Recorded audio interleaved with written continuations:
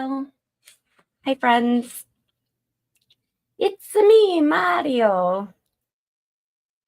Not really. I'm Lacey. This is Criminally Confident.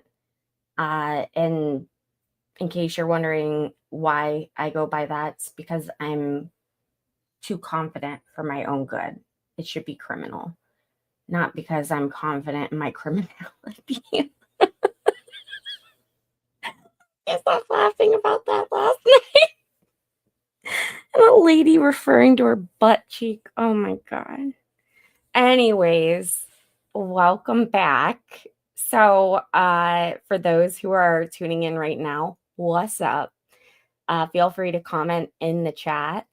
And if you don't feel comfortable doing that, I would love it if you could at least sub to my channel and like this stream. That will help the algorithm a lot.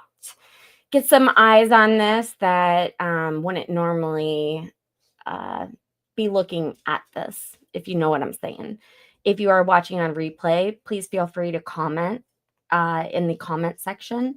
I haven't seen a lot of comments, and I'm almost wondering if that's like a me issue. So hopefully not. Just let me know. Comment with how you found me, whether it was from YouTube or you're already a sub or someone recommended you. That would be mega helpful. And to answer the question that we continue to receive, no, don't worry. Jodi Arias is not out. This is not a hearing going on in real time. This is a cautionary tale of ladies be crazy. I have to watch what I say like the first 2 minutes of a stream. So hopefully they don't count the butt cheek thing. What's up? Hey. So yeah, that's kind of what's been going on. And I recognize there are a lot of other trials. Well, there's not a whole lot going on right now. Whether or not you're aware of that, but things are pretty quiet because butt cheeks always count. Got it. That lady was so deranged. And it had to be a lady because no man in his right mind would talk about cellulite on his butt cheeks. Okay. Anyways, where do I even go? I look like the girl off The Handmaid's Tale. Have I ever been told that? No. That's new. I've been told that I look like a chubby version of oh my God. It's the girl from the show Mom. I forget her name. But I've actually lost a bunch of weight. This was like from a bunch of people several years ago. They were like convinced I looked just like her. But that's funny. So this is a cautionary tale of ladies be crazy and watch who you're bringing rather to Christmas dinner. Period. I mean, there are some absolutely psycho men out there as well, but I feel like women just get away with it so much easier. They can blame hormones and just like, oh my God, you just don't understand. Ladies, we're on to you. And we are watching Jodi as a warning of what to look for, right? So strap yourselves in. Gonna have a great time. And I don't know. Someone give Lefty some encouragement and some love because he's really going through it right now with his self-image. Well, thank you. I have no makeup on. This is supposed to be a get ready with me. I have my makeup here. And this is like all my makeup, just so you know. This is not what I put on all at once. Also, look out for those girls too, because they have self-image issues, and that could be a no good. We want women to feel beautiful in their own skin, right? So let's go ahead and finish up where we left off yesterday, which is day 22. So Jodi just was handed over to the prosecution for cross-examination, and you guys can go ahead and see how crazy Juan is with his questioning. I mean, I'm not saying she doesn't deserve it, but whoa, woof. He went hard. He went hard. All right. We watch on 1.5 all the time. I do nothing lower than 1.5 in life. It is just like a rule of mine. So if that bothers you, I'm sorry. Maybe I'm not the channel for you. I hope you don't take it so hard. I'm just playing around. Okay, let's go ahead and watch this. Talk in the chat.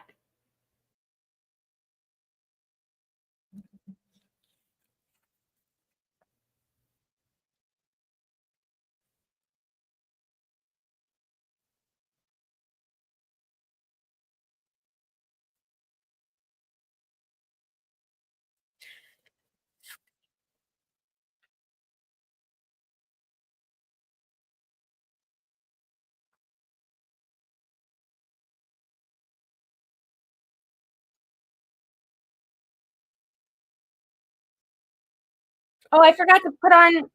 I'm listening and watching it. Sorry, guys. Ow. That actually hurt. Before you even got the Hollister to your sister's house, that's when you met up with Mr. McCartney, then, is that what you're saying? That's right. Where did you meet him? I stayed, I can't remember where I slept, but I remember going to Matt's and Daryl's that morning with my U-Haul truck. What's that? No, I didn't hear you. I can't remember where I slept, but I remember going to Matt's house and Daryl's house, his apartment, with my U-Haul truck. And what time of the day was it that you ended up at their houses? That was in the morning. And so, would that have been, but I thought your sister lives in Hollister, which is north of the Monterey area. That's correct. So would you have seen them before you went to your sister's house? I know I stopped there before I went to my sister's house. So what time did you get to your sister's house? I don't remember. Well, was it light outside? I think it was because we had dinner. And so that would have been around 6, right? Somewhere in that ballpark. And where did you, before that, where did you meet what time did you meet these individuals in terms of time before that dinner time? How many hours before that? It would have been the same day, but in the morning. I don't know the hours exactly. So you met him in the morning. Who did you meet first? Mr. Brewer or Mr. McCartney? Matt. And where did you meet him? At his house, the house he was living in. And is this the house that he was living in with these other individuals? Or is this a different? Yes, same one. And that's when, according to you, he saw the bruises, right? Yes. And did Mr. Brewer see the bruises too? No, I put makeup on. Well, didn't you also have makeup on with Mr. McCartney? Isn't that what you had on too? I thought I did. Well, the makeup hadn't changed from Mr. Brewer to Mr. McCartney, had it? Yes, it did. And why is that? I thought you saw him at the same time, or at about the same time. After I woke up, I went and saw Matt. Some of the makeup had worn off. He confronted me on it. Before going to see Daryl, I put more foundation on my arms and my neck. So you had it on your arms. Where else? My neck. And okay, now this individual, Mr. McCartney, he's somebody that you will believe will never betray you, right? I've had that belief in the past, yes. Well, you had that belief after the killing, didn't you? In September, I did. Well, Not so much in June. Let's take a look at, I'm going to have something working.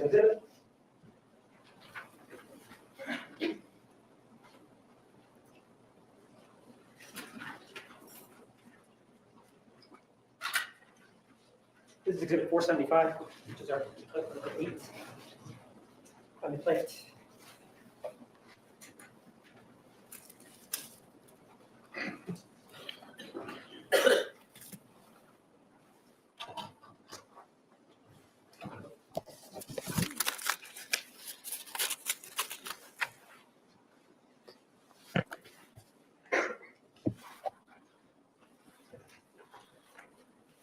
Gonna be one of those days. We're just getting started. I was trying to call my friend that's in Monterey. He is a person that I usually tell everything to. He's somebody that would never betray me. And he's somebody that he's somebody I could tell anything to. And I thought maybe he could. I was never able to make the phone call and get a hold of him. So it would try to dial it, and then the bar would go away and call lost and things like that. So at that point, I remember pulling over again at the Hoover Dam, and I thought, I'm going to call Travis. And I was able to have cell phone reception there, and I tried calling him, and it just went to voicemail. And I called him again, and it went to voicemail. You heard yourself in there talking about Mr. McCartney, right? Yes. And he's the first individual that you called when you were able to get, according to you, or find the charger so that you could use your telephone back on June 4th, or at that point, June 5th of 2008, right? I don't know if he was the first, but I did try to call him. And he's somebody that, according to what you said, would never betray you, right? Yes, And that's what you said when you conducted that interview, right? that's right. And that was after your arrest on July 15th of 2008, right? Yes, And he's the same individual that, according to you, had this affair or relationship with Bianca, right? that's right. But you had been friends throughout, correct? Yes, And he's somebody that, when push comes to shove, is not going to betray you, right? that's my hope. Well, that's not what you said on this exhibit number 475, and I move that into evidence. This is what I do when I get nervous. I'm done now. Look at this. Look at this shit. Just a total disaster. Beer cans from God knows when, Diet Coke cans, scraps of paper that I tear up into a gazillion pieces. 75 is admitted.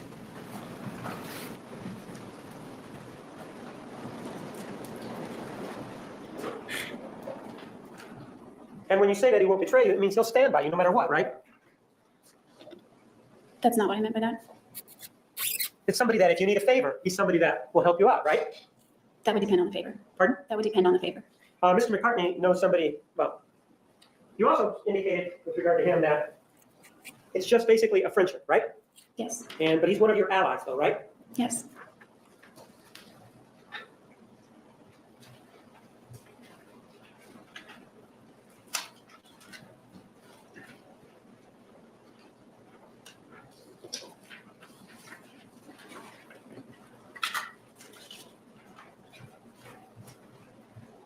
This will be exhibit 476. I want you to view this.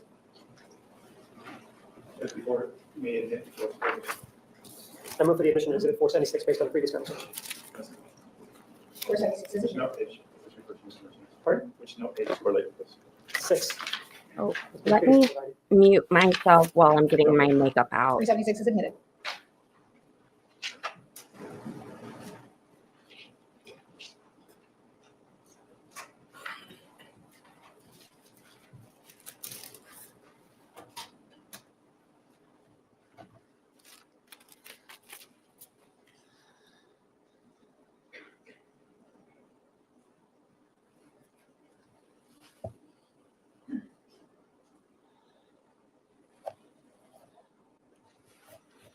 Absolutely. Friendships for sure. And, you had mentioned Matt, and he and I dated 8 years ago. And at this point, he's like a brother to me. And almost to the point where imagine being intimate with him or kissing him is kind of grosses me out, I think. And it doesn't mean that he's a bad person, that he's amazing, but he's more like my brother now. And I'm grateful for the experiences we've had. And he taught me so much. And I think that's why he was meant to come into my life. Because at this point, he's one of my best allies and one of the best friends that I could ever ask for.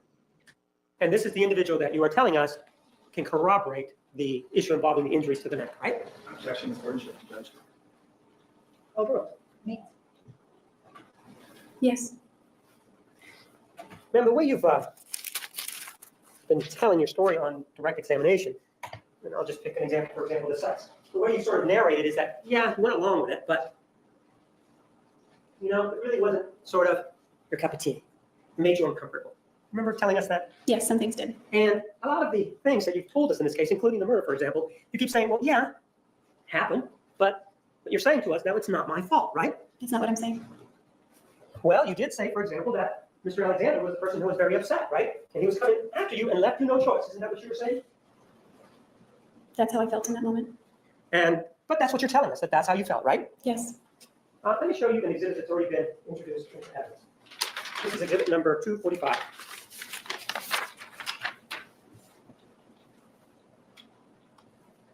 That's you in position number 5, isn't it? Yes. And that's you smiling in position number 5, right?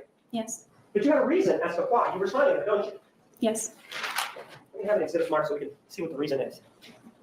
Why is she smiling though?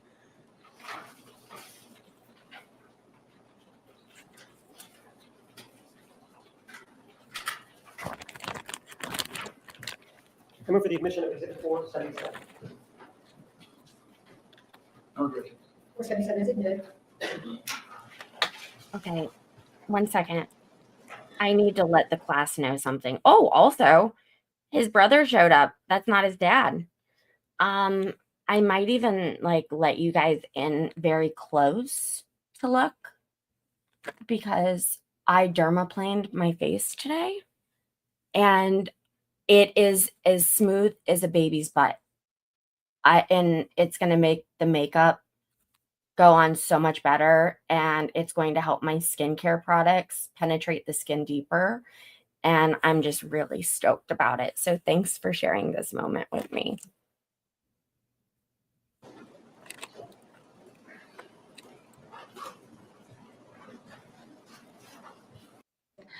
There's no reason for me to be sad because I know that I'd never hurt Travis, and there's no reason to be upset over this in my mind. Everything, I have faith in the end, everything will be made known, everything will come out, and in the meantime, smile, say cheese. Ma'am, with regard to this particular issue here, it's really not your fault the way you explained it there, that you were smiling there. Objection, argument. Well, you actually indicated the reason you do it is Mr. Alexander, right? That's one of the reasons. Well, no, you didn't say that that's one of the reasons, but Mr. Alexander's dead at this time. He's not going to know about it, is it? Is he?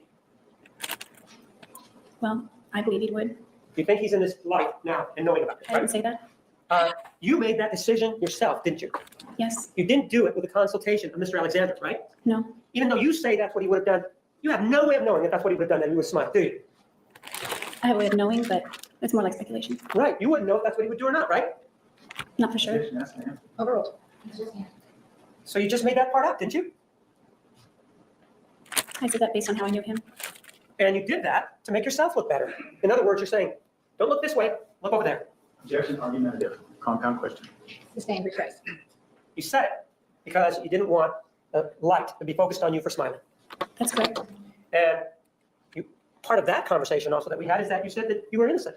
You remember saying that? Yes. And previously on direct examination, when you were being asked about whether or not a jury would convict you, you said, well, the reason I said that was because I planned to be dead at the time, right? That's right. Not because you were innocent, right? Not in that interview. Well, actually, in that interview, you also said, I'm innocent. No jury will convict me. Do you remember saying that? Yeah, I did say that. So it's the same thing that you're saying here, right? Yes. So it's not that you were going to commit suicide. It's because you truly believe that you didn't do anything wrong here, right? I believe. Objection, argumentative. Overruled. I believe I knew that I was innocent of first-degree murder, and I did plan to be dead. Did you say that you were innocent of first-degree murder? No. That changes, though, that you're saying you truly believe that you're innocent of first-degree murder. That changes from what you told us on direct examination, though, doesn't it? Objection. Nothing changes. Overruled. Doesn't it? Nothing changes. Well, in direct examination, you told us that the reason that you said on that inside edition clip, do you want to look at it? No. On that inside edition clip, that no jury would convict you was because you felt that you were going to commit suicide, right? The reason I said those things? No. In court, you told us that the reason you uttered those words was because you were going to commit suicide before the matter went to trial, right? Yes, I was certain of it. But that's not really what you said. You said you were innocent, right? Yes. And so when you went up there and you told us that, that's just not the truth, is it? Objection, argumentative. Overruled. It is the truth. I'm innocent of that charge. Or is it because the jury won't convict you because you will have committed suicide? That was also the hope. Now, the other thing, ma'am, is that in terms of the breakup with Mr. Alexander, that occurred at the end of June of 2007, correct? Correct. And what you indicated was that after the breakup, one of the things that happened is that rather than staying in Palm Desert, you moved to Arizona, right? I lived in Big Sur, and I did move to Mesa. Pardon? I lived in Big Sur, not Palm Desert. I moved to Mesa. How long did you stay in Big Sur? Approximately 2 months. And after All right. being in I Big was Sur for approximately 2 months and being not broken up with muted. Mr. Alexander, Sorry. you decided to move down to Mesa, right? Yes. It isn't a situation where Mr. Alexander is helping you financially, is it? That month it was. Which month is that? I thought you were up there 2 months. The month that I moved. So he helped you the month that you moved, but you were really not dependent on him for support, were you? I could have moved without his financial Well, assistance. is that my question to you, whether or not you could have moved here? Objection, yes, it was. Restate your question. Ma'am, were you dependent on Mr. Alexander for your financial well-being? In Big Sur, no. And in Palm Desert, you weren't dependent on Mr. Alexander for your financial well-being there either, were you? No. You were working, I think you even said in Palm 2 or 3 jobs, right? Yes, And back up in Big Sur, you were working where? Montana Lakes, is that where you were? Ventana Inn and Spa and the Right. Pizza Bakery. You were getting paid, right? Yes, You didn't need Mr. Alexander to provide for you in any way, right? First thing, No. primer. And you made the choice to come down to Mesa, Arizona, right? yes, And you made the choice as to where you were going to move, right? yes, And in fact, ma'am, you indicated that there was a reason why you chose to come out to Mesa, right? yes, And in fact, you indicated that was Mr. Alexander. And he was the reason Just the that piece you came here to Arizona, right? yes. Let's see how you put it.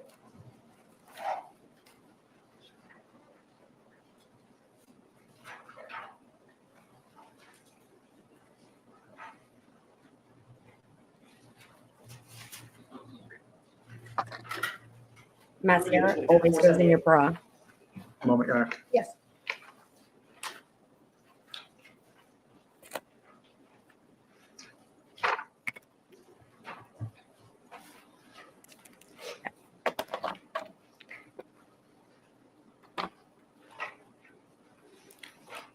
No objection. Oh, wow. 478 is admitted.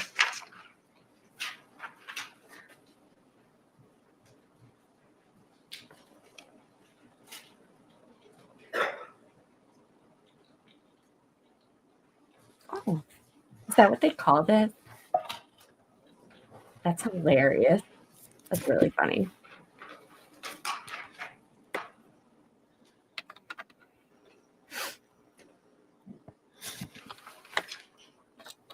I'm going to do something a little wild today. Tell me about choosing Mesa as a place to live. Why did you choose Mesa? Well, the main reason was because of Travis. He was a very persuasive person, and we had discussed my moving there. It was a topic of conversation for a while. There came a point where we decided to break things off, and I sort of hesitated on my plans to move there. But again, he's very persuasive, so he convinced me that it might be a good idea if I did move there. So I went ahead with the move, and it was actually a pretty good decision. I think I made a lot of friends.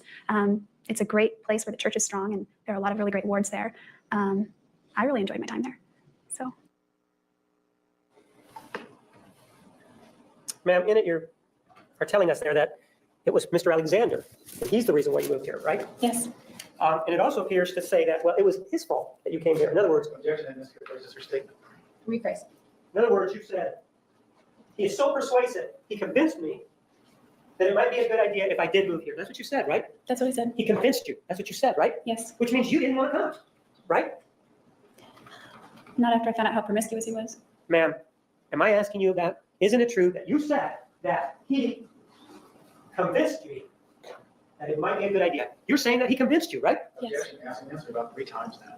Sustained. And that he was very persuasive, right? he was. And so what you're saying is it wasn't your fault. Objection, argumentative, asked and answered again. Overruled. You may answer that question. What do you mean by fault? What does fault mean to you? Culpability? Pardon? Culpability? Right. He was culpable. He's the reason why you're in Arizona. I wouldn't characterize it that way. Well, one of the things that seems to be a trend here is that you seem to be saying, well, I had no control over that decision. That's not true, right? It was my decision. That's right. And you were the one that decided to come out here, right? Yes, Even though you had broken up, right? yes. Even though at that point, there was no relationship between the two of you at that point, right? There was still some kind of relationship. Telephone relationship, right?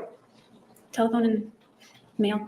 Right. So there was this sort of relationship, but you knew that you were broken up, right? Yes, Right? I mean, you were the one that announced that on June 29th of 2007, you broke up with him, right? that's correct. And if you broke up with him, that means you had the, if you will, the wherewithal, the psychological wherewithal to say, no, I've had enough, right? I could have. Well, no, you did say that. You broke up with him on June 29th, didn't you? Objection, Mr. Raises testimony. Regarding the breakup, yes, I had the wherewithal. And then after that, you didn't move here to Arizona, right? Not immediately. No, the answer is no, right? After the breakup, yes, I did move to Arizona. Really? Immediately on June 30th of 2007, you moved to Arizona? I said not immediately. So you did move to Arizona on June 30th of 2007, right? No, You actually moved somewhere else, to Big Sur. no, I was already in Big Sur for almost 2 months at that point. Okay. So when did you come out here to Arizona if you were already up there for 2 months? It would have been right before his birthday, So when is his birthday? July 28th. So you came out here less or approximately 1 month after you broke up, right? I came out here before that, but that's when I moved out here. Okay, so you came out before, but you actually moved down here approximately 1 month after you broke up, right? Yes, And even though you guys are broken up, you moved to an area that's pretty close to him, right? yes, And in fact, as this thing progresses, you even moved to another home that's even closer to him, right? that's right. Even though that you're broken up, right? Yes. even though you say that there were these trust issues, right? Yes. Ma'am, one of the other individuals in your life is an individual by the name of Bobby Juarez. Do you remember him? Yes. And you indicated that you met him and then at a carnival, right? The county fair. County fair, Yes. right? There were rides, that sort of thing, there, right? Yes. And then after some time, you guys sort of just met, but you didn't see him after that until you saw him at a football game, right? That's right. And you said, well, I'm not very aggressive, but I really went up to him and I introduced myself, right? I didn't introduce myself. I just asked if he remembered me. Well, you went up to talk to him. How about that? Yes, him and some mutual friends. Yeah, is that yes? Yes. So even though you say you're not real aggressive, you approached him. He did not approach you, right? That's right. And with Mr. Alexander, even though you're in Big Sur less than a month or approximately a month after you break up, you make the decision to come here, right? Yes. So you have the ability to be, if you will, a person who can make whatever decisions are necessary for yourself, right? Yes. Even from the time that you were younger, it appears that you were, for example, assertive enough to go up to Mr. Juarez and say, do you remember me, right? Yes. And he said he did remember you, right? Yes. And you introduced yourself, right? Yes. And he introduced himself, right? I already knew him. So you knew his name, he didn't, you introduced yourself, right? Said, do you remember me? My name is so-and-so, something like that is the way you told him, Something to right? that effect. Right. And so after that, you and he start to have a relationship, right? A friendship.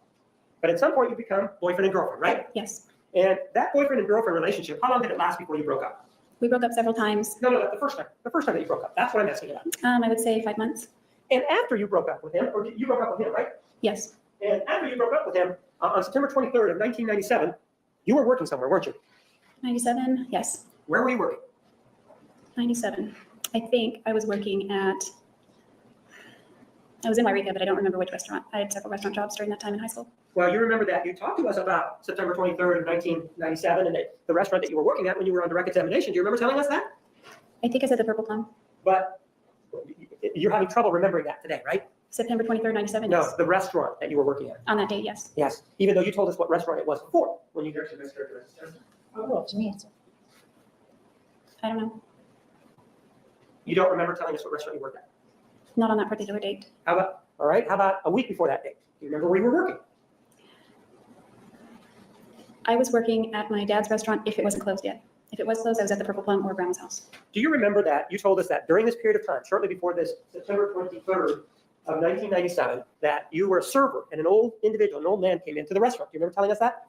Yes. Are you having trouble remembering that, or the way you I said remember it? that incident. Yes, you do remember that? Yes. And he used to come in, and according to you, he had a dog-eared Bible. Do you remember telling us that? Yeah, it was pocket size. Pocket size, right? And you remember that he talked to you about some of the scriptures and some of the verses inside that Bible, right? I remember that. And according to him, as you told it to us, the end of the world, Like the pursuant to his stream. calculations after reading the Bible, was September 23rd, 1997, right? Yes. And one of the things that immediately popped in your mind was that, well, Bobby, you thought about Bobby at that time, right? Not immediately, but very soon after that. Right. And one of the things that you told us was that he was not very religious, right? Yes. So why would he care to hear from you if some old guy is talking to you about the end of the world? Why do you think he would even care? It felt like it was a moral responsibility. Yes, you say that you feel it was a moral responsibility, but given what your relationship was and he wasn't religious, why would you think that he would care? My fear was that he wouldn't care. Well, and so what, how is that relevant to you? How is that important to you since you're not even dating the guy? Why would you even care? I cared about his eternal salvation. Did you also go to your parents and say, Mom, Dad, I care about your salvation? Did you also go to talk to them too? Ken had already talked to them. Pardon? Ken had already talked to them about The that. bottom line is, did you go to them to talk to them to make sure they got the message? It would have been redundant, so no. Ma'am, the answer is yes or no. Did you go to them or not? You actually asked and answered, or he said no. Sustained. So you didn't go to them, right? No. And did you go to anybody? You were still in high school at the time, right? Yes. You didn't go to anybody else in high school with this message, did you? I talked about it. You didn't go to them with the message the way that you approached Bobby, though, did you? Asked and answered. Well, since Bobby and I were talking, I guess that would be correct. Right, because, and let's say, for example, if the people that you went to talk to at your school, high school, said, hey, I don't want to talk about it, you'd leave them alone, right? Objection calls for speculation, what she did 15, 20 years ago, what she would have done. Overruled. I guess so. Pardon? I guess so. Well, no, you were the person back then, and you knew how you were, right? Yes. And you wouldn't have. If they had told you, leave me alone, you'd have left them alone, right? Yes. Well, but you treated Bobby differently, didn't you? No. Well, isn't it true that you picked up the phone to let him know about this impending doomsday and called him, didn't you? That's the reason I called him. Right, you did call him, correct? Yes. And you called him, and he answered the telephone, right? Yes. And you identified yourself, didn't you? No. Well, you spoke, didn't you? Oh, I did identify myself. I'm sorry. Yes. And he knew who you were because you identified yourself, right? Yes. The first night. Ma'am, is that yes? You did identify yourself, I right? said yes. And he hung up on you, didn't he? Yes. But And according to you, the reason you were calling was because, well, it was the end of the world, right? No, not Well, yet. didn't you tell us that the reason you were calling him was because September 23rd of 1997 was impending and you wanted to let him know? Yes. So after that first call, he didn't call you back, did he? No. Cuckoo. But you persisted, didn't you? I called the next night. The answer is you continued to call, right? One more time. Yes. Right. And you called the next night again, right? Yes. Didn't you get the message when he hung up on you the first night that he didn't want to talk to you? Objection, argumentative. I got that impression. If somebody hangs up on you, isn't that a clear message to you that they don't want to talk to you? More Not than an impression? necessarily. Pardon? Not necessarily. So if somebody hangs up to you, that doesn't necessarily mean that they don't want to talk to you? No. Well, what other reason would they be hanging up on you if they don't, other than they don't want to talk to you? It could be accidental. It could be a malfunction of the phone. It could be anything without explanation. I wouldn't know. Okay, so that's, okay. But you didn't call them, why did you, if you thought that that was the problem that first night, why didn't you just call him right away? Why didn't you just pick up the phone and call him right away? To make sure that it wasn't a mechanical malfunction. Why didn't you do that? I think I was kind of shy. You think you were kind of shy, but that didn't stop you from calling the next day, right? It took that long to work up the courage Man, again. it didn't, the shyness that you professed did not stop you from calling the next day, right? Objection, ask and answer. Just explain that. Sustained. And the shyness that you professed didn't stop you from going up to them in a football game and introducing yourself to them, right? Objection, ask and answer. Sustained. Now, you then do call him the next day, right? Yes. What time of the day was it? I don't recall. Midnight. It would have been after school, I think. Would it be after work too or not? Objection, ask and answer. Overruled. I usually wasn't scheduled on school days. Okay, and so you call him and you dial his number and you get him again, right? Yes. He answers the phone, right? Yes. And after he answers the phone, you identify yourself again, right? This time I didn't. Did you say something? Yes. So you didn't identify yourself, but your voice came through the wire line, right? Yes. And immediately, upon hearing your voice, he hung up on you again, didn't he? That's right. Didn't say a word to you, did he? No. Well, now with regard to that, you didn't really, then he calls you back though, right? A few days later, yes. Yeah, and he calls you back and you begin to talk, right? Yes. And it really isn't your fault, you can't take no responsibility for it, that he actually called you back, can you? Or that the friendship was rekindled, right? Because he called you back, right? Objection, argumentative. Overruled. I don't know what you mean by fault. Well, responsibility, how about that? Weren't you the one that was actually responsible for him calling you back?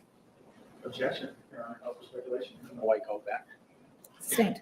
Ma'am, he hadn't called you back, or he hadn't called you before those 2 telephone calls, had he? No. He only called you back after those 2 telephone calls, right? Yes. And according to you, the reason for that was because you thought it was the end of the world, right? Yes. And so then you, again, start this relationship with Mr. Waters, right? What Can't was that sing out question? loud. So. You start this relationship with Bobby again, right? Yes. And at first you're friends again, right? Yes. And you stay friends until it becomes more than that, right? Yes. Sure. At some point you even moved in with him, didn't you? Yes. And this is during the time that you were, what, a senior in high school? Junior. Is this shortly before you dropped out or not? Shortly before I dropped out. Right. And according to you, you were in school and you had a history test, right? Yes. And the way you told it is that you were very studious. You were studying for this history test, weren't you? I In the wasn't car. very studious, but I was studying. Right. You were studying at a time where you had to be somewhere else, right? Yes. And your father caught you, right? Yes. Well, the reason you were studying at a time that you should have been in school was because you hadn't prepared for whatever reason to be ready to take this test, right? That's right. But that's your fault that you weren't prepared, right? Yes. But the way you made it sound when your father grounded you was that he was being mean to you, the way you presented it as part of your childhood. Objection, argumentative, Your Honor. Sustained. Were you happy the fact that he grounded you for 3 months? Happy? No. You were pretty unhappy about it, weren't you?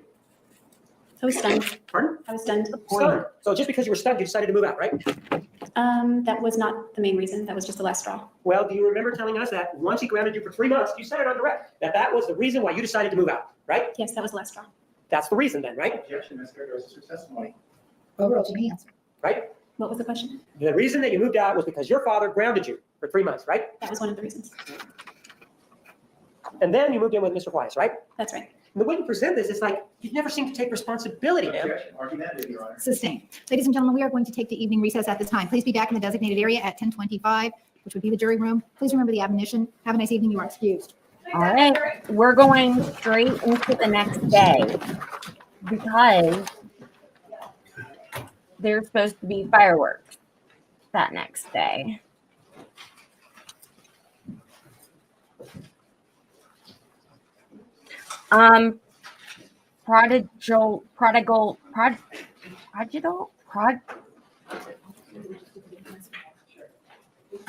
Prodigal. Please be seated. The record will show the jury has left the courtroom. Ms. Arias, you may I'm step saying down. it right, Counsel, right? please approach. Anyways, We are. a lot of people have said they used to think she was hot. Yeah, I'm saying it right.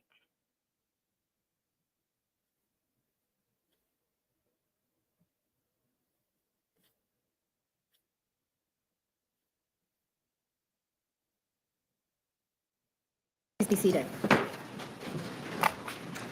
Ms. Arias, please take the stand.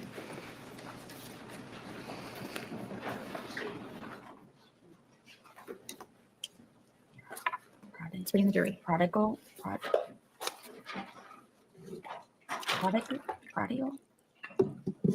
What the fuck ever.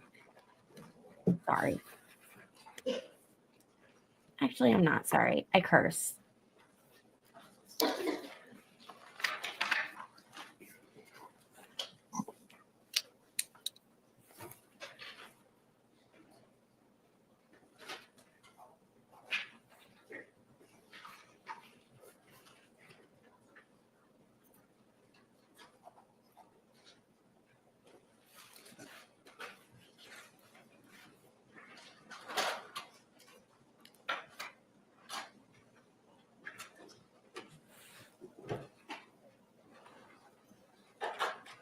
Please stand for the jury.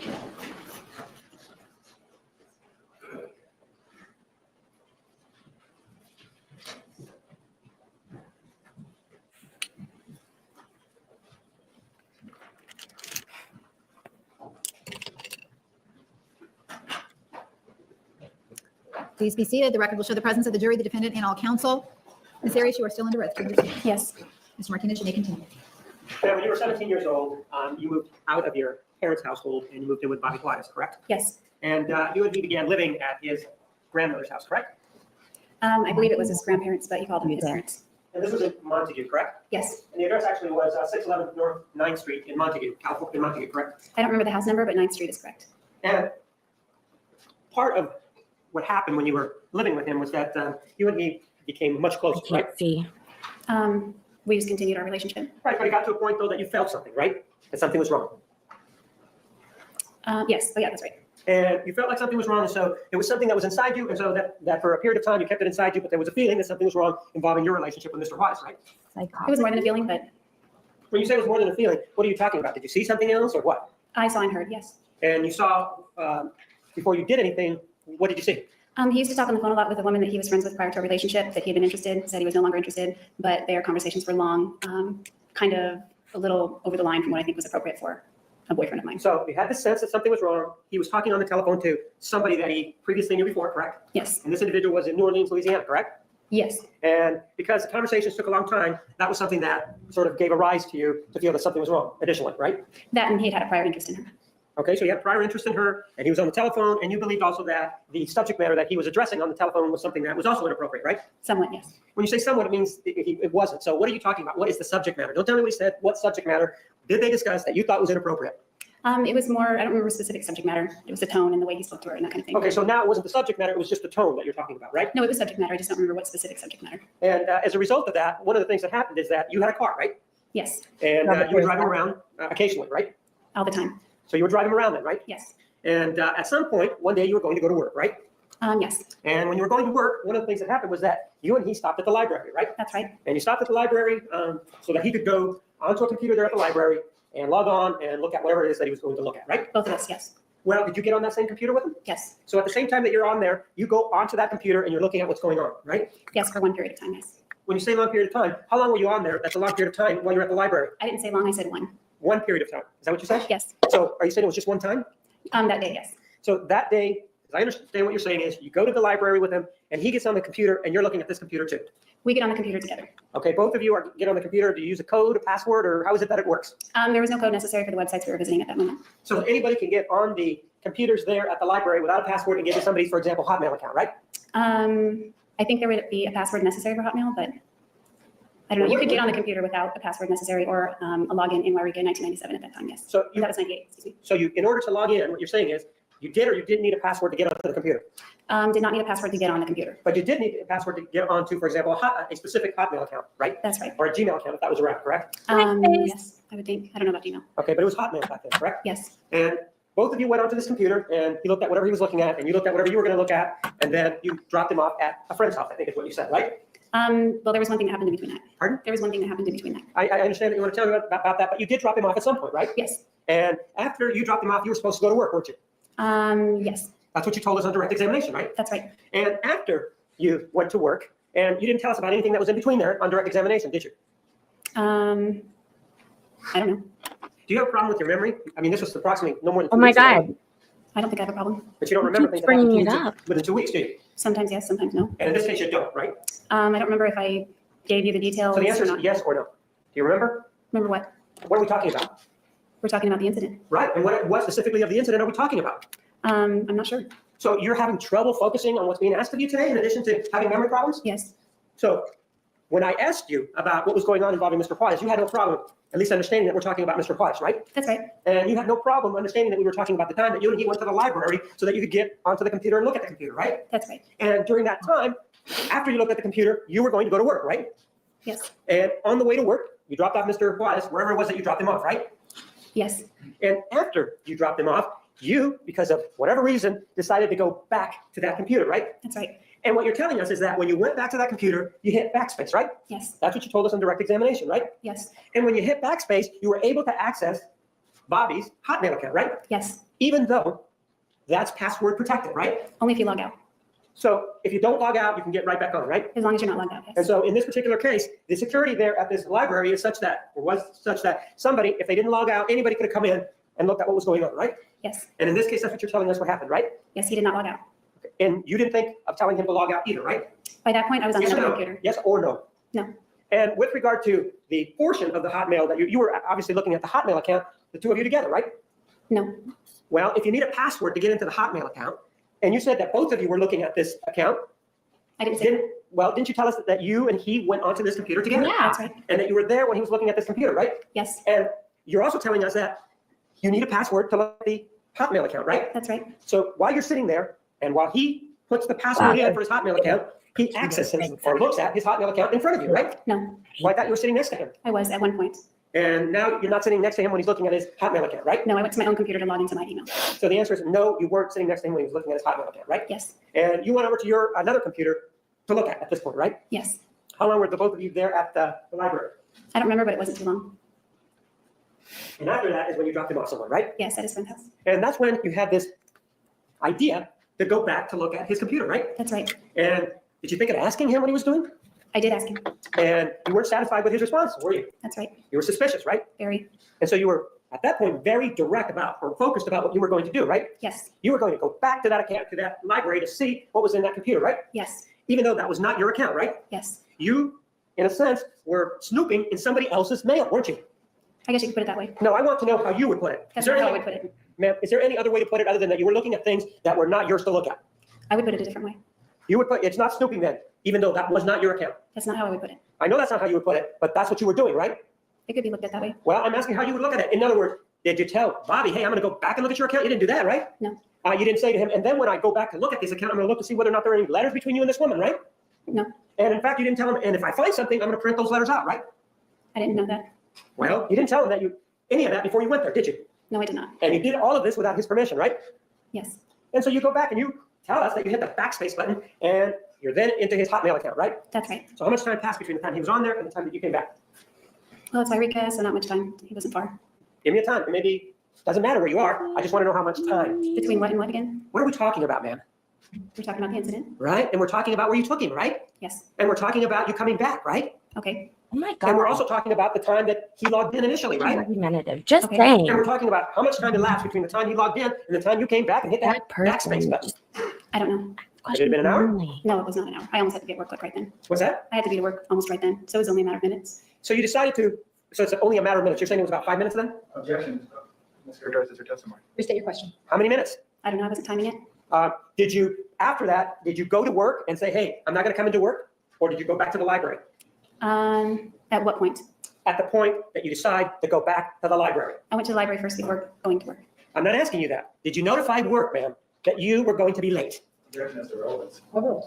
I notified them that afterward I did. I didn't notify them that I'd be late. I notified them that I wasn't coming in that night. Right? In other words, you didn't even have the courtesy to tell them that that you weren't going to come in until after this computer issue was presented. Sustained. So you didn't tell them that you weren't going to go to work until after this computer incident, right? Argumentative relevance, they restated the same question. Overruled.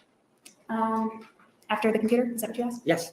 Yes, I was too upset. And how long, did I ask you if you were upset, man? Is that no? No. So did you then go to the computer and you started looking at it, right? You hit the backspace button, right? Yes, Did it take you directly to his correspondence? yes, And you started reading things, right? yes. What was the name of this woman? I don't remember. And you Who's did the print name? out some of the letters, right? Yes, And you believe that they were inappropriate, right? yes. And they were inappropriate. They didn't have any, they weren't of a sexual nature, were they? No, They were just sort of friendly kind of letters, right? they were beyond friendly. Well, they weren't sexual though, right? No. And they didn't indicate that they had met recently or anything like that, right? They had never met before. And they had never had any sort of, I don't know, physical contact. The point is they hadn't met before, correct? Not by that point. They hadn't met before at the point that you are looking at these letters, right? Yes, not by that point. And you then, however, decided that there was a problem here, that he was cheating on you, right? Yes, And that sort of validated what you had been feeling, right? yes, very much. And so you decided to do something about it right then and there, right? Yes. It didn't go into work, right? I did not. You did notify them that you were not going to go into work that day. Those were your tools, right? Yes, I did. Where were you working? I think I was working at the Purple Plum. And then you went to where Mr. Juarez was, and you started to talk to him about these letters, right?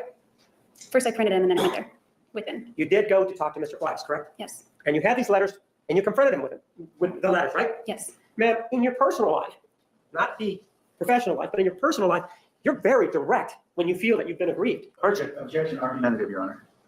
Overruled.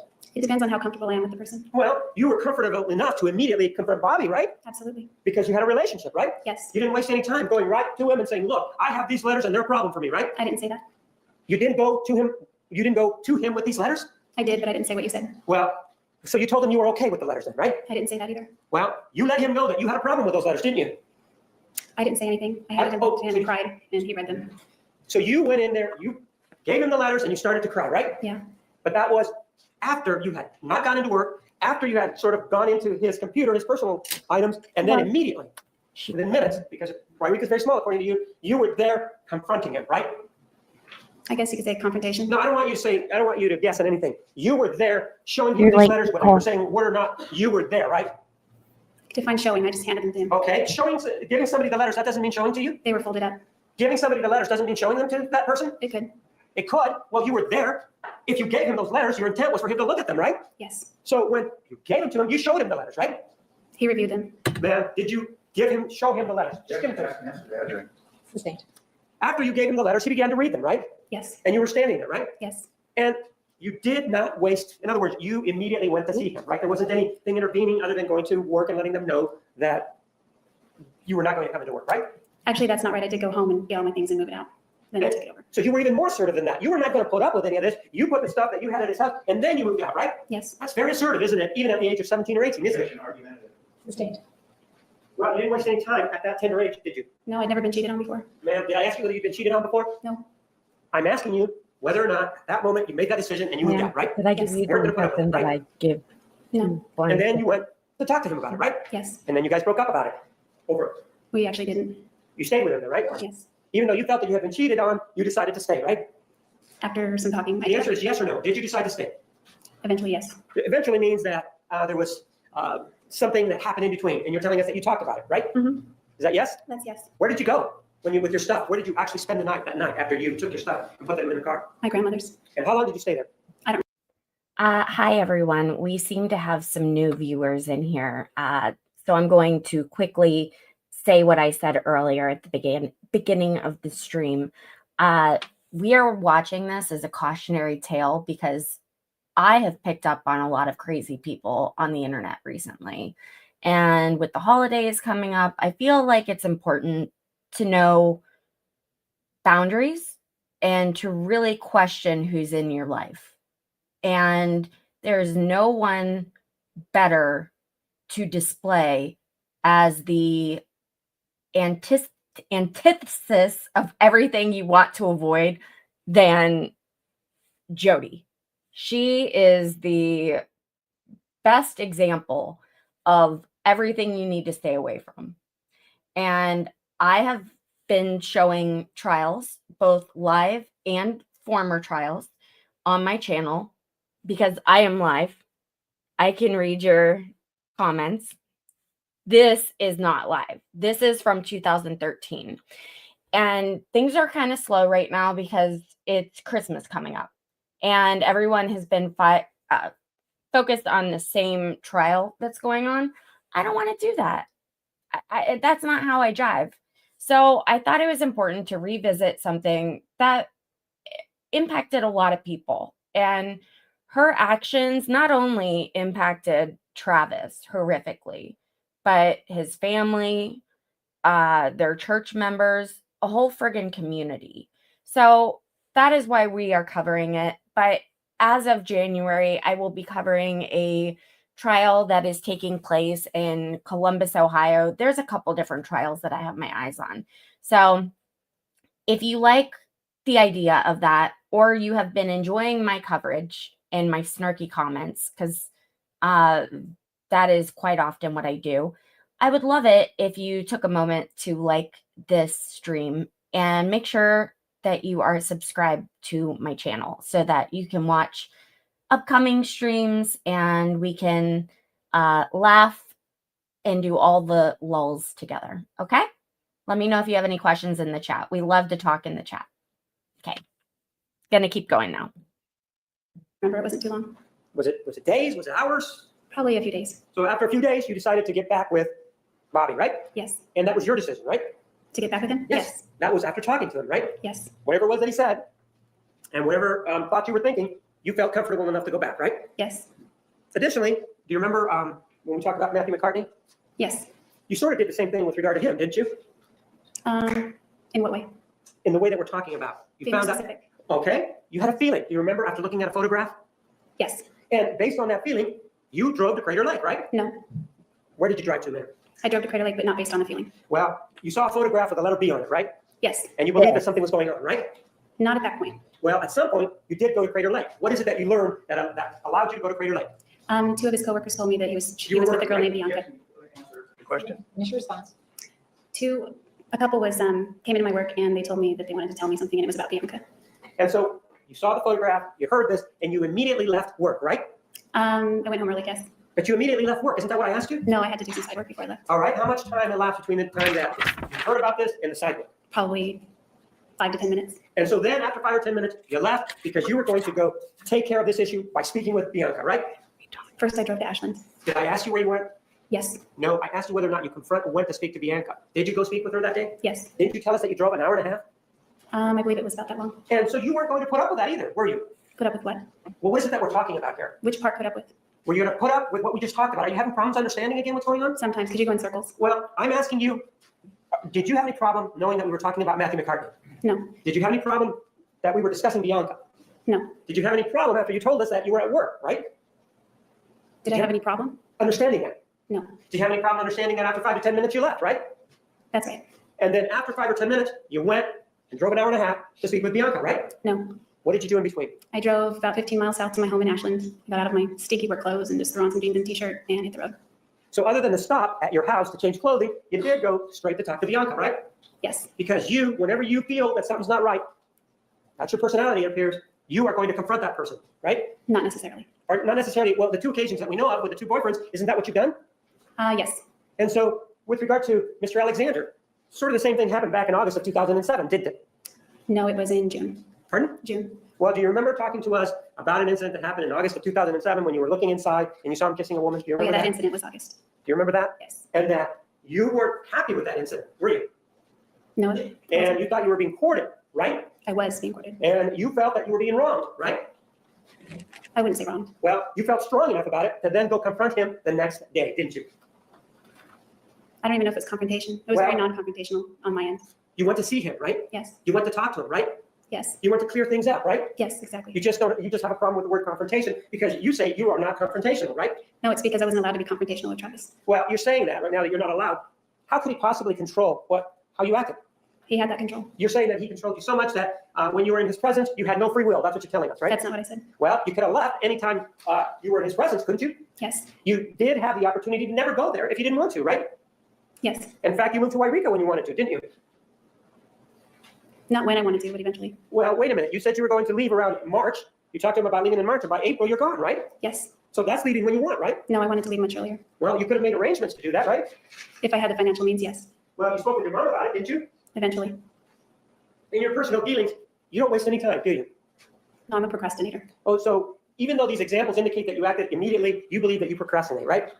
I didn't act immediately in August 2007. Well, with regard to Mr. Juarez, you acted immediately, right? Yes, I did. With regard to Mr. McCartney, you acted immediately, right? Yes. And with regard to Mr. Brewer, you acted immediately too, right? Regarding what? What are we talking about here, man? Mr. Brewer never cheated on me to my knowledge. Well, I'm not asking you about cheating. I'm asking about you getting out of relationships. You did get out of that relationship almost immediately upon meeting Mr. Alexander, right? No. I Well- already had one foot out the door on that relationship. But once you met Mr. Alexander, you got back home and immediately that Thursday, you told Mr. Brewer that it was over, right? Immediately, as in 4 days later. Yes, immediately, and as in 4 days later, right? Yes. So you got home on a Sunday, and by Thursday, he was on the outs, right? No, he was in the same house. No, by the outs, I mean he was no longer your boyfriend, right? That's correct. So when you decide something, you can do it if you want to, right? Yes. And in fact, with regard to, for example, with your mother, you feel you act the same way with her. If there's something about her that you don't like, you act immediately on it, don't you? Yes. And in fact, you were talking about moving. She assisted you or attempted to assist you in moving, right? Yes. She came out in May, right? I'm I sorry, I believe it was. apologize. She came out in March, didn't she? It was late March or early April. Well, didn't she come out on Sunday, March 30th of 2008? Sunday doesn't sound right. Okay. But she came out in March, didn't she? Yes. It might have been late March or early April. And she came out, and then she came out, and she was acting in a way that you didn't like the way she acted, right? During part of it, yes. She was making stupid excuses, wasn't she? Yes, about her flight. Right. And she was also being negative, right? Yes.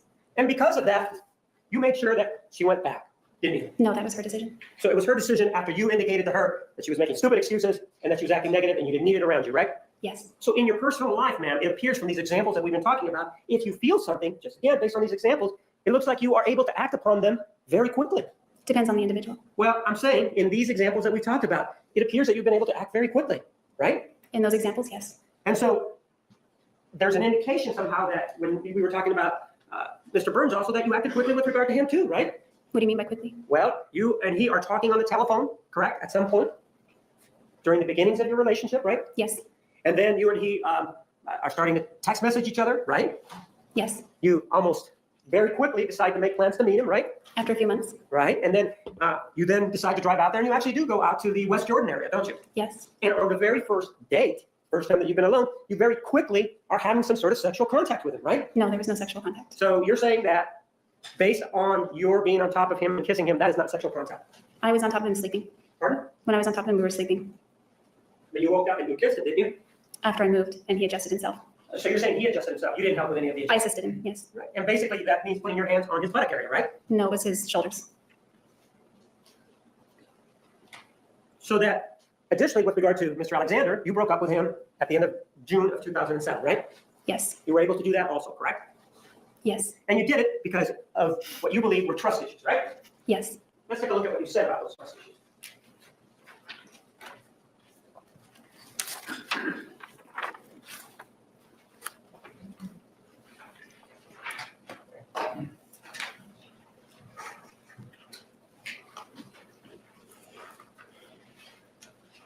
Yeah, the ninjas.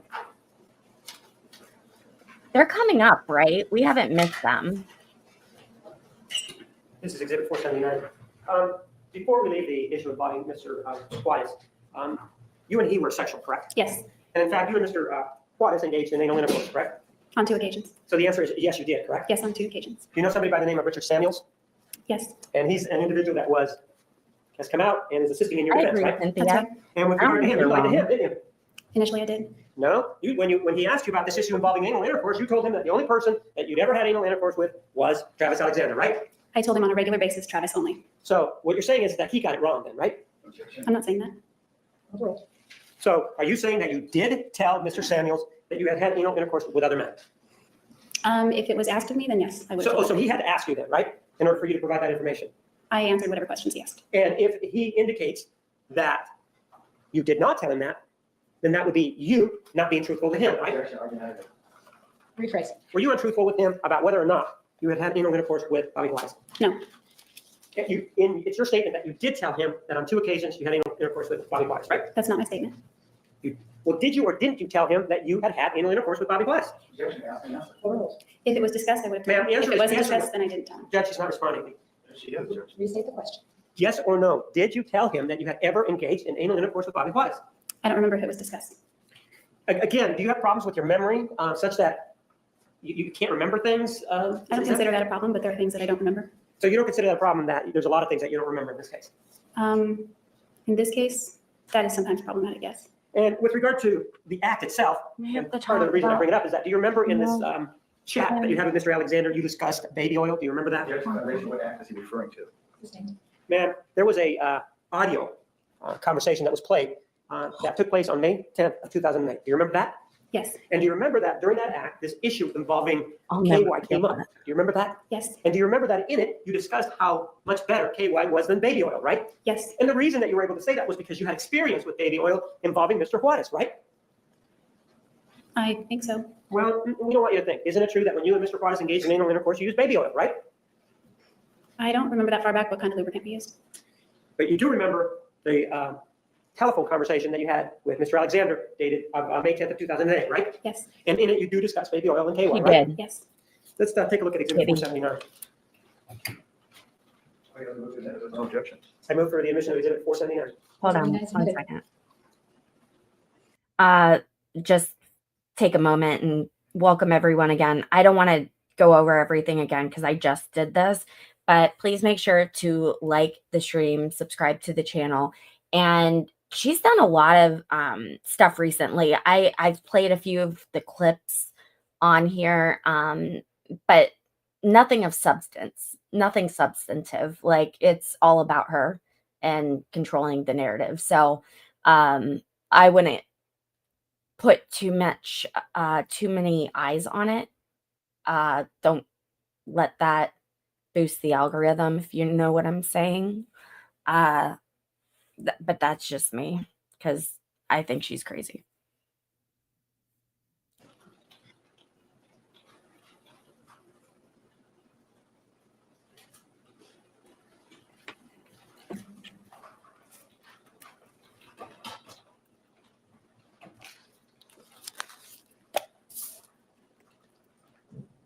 Oh, jinx, kitty.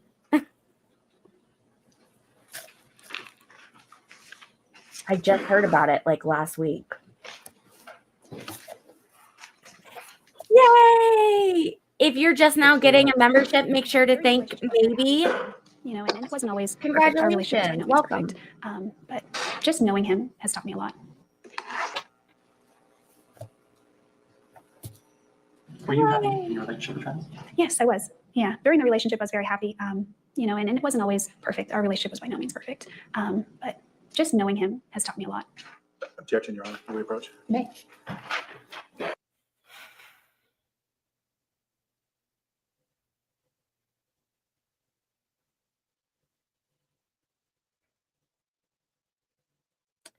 I believe that live can also taped live. I'm sorry, what? It drives me nuts when I watch something live and it's 2 weeks old. This was like 2 weeks ago on Instagram, and I think it was Inside Edition, honestly.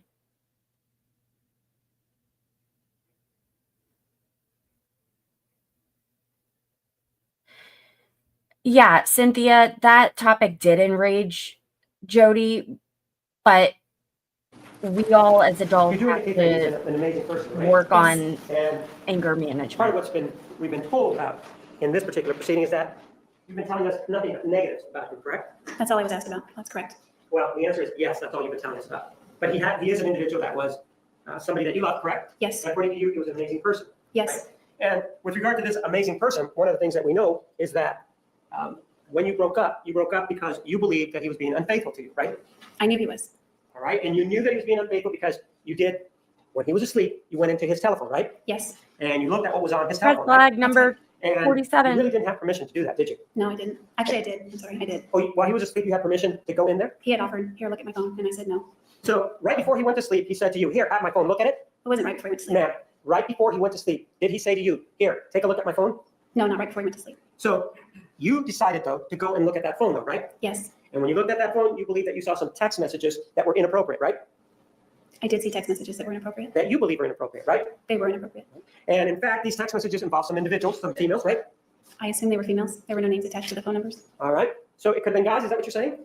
Not likely, but I guess it's possible. So you looked at these text messages, and according to you, the subject matter is what disturbed you, right? Yes.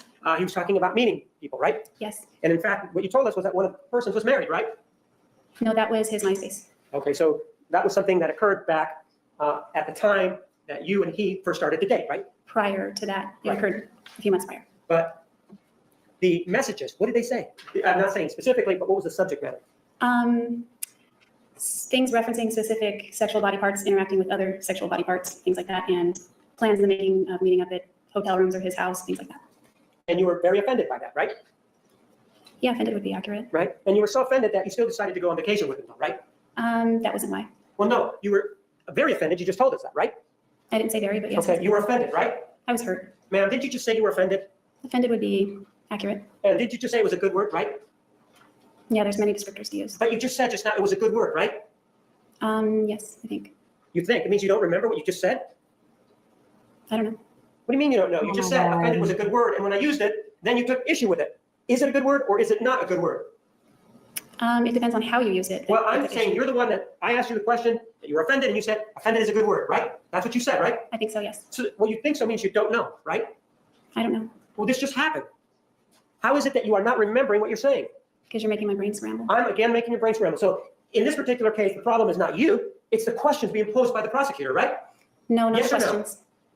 Yes or no? I was saying no when you interrupted me. So, no, so in this case, you're looking to point the finger at somebody else again, right? No, it's my fault. Well, you're saying it's the prosecutor that's asking you the questions, and that's creating a problem for you, right? That's not what I said. Well, you said it's the way you're posing the questions. You just said that, right? I don't know. You don't know what you just said, ma'am? I don't know. Didn't it just happen? Yes. So how is it that if it just happened, you can't even remember what you just said? I think I'm more focused on your posture and your tone and your anger, so it's hard to process the question. So the answer is, it's again the prosecutor's fault because you perceive him to be angry, right? It's not your fault. Well, is somebody asking you whose fault it is? You did. Well, you seem to be pointing it at the prosecutor, right? So you believe the reason that you can't be effective on the witness stand is because somebody is asking you questions in a way you don't like. I think that was a compound questions. Ma'am, isn't it true that you are having problems up on the witness stand, according to you, because of the way the prosecutor is asking the questions, right? Yes. And so according to you, the truth with regard to this issue depends on the style that's being used, right? That's what the truth knows. Objection, argumentative. That's characterized as testimony.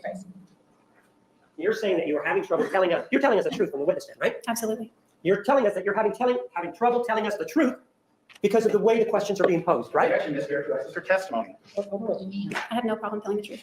I'm not asking you if you have a problem telling the truth, but what you seem to be telling us now is that you have problems telling us the truth now because of the way the questions are being phrased, right? That's not right. So it's something else then that the prosecutor is doing that's bothering you, right?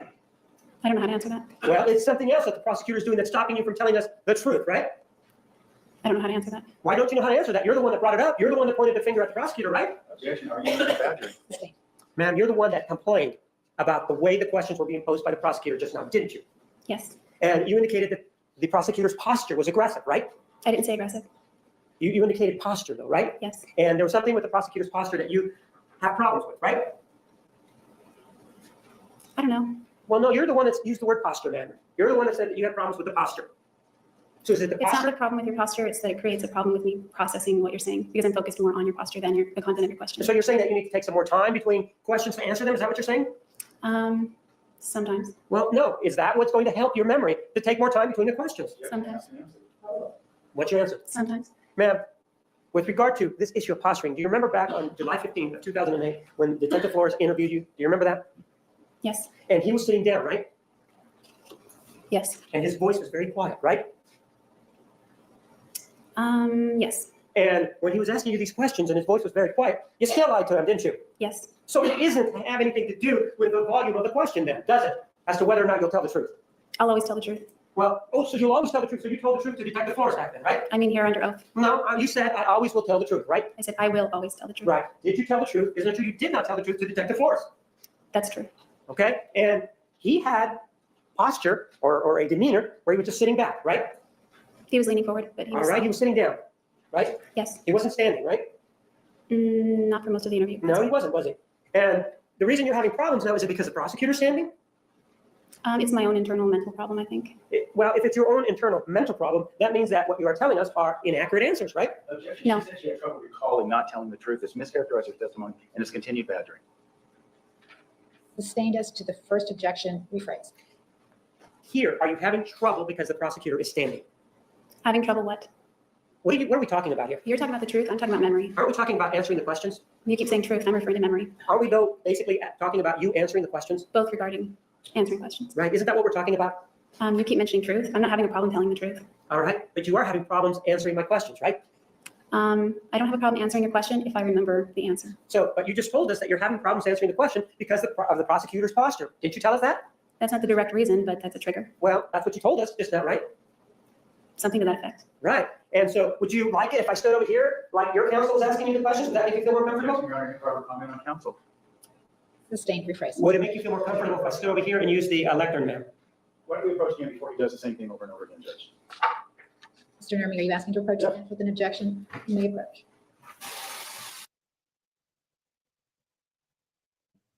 This is just, it's uncomfortable. It's uncomfortable. That's period. I don't care who it is. It's uncomfortable. Do I still think that she's like the devil of a woman? Yes, absolutely. Two things can be the same, right?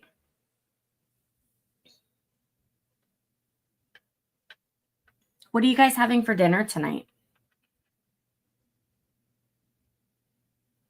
I had tacos last night and they were just fantastic. How does the jury feel about it at You this proceed. point? Would you be more comfortable if I stood here? No. Would you be more comfortable if I stood back here? Where you stand won't make a difference to comfort. So what you're saying is that you are hampered in your ability to answer the questions irrespective of where the prosecutor is, correct? At times, yes. Well, that's not how you phrased it initially. You're saying that you are having problems answering the questions because of the prosecutor's posture, right? I agree, Penny. In that moment, that was correct. So it changes from moment to moment then. Sometimes, yeah. So in this case, it changes from moment to moment depending on what the prosecutor is doing, right? It's not necessarily just dependent upon the prosecutor. With regard to your conversation with Detective Flores back on July 16th of 2008, he Ooh, was pretty much sitting down in grilled a chair, toast. wasn't he? Yes, And yet you lied to him then, right? yes. So it really doesn't have to do anything with the posture or where the person is sitting in terms of whether or not you'll lie, right? Again, objection, Your Honor. That mischaracterizes her testimony. She said over and over again it deals with memory, not telling the truth. Objection noted, overruled. You may answer the question. What was the question? Mike, could you please read it to her? She's gonna freak. He is gonna freak the fuck out. Sorry, I'm not wearing my headphones. It's a whole thing. Question. So it Maybe really can doesn't tell have you anything to do why. with Posture of where the person is sitting in terms of whether you'll lie. Well, sometimes I like Travis based on his posture. Objection, Judge, he's not responding to the question. Believe she Wait, another question. So you understand we're not talking about right now about your relationship with Mr. Alexander. You understand that, I right? understand we got very off track, yes. Pardon? I understand we got very off track, the subject of my relationship. I'm asking you whether or not you understand that this line of questioning right now is not about your relationship with Mr. Alexander. Do you understand that? I answered yes. And this is about your ability to answer questions in the courtroom, right? Yes. And what we're trying to determine is what is it that will allow you to answer the questions from the witness stand, from the prosecutor. I thought you had said whether or not it's the truth. It's not about, Ma'am, which part are you talking about? ma'am, Mike, could you please read the further question again? Have a good time at work. I know that's like What a we're trying dumb to do thing is to say. determine also what it is that will allow you to answer the question from the witness stand from the prosecutor. I don't understand that question. Question's nonsensical. Restate the question. Ma'am, you understand that we want your answers, whatever they may be. You understand that, right? Yes. And you understand that we need as complete answers as possible. You understand that, right? No, that's not the impression I'm getting from you. So so the question is, so to you, unless you're allowed to ramble on, then you're being restricted, right? No, that's not correct. Well, in this particular case, you're saying that the prosecutor is cutting you off, right? In this particular case, is in this cross-examination, yes. And you're saying that you're not getting a chance to answer the questions fully, right? That's right. Well, let's do this. With regard to you and Mr. Alexander, one of the things that happened was that you and he broke up. You understand that back on June 29th of 2007. You understand that? Yes, The person that did the breaking up was you, right? yes, And the reason that you broke up with him is because you snooped into his telephone, right? yes, And you did not have his permission on the day that you did it to go into his telephone, right? not explicitly. No. That is When you say what not they would be explicitly, used it for, means though. that you did have his permission to go into the phone. You understand what you're saying, that, right? Yes, at one point I did. I'm not asking at one point. I'm asking on the day that you did it. Did you have his permission, whether written or oral, to go into his telephone and look at his text messages? He had told me to look in his phone. That So day I guess before- it's just a matter of interpretation. Ma'am, that day before he went to sleep, did he tell you to look into that it was okay to look into his telephone? Not that day. And so you took it upon yourself to look into that telephone, right? Yes, And that's when you saw these text messages, right? yes, And then that upset you, right? yes, And as a result of that, you made a decision that the relationship was over, right? not right that day. At some point, you did make the decision that the relationship was over, right? Yes, But you were upset that he was having these conversations about bodily parts with these other individuals via text message, right? yes, And you were so upset that you still decided to go on vacation with him, right? that's not why. Then Well, you still went on vacation with him, even though you had this information, right? Yes, And you went to New York, correct? we did go to New York. Yes, Pardon? yes, we did. Went to New York. And then you drove, or you went to a PPL conference also, right? No, it was a retreat. And then you went to Huntington Beach, right? That was the retreat I was referring to. Okay, so you went to Huntington Beach after that, right? Yes, And you stayed with him, right? yes, You engaged in sexual contact with him, right? yes, Even though you were very upset risky. with what you knew, right? yes, You chose to go on vacation rather than break up with him at that point, right? yes. And so the way you see it, it's his fault that you broke up, not yours. Objection, Mr. Arias' testimony. Oh, well, to me, answer. His fault that I broke up with him? Yes, not your fault. Well, it was my choice, so I don't know what you mean by fault. Well, we're talking about who was to blame. That's what fault means, right? For the breakup? For the breakup, that's what we're talking about, right?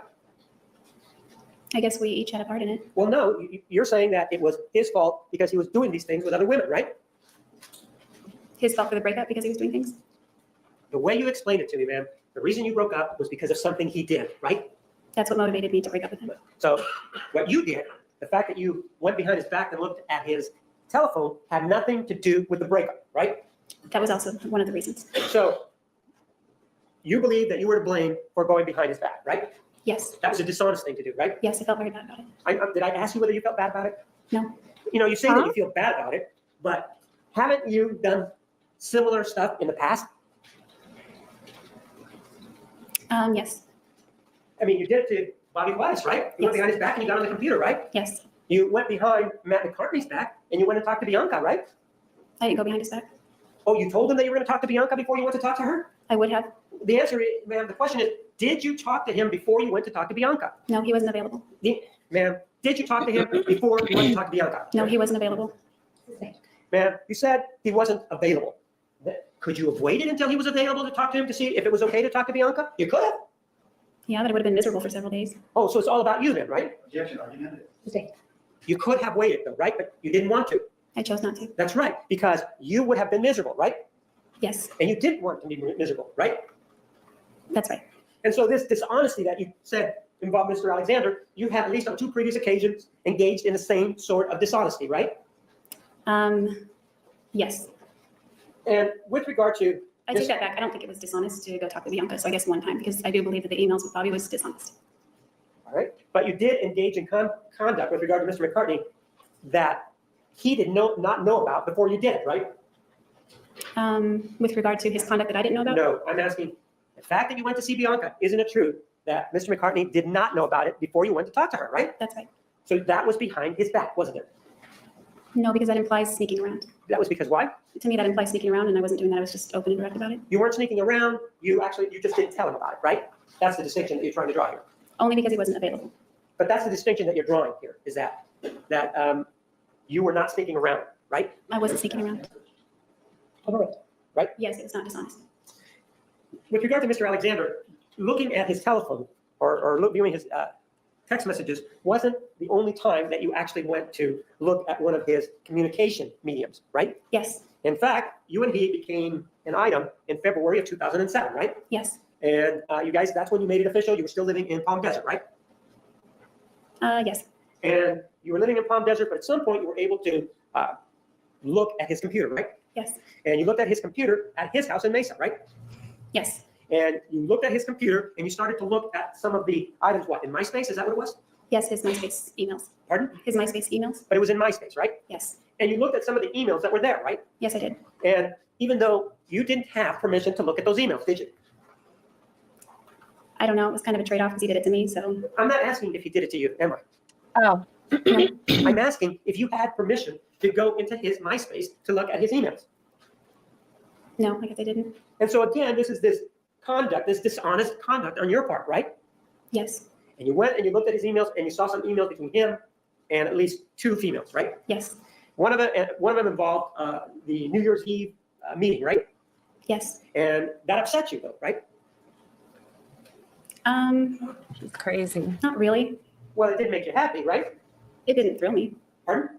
It didn't thrill me. So if it didn't thrill you, that's a way of saying it didn't make you happy, right? Oh, In her mouth. that's right. But that happened before you and he were actually officially dating, right? Yes. And so that really shouldn't have had any bearing on how you felt. Would you agree? That wasn't the part that bothered me. I understand that. Okay, tell me what is the part that bothered you? He lied about what it was about. He lied to you what it was about after you confronted him, right?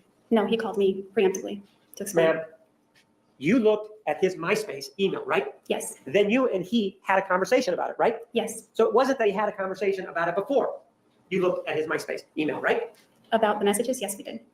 So he talked to you about them before? Yes. If he talked to you about them before, then why were you upset? Because I found out that what he said was false Oh, I see. So he lied to you then, right? about the message. And what you were doing is you were sort of checking up on it, right? Yeah, I was. And that's because you wanted to see whether or not he was cheating on you, right? No, it wouldn't have been cheating in December because we weren't together yet. I wanted to see whether it was accurate, what he told Okay, me. so anything that he would tell you, you would want to check to make sure that he's being truthful to you, right? That's not right, not anything. Well, things having to do with relationships involving other women, right? Sometimes. In this case, that's what you did, right? This thing particularly, yes. And this is the other one that involved the email that you were particularly offended by, right?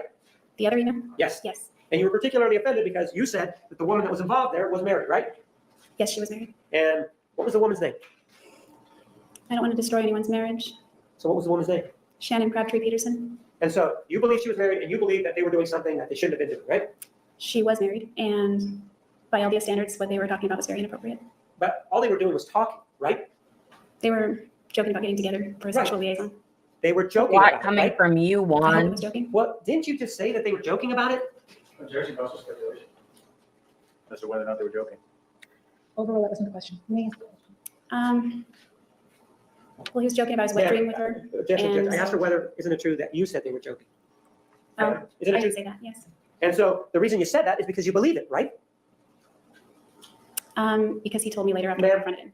At the time, I didn't know what to believe. Ma'am, you believe it. That's why you said it, right?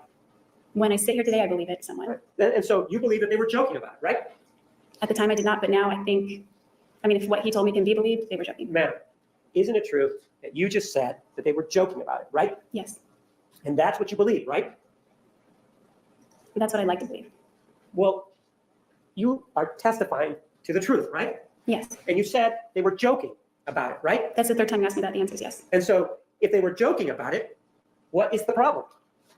By LDS standards, you're not supposed to have conversations of that kind of nature with someone else's spouse. Okay, and that's because you are familiar with the code of conduct involving sexuality in the Mormon church, right?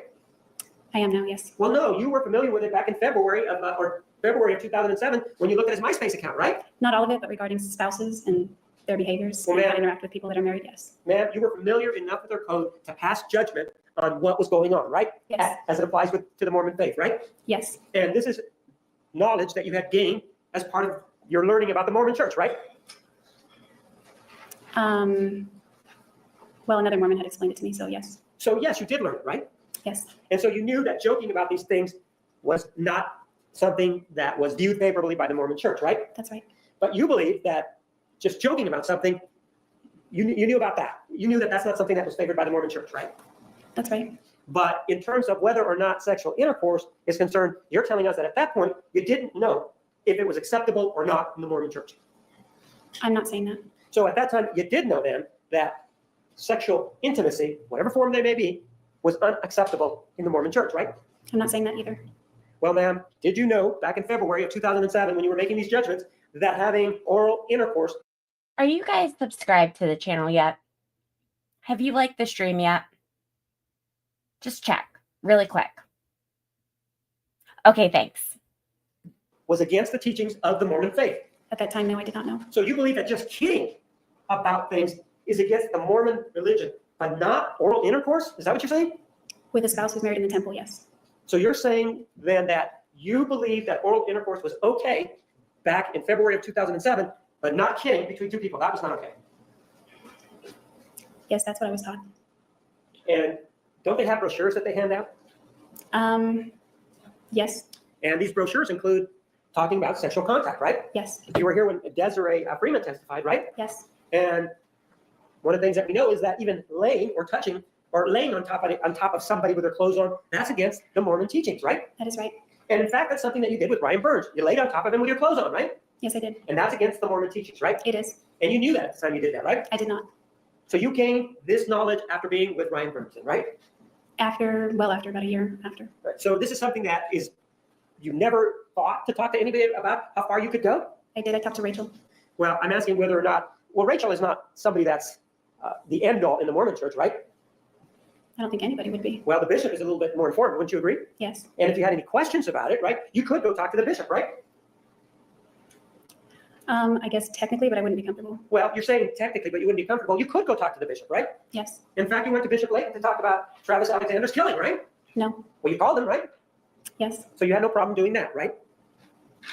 That's right. Did you ever have a desire on your own to go and find out what the Mormon church allowed in terms of sexual contact? Yes, Why didn't you do it? I did. Pardon? I did. So did you go to a bishop? I went to Rachel. When did you go see Rachel about this issue involving sexual contact? It would have been August 2007 after Travis and I went all the way consensually and we were both awake. So you went to see her in August of 2007. You converted in, or were baptized in November of 2006, right? Yes. And you and Mr. Alexander are engaged in sexual contact between that time, November of 2006, until what, April of 2000 or August of 2007? Is that what it is? That whole time period. And during that whole time period, it never occurred to you to try to find out what the Mormon church allowed?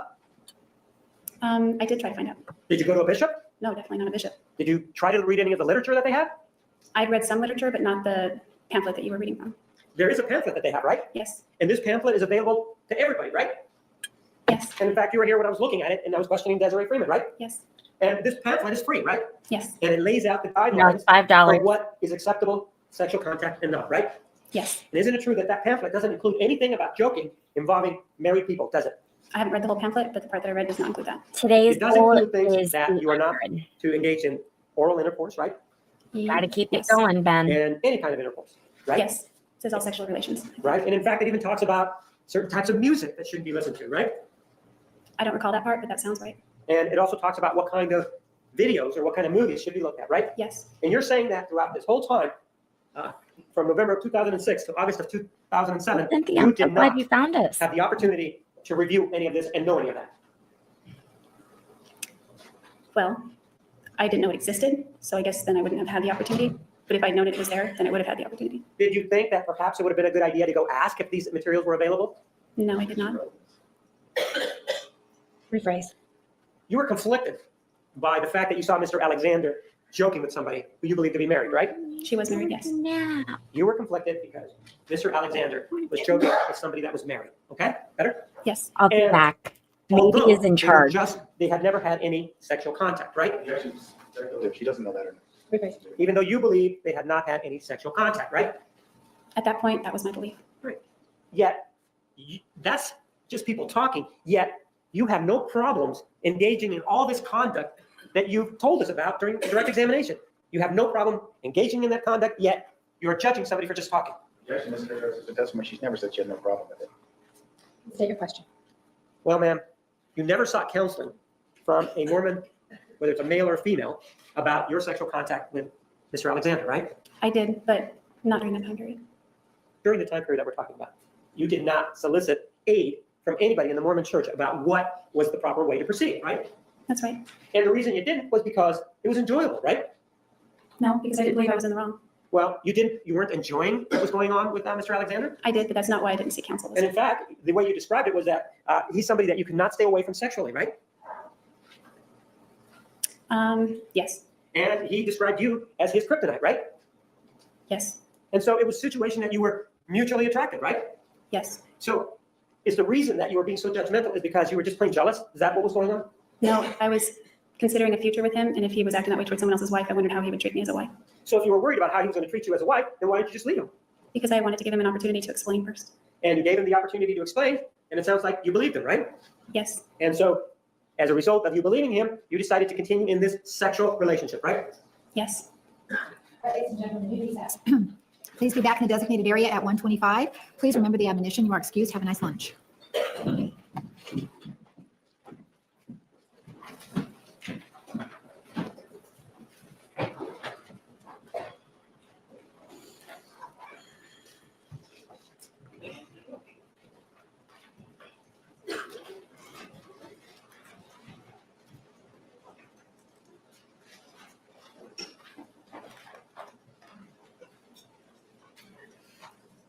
The record will show the jury has left the courtroom. Ms. Arias, you may step down. Counsel, anything before lunch? No. You're in recess.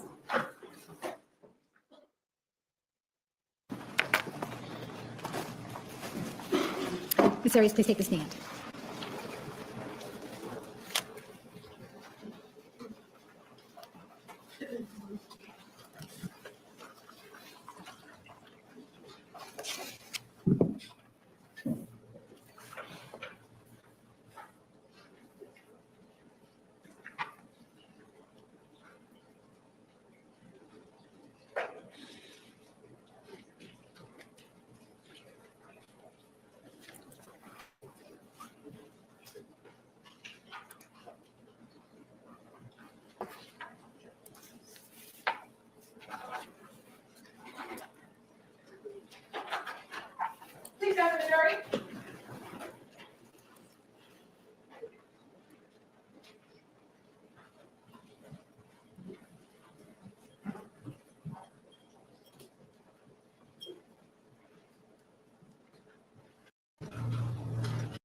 And so even though you saw these messages on his phone, even though they were flirtatious, Something that I wasn't aware of that aspect right away when I first met him, which was in the MGM Grand. He was very cool, very calm.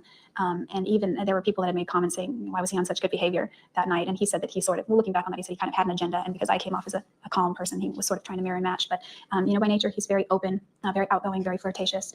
Not that that's a bad thing at all. and so even though you saw these messages on his phone, even though they were flirtatious, you still decided to break up with him, right? Not for that reason. Well, isn't that what you told us before the break, that that was the reason that you broke up with him, because of these text messages? No, it's because he was sleeping with a bunch of people. You believe that he was sleeping with a lot of people, right? Yes, Do you remember telling us before the break that it was this text message, or during direct examination, that it was the text messages that were the reason for the breakup? right. You did say that, though, right? Yes. I don't, okay.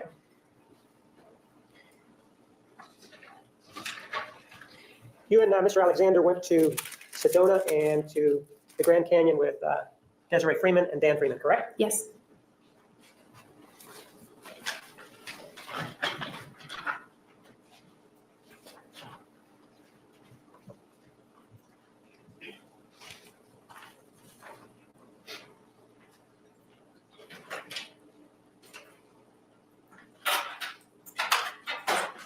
Take a look at Exhibit 41. See if you recognize the people there and the occasion.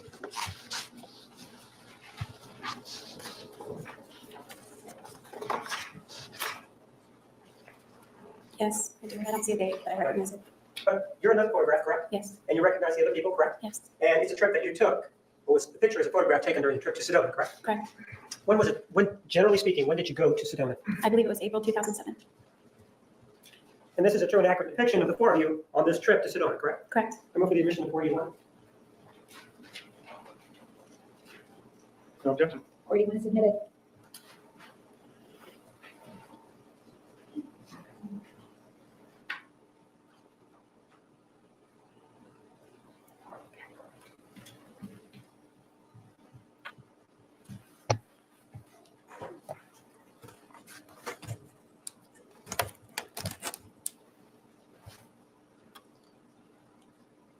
This is a photograph that was taken in Sedona, correct? Yes, And it shows your height relative to Mr. Alexander, correct? yes. You're approximately the same height as he is, correct? He's 3 inches taller. Well, this shows it right here, correct? Yes, How tall you are, correct? Foundation, we don't know where they're standing or shoes they're wearing. Sustained. Ma'am, this shows you on that particular day with Mr. Alexander, correct? Yes. You have no reason to believe that you were standing on a rock and he wasn't, right? No, but I recall, no. And with regard to Mr. Freeman, you have a reason to believe that he was standing on a rock. No. And with regard to Desiree Freeman, any reason to believe or to think that she was standing on a rock? What? No. That shows the relative heights, correct? Yes. Now, one of the things that we know about Mr. Alexander was how his ambience was in a room, correct? Yes. Let me show you another bit. Thank you.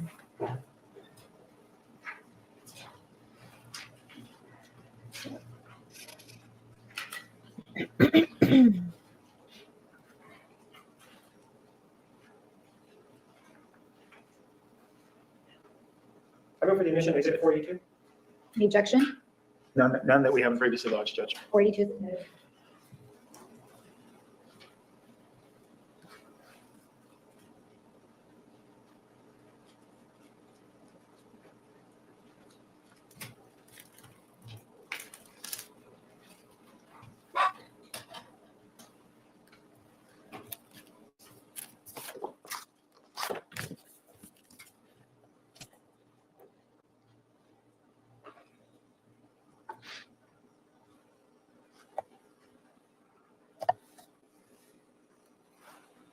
Yes, and that's the other thing.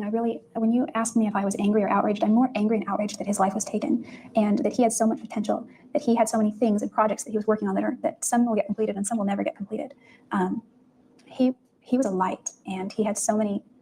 He brightened a room when he walked in. He literally brightened the room. Like you could just tell when Travis was, no matter what direction you were looking at, you could tell when Travis showed up because the laughter got louder and the conversation got happier and just the whole energy of the room changed. And for someone like that, it almost seems like the world is a darker place now that he's not in it anymore. So I'm really angry about that.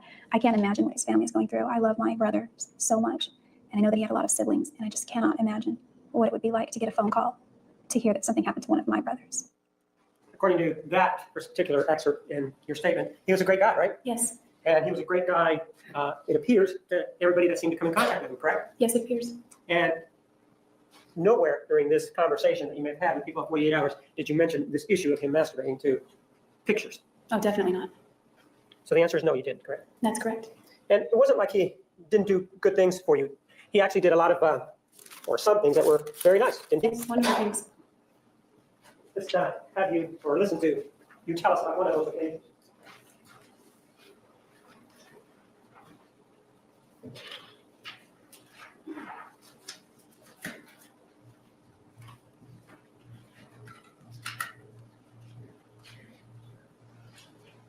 I move for the admission of Exhibit 483. No objection. 43 is admitted.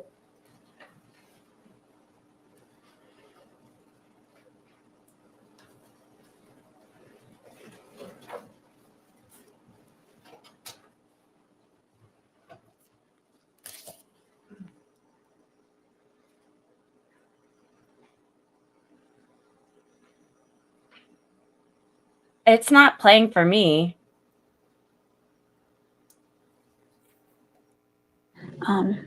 Okay, there we go. I just personally, I can't see any motive for myself to ever want to do this or inflict this kind of thing on Travis. Someone I who's been agree, so maybe. generous, someone who's been so kind, and someone who has opened up his home, opened up his refrigerator on many times when I didn't have enough money to go to the grocery store and fill up my own fridge. There were just so many things that he did, the little things. I came home from the airport once and he let me park my car in his garage so that it was safe while I was gone. And I showed up to get my car and there was this bag on the hood that said Cinnabon, and he knew that I liked Cinnabon. And I remember calling him before I flew out. I was flying out of Salt Lake, and in the Phoenix airport, there's a Cinnabon stand, and I always get one before I go on my flight. And I remember lamenting a little bit, saying Cinnabon's going to be closed when I get home because it's going to be late. And so he went out to the mall and got me Cinnabon so I'd be able to have that when I got home. It's just little things that he did like that, thoughtful things as well. He looked up a whole recipe online for Cinnabon and printed it out on pink paper and folded it up in there and put it in there with that. And he gave me a $10 gift card for Cinnabon. So it's like. Just little things like that's just one example of so many little things that he's always done for me, and not just for me, but for everyone that he knew. Wow, thank you, And maybe. in fact, ma'am, after you moved, you actually thanked him for everything that he had done to you, right? Yes. Let's take a look at an exhibit. I don't care about the colors.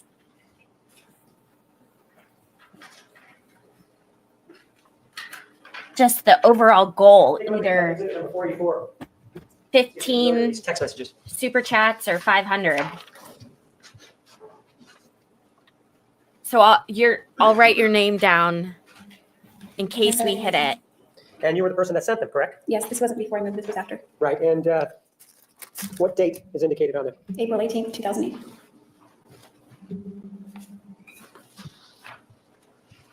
Proof of the admission of Exhibit 484.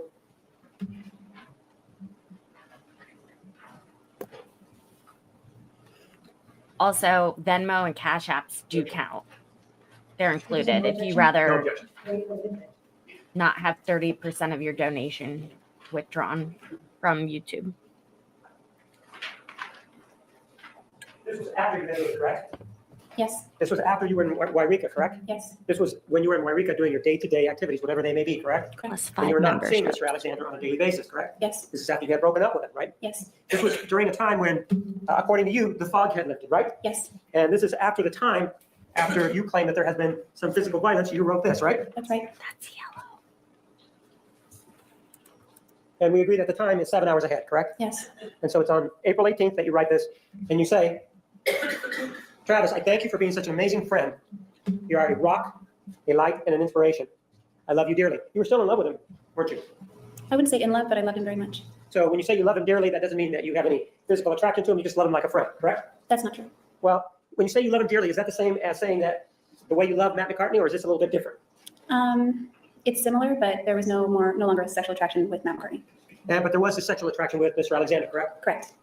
And you indicate that you appreciate all of the ways that you've gone out of your way for me, correct? You indicate that, right? Yes, And then you say, thank you, thank you, thank you, right? yes, This is not in line with what you've been, with the person that you've been talking to us about, is it? yeah, it is. It's very consistent with how he was. Well, you've been telling us before that he was mean. Do you remember telling us that? Yes, he was also that. And you've been telling us that in addition to being mean, he was somebody who physically abused you, right? Yes, he did. And that he would raise his voice to you, right?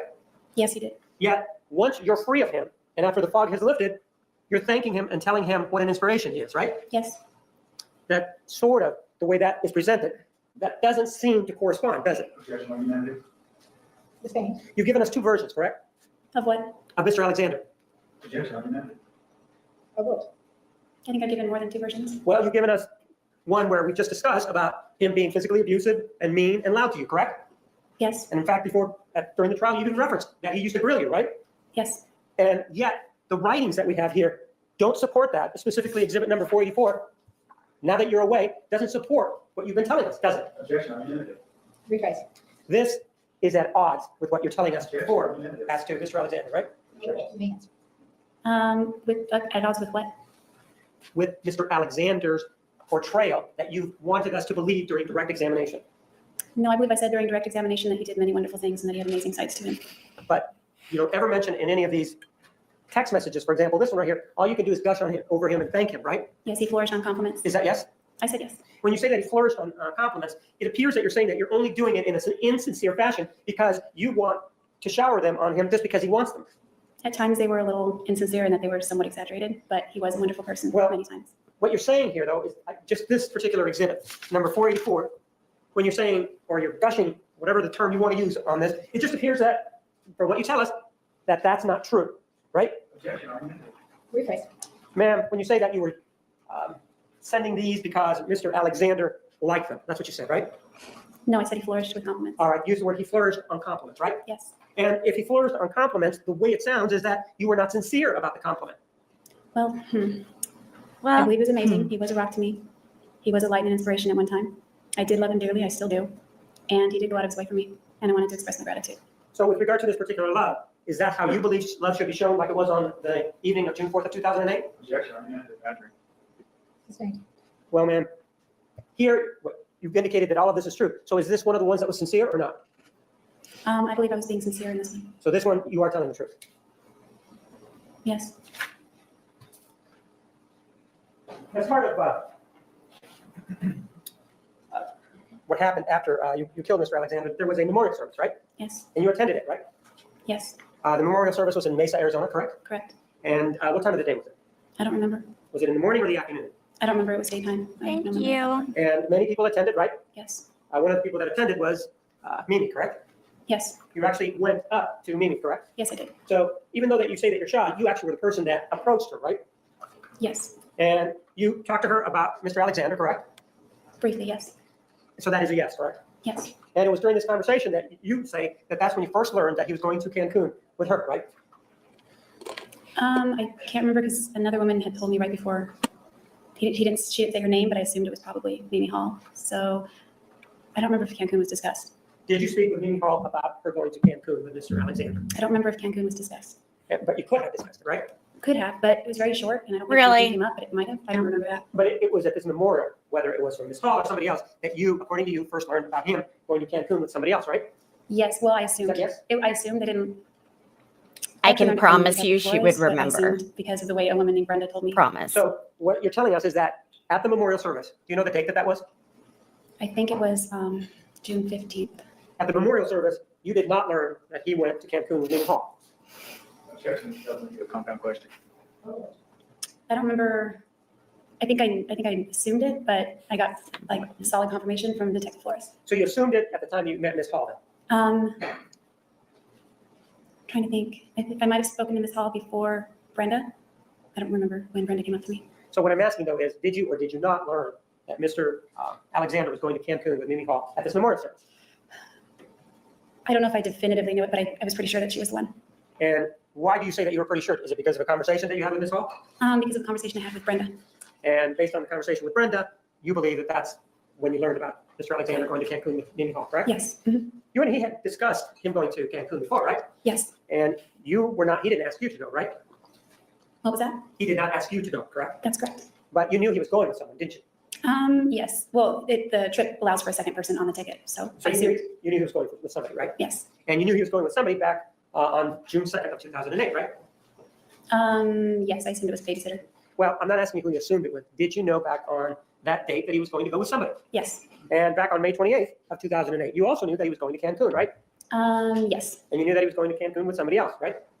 Yes. And this was about the time, because of the telephone call of May 10th, that he was still talking to you about sex, right? Yes. And even though he was talking to you about sex, he was actually, you knew, going to go to Cancun with somebody else, right? Yes. Let me show you an exhibit.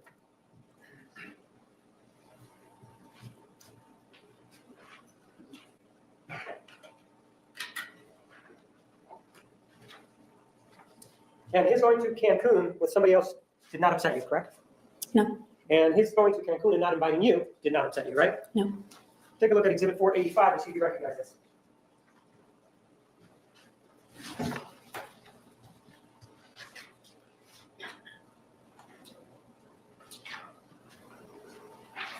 Yes. This is actually a writing by you, correct? That's correct. And it was submitted at the time of the memorial service, right? Yes. And how did it work? There was a page there that you signed? How did it work? There was a photo album, sort of in a scrapbook, how I remember it, with a lot of blank paper around the different photos so that people could leave comments. You actually brought the photograph that's attached to this, right? I think it was already put together, but I emailed it to the person putting it together because that's one of my photos. So this is one of your photographs, though, correct? Yes, And how it got there, maybe you sent it to somebody and then they put it in the book, correct? I believe so. And then you actually signed it, though, right? I didn't sign it. I just wrote in it. I didn't want to leave my name. In other words, this is your writing, correct? Yes. I move for the admission of exhibit 45. What'd she do? Right, I'm gonna kill you and your whole family on a piece of paper. Nothing surprises me at this point.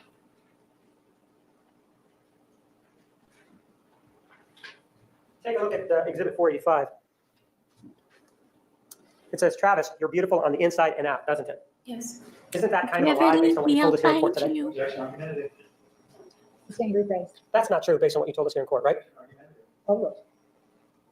I believed that he had interviewed it, yes. So it is true. So you think somebody who masturbates to pictures of little boys is beautiful on the inside, right? I don't think that aspect of him is beautiful at all. I think it's sickening. Well, I'm asking you, you did write beautiful on the inside, and yet you knew, according to you, that he had this issue, right? Yes, And so if you write that, you've indicated that it was a problem for you, right? it was. And you indicated that you'd even obtain a pamphlet, correct, to give to him? Yes, too. And you also indicated that you believed that he needed help, right? He There did are know. pamphlets Right, and you on indicated that? that to us on direct examination, a couple of times at least, right? That's right. But yet here you write that he's beautiful on the inside, knowing all of that. Yes, he hated those parts of himself. Pardon? He hated those parts of himself. It's not who he wanted to be. Whether he wanted to be it or not, somebody who has those issues, you still think is beautiful on the inside, and that's why you wrote it. I believe that he could get better. I'm not asking you if you believe that he could get better, man. I'm asking you whether or not somebody is beautiful on the inside if they have the problem that you have told us about. Objection, answer this about the third time. Yeah, it is. What was the question? Mike, could you read that for her, please?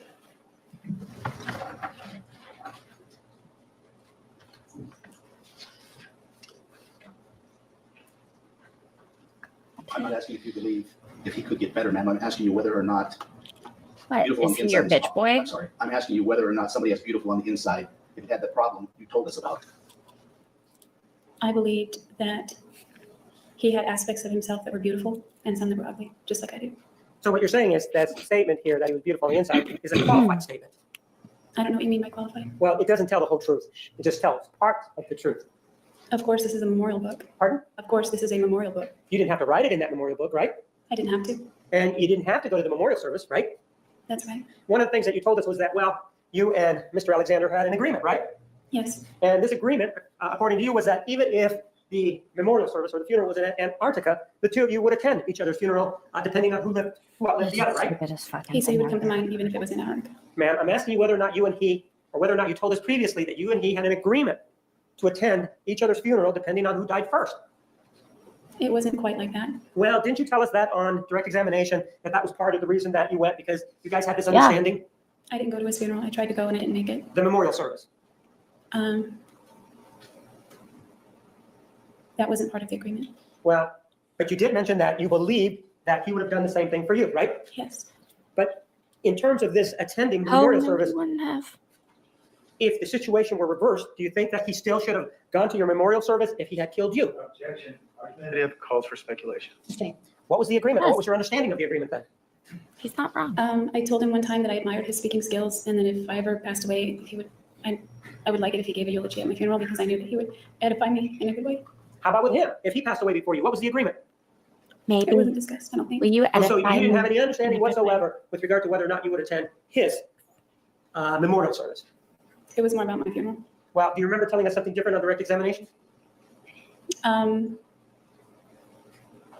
don't remember. Do you remember on direct examination telling us that you felt compelled to go because of this agreement that the two of you had? That's why I felt compelled to go, Because you believe there was an agreement, right? because he would have gone to mine. And you believe that that was sort of an unwritten agreement between the two of you. That's how you portrayed it to us on direct examination, right? The eulogy part was sort of an unwritten agreement. I'm talking about just actually going. I'm not talking about the eulogy. Isn't it true that in direct examination, the way you portrayed it to us was that the reason that you went was because you and he had talked about it and that you felt compelled to go based on those conversations? Yes. And those conversations included going to Antarctica, if that were the case, right? He said he would. And that's how much the commitment, that's how strong the commitment was to attend each other's memorial services, right? I don't recall making a commitment to attend his services, but this is the reason I felt compelled to go. Because of the conversation you had with him, right? Yes. No one knew about this conversation that you had with him, right? No, it was in his office, just the two of us. Right, so it was just you and him, right? Yes, And so if nobody knew about it, you really didn't have to go. And nobody would have been the wiser, right? that's right. But you made the choice to go, right? Yes, I did. You also, right, you always told me that I never stopped believing in you, and I know that you always believed in me, right? That's what it says, right? Yes. You always believed in me, He right? stopped. Yes, I did. Even though, according to you, he would get this mean look on his face, and he would come charging after you down the hallway, you still believed in him, right? Yes, that wasn't who he wanted to be. I'm not asking you if that's what he wanted to be. Did I ask you that, man? No. I'm asking you whether or not you still believed in him if he, for example, according to you, threw you down and choked you. You still believed in him, right? I When believe does he his start potential, yes. throwing So the answer is stuff? yes, right? That's what I'm waiting for. And even though he may have been on the couch kissing with some girl in August of 2007, you still believed in him, right? Yes, I wasn't his girlfriend. Pardon? I was his girlfriend. So yeah, of course, I still believed in him. You were his girlfriend in August of I was 2007. not. I wasn't. So you still believed in him, even though he was kissing on some girl, and you still believed he was courting you at that time. You still believed in him. Kissing on Well, some it cheapened his girl. efforts. I understand that it may have I still cheapened. believed in his potential of who he wanted to become. So it cheapened his efforts, right? Certainly. And if it cheapened his efforts, then perhaps he wasn't believing in you as much as you indicate in this card or this writing, correct? Damn. Alexander believed. It's the other way around. Overall. I think we're talking about different aspects of what we believe about each other. Well, you say that you never stopped believing in him, right? Yes, And you never stopped believing him, irrespective of what you told us the issues were, right? that's right. And these issues that, according to you, he wasn't getting any help for, right? I don't know if he Well- was or not. I Well, don't believe he was. He said he would. I don't believe he did. right, so you know that he's not getting, according to you, your belief is that he's not getting help for any of these issues, right? Yes. He's not doing anything about it, right? I don't know that. Well, isn't that what your belief is? I'm asking about your belief. I'm not asking about what you know. I'm asking about your belief. I believe he was doing things, not seeking professional help, but he said he spent a lot of time in prayer about it and things like that. So you believe he was praying about it, right? Yes. Do you know whether or not you believed he went to a bishop to talk about it? He did talk to a bishop about his, Is that a yes or a no? well, I really don't know. Okay. Says, thank you for sharing so much, and thank you for all your generosity. Yes. This world has been blessed because you have been here, right? Yes. So you believe somebody who does the sort of horrible act that you described is a blessing to the world? He did bless the world in ways. I'm asking you, my question is a little different. You believe that somebody that did whatever it is that you allege he did is a blessing to the world? That is not a blessing to the world. So this wasn't true then? No, I just said that he did bless the Tasman, world I in think ways. that's on you. Why don't Now, you one of the other refresh the things I know stream? about you is that you and he had quite the relationship behind closed doors, right? Yes. And they're called private relationships for a reason, right? Yes.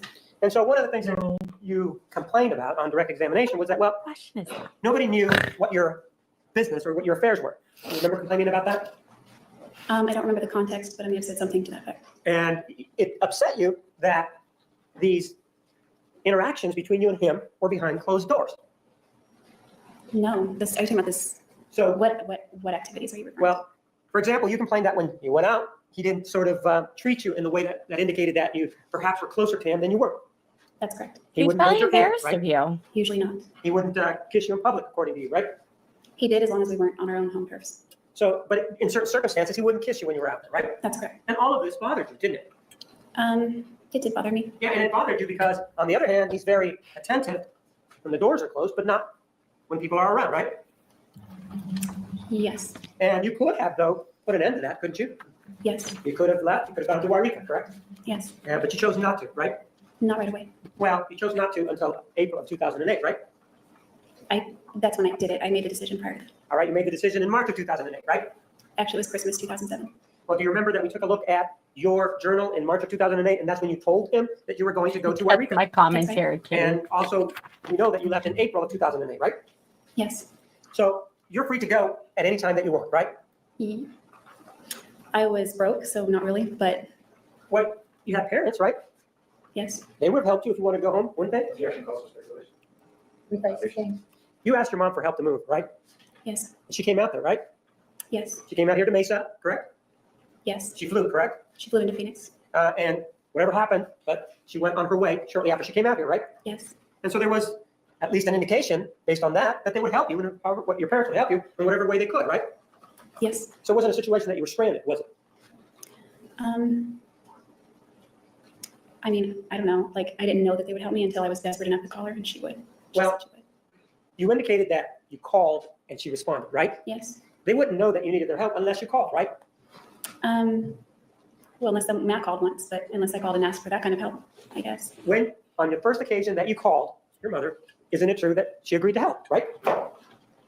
Yes. And in fact, the way to help was that she even came out here to try to help you load the truck, right? I think I got the truck after she left, but her purpose was to come down here and help me load the truck and move. You just didn't have the truck at the time, right? Not yet. And so it Piss seems poor like when you say that, when planning, you huh, confess and say, well, Jodi? you know, I was sort of stuck here in Arizona. You weren't really stuck here in Arizona, were you? I don't know. I mean, my parents have been financially capable at times and other times not. So at the time I called, they were able to help me. They were in a position to help me. And so they did. The only time that you asked them, at least as it involves this case, the only time that you asked them, they were able to provide some help, right? Yes. And in fact, when you got to Wairika, you even had a place to stay, right? Yes. You didn't want to stay with your parents, though, right? There were no bedrooms there. That's right. So you didn't want to stay with your parents, right? No, I didn't. You preferred to stay with your grandparents, correct? Yes. And so you had a place to go to, right? Yes. And in fact, you could get a job there if you wanted to, right? I did get a job there. Well, you could if you wanted to, right? In fact, you started work at Casa Ramos, according to you, right? Well, it depends on who hires. I mean, I searched and hunted and I did not get a job for a while. And I finally was hired somewhere. You did get a job at Casa Ramos, didn't you? Yes. And this was in Wairika, correct? Yes. And when you were working at Casa Ramos, you had your own money, right? Yes. Nobody took it away from you, right? No. And in fact, you weren't lending or giving any money to Mr. Alexander at that point, right? I was paying back a debt that I owed him. But that's not giving money to him, is it? Yes, I was giving it willingly. Well, if you have a debt, that's not, and you give money for that, that's not a gift, is it? It was not a gift. It was a repayment that I was Right. giving him. And in fact, the terms were pretty loose on that, correct? Very loose. And whatever you could afford, he basically would accept, right? Yeah, he said to try to keep it to at least $100 a month, but pay more anytime you can pay more. They were loose, it was a loose agreement, right? Yes. He wasn't putting any financial pressure on you, right? Not at first. When you say not at first, that implies that he was putting pressure on you at some point, right? Yes, he did. And it was an amount mentioned, No. It wasn't. and was there ever the threat of him going to court to get the money? No. And in fact, he actually even was trying to help you with the car, the one that had lost the transmission and had all those problems when you started to tow it, right? The do you mean? BMW? Well, he was trying to find out who was responsible for that on your behalf, wasn't he? It was her. I think I was. I had called the law firm. He called the law firm. We were waiting for calls back on it. But he attempted by calling a law firm, right? I don't remember if he called his directly or, I mean, I know that I called attorneys on it, and I think he was doing his own research on it as well. And when you told him that this had happened, he wasn't upset with you, was he? No, he wasn't. And in fact, when you told him that this happened, he tried to do the best that he could. Okay, hey, we're 2 hours in, and I'm just wondering if you've subscribed yet and liked the stream. You can check now. Going in 1, 2, 3. Okay, thanks. Good for you, right? Because Yes. you wrote that he felt bad for you, right? Yes. And in fact, the way he handled that situation, you actually in your journal called him your hero, right? Yes. So it appears that you're in Wairika. This individual, Mr. Alexander, is in the Mesa area, and there doesn't seem to be any other tie other than this sexual bond that the two of you seem to have, right? Well, that in the car, I guess. Well, but the car was a loose bond, wouldn't you agree? Yes. You could mail the payment and not talk to him ever, right? That's right. And you could conceivably pay him off in one payment. Not that you probably would, but you could in one payment, and that would be the end of it, right? The end of our communication. No, the end of the issues involving the car, right? Yes. And you wouldn't have to communicate anymore if you really didn't want to, right? After the car was paid and I had the title, no, we wouldn't have to. Right. And so, but you did have this sexual bond, right? Yes. And it appeared that you wanted to be with him as much as he wanted to be with you. That would be accurate. And so that when we talk about, or when you tell us things like, well, when I was over at Sky and Chris Hughes' house, approximately a week after you met him, and you indicate that, well, that you had oral sex, and you said that you were uncomfortable with that. Do you remember that? Yes. Well, you were pretty attracted to him, weren't you? My attraction didn't develop that quickly. So are you saying that you did that even though you didn't want to? Yes. And did you tell him that? No. Did you think that he was a mind reader and would know that you didn't want to do that? No. And one of the things that you said that was kind of striking about that was that when he was performing oral sex on you, that you said he sure knew what he was doing. Do you remember saying that on direct examination? Yes. Do you remember that? Yes. Well, doesn't it take one to know one? Oh! How do you know he was so good unless you had previously been exposed to that activity? I was previously exposed to that activity in my prior relationships. So there wasn't anything wrong with him being experienced in that area, was there? Not in my opinion, no. No. So when you said that he sure was experienced in that area, you didn't mean to be saying that was a negative thing, right? No. And the other thing that you said, well, really wasn't your cup of tea that time, right? That's correct. You could have stopped at any time and said, I don't want to see you anymore, right? Yes. Because that was really the first time you had ever seen him, right? No, that would have been our And second. I mean, alone, in private. Second. You had had some sort of sexual contact with him before that? My No, no sexual contact. I'm Goodness. talking alone private. I'm talking about sexual contact. Okay. Based on what happened there and the sexual contact at that point, you said, well, I wasn't really that interested in him at that point, right? You just said that. There was an interest, but the deep level of my attraction had not developed to its extent. So you weren't that attracted to him, right? Would that be fair to say or no? Well, when you say that Bullshit. attraction, like I was attracted to him, but it felt like it was just too soon. Is all. Well, you said my attraction hadn't developed to that point yet, which appears to say that you weren't attracted to him to have sex with him on that occasion, right? Not yet to that level. So you keep saying that, yeah, I'm just talking about that particular point. I just want you to focus Hi, on that Peggy. point. Welcome At that point, back. you were not sexually attracted to I'm him. glad you right? found us. I wouldn't say that. Well, so you were sexually attracted to him. On some level, I believe I was. And so being sexually attracted to him, this was an activity that was enjoyable to you, right? It otherwise could have been, but I just felt uncomfortable. Well, you're saying you felt uncomfortable, and are you saying then that it was not an enjoyable situation for you? Like internally, no. So therefore, physically, I wasn't able to enjoy myself. But there was nothing outwardly wrong with the scenario because Well, all the elements were there, other than those things. If you weren't enjoying it internally, and if you weren't enjoying it externally, it appears that what you're saying is that you're not enjoying it at all. Because there's only the internal and the external, right? Yes. Hold on, answer. Yes. So you Oh my weren't God. Shut the you hell were up. not enjoying it, that is what you're saying. Once it progressed to the oral sex, I was no longer enjoying it. You could have told him to stop, though, right? Yes, But you didn't, right? that's right. You never showed any indication that this activity was unwelcome, right? That's right. There was no way for him to know that this activity was unwelcome, right? That's right. In fact, I think I acted like The I answer liked is it. yes, right? That's right. And so after that, and really what we have for that sort of assertion, all we have is your word, correct? Yes. We don't have, for example, any video or anything like that that would show us what happened then to see whether or not you were enjoying this particular activity, correct? That's correct. And with regard to the other time, the situation in the car, again, you indicated that you were uncomfortable with it, right? Don't fall for the Somewhat, yes. crazies. If you were uncomfortable the first time, and you have the Wait until you ability to meet say no, someone not you could have stopped the crazy. second time, right? Yes. That was a choice that you made, correct? Yes. For whatever reason, you made the choice to be with them that second time, right? Yes, I did. And so when you talk about, well, I was uncomfortable about it, I felt bad about it, I felt bad about it, or whatever the terms are that you use, at some point, even though you felt that way, that was your responsibility to let the other party know that perhaps you weren't into it as much as they were, right? What do you mean? Well, You mean if I didn't want to proceed with it? Pardon? Then it would have been my responsibility to tell him? right, you That's could right. have Sorry told guys, them, I right? had to take a Yes. photo. And you've done that That's before in your awkward. lifetime, haven't you?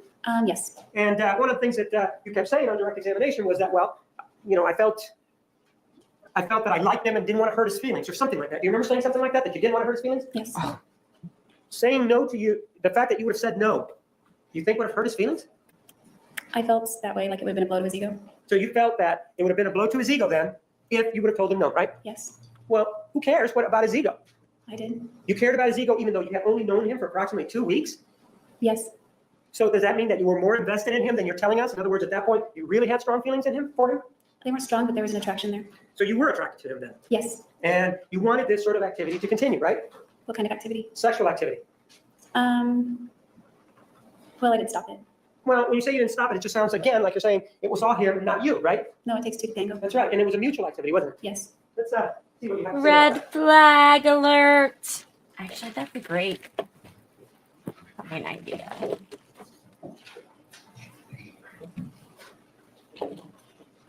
Our resident 70-year-old lady, Peggy, coming up with the great ideas. Move to the admission of exhibit 46. No objection, Your Honor. Did you say 486? Yes, ma'am. 486 is in bed.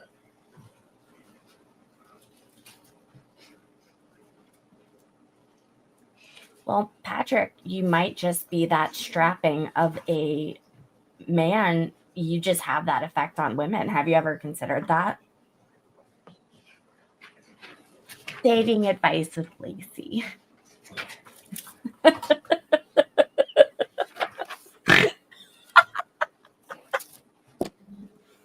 Crack my shit up. Everyone, give your opinions on Patrick's situation. Like if you're moving away and you're saying you want to end this unhealthy relationship, and yet A, you're still making plans to get together and travel, and B, you're still showing up for sex. Yeah, it was hard to tell Travis no.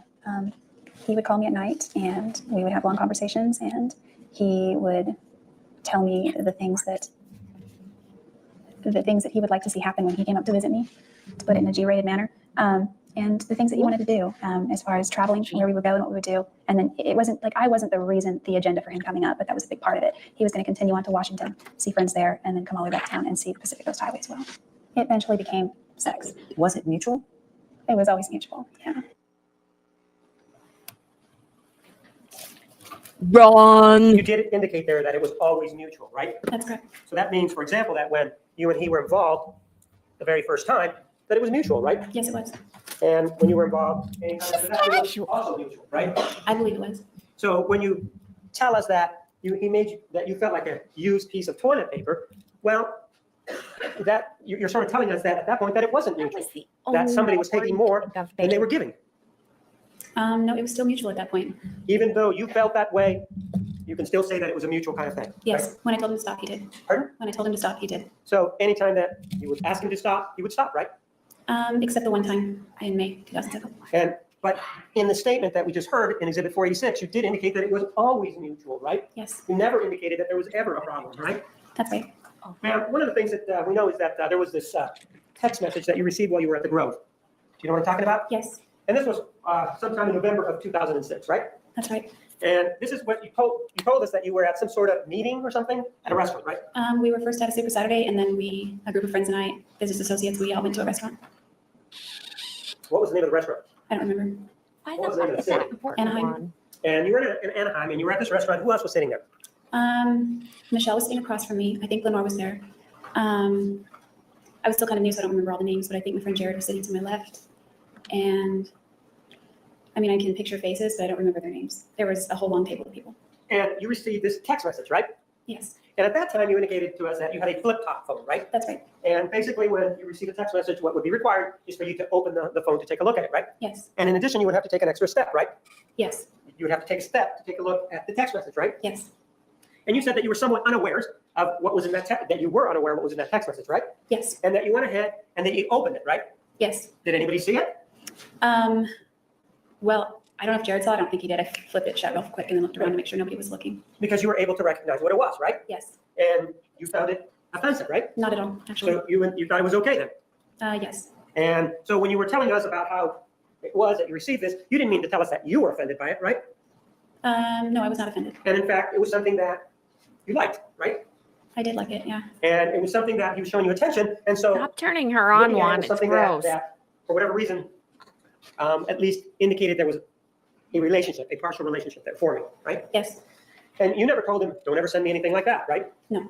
You never indicated to him afterwards, I'm embarrassed by that sort of activity, don't do that, right?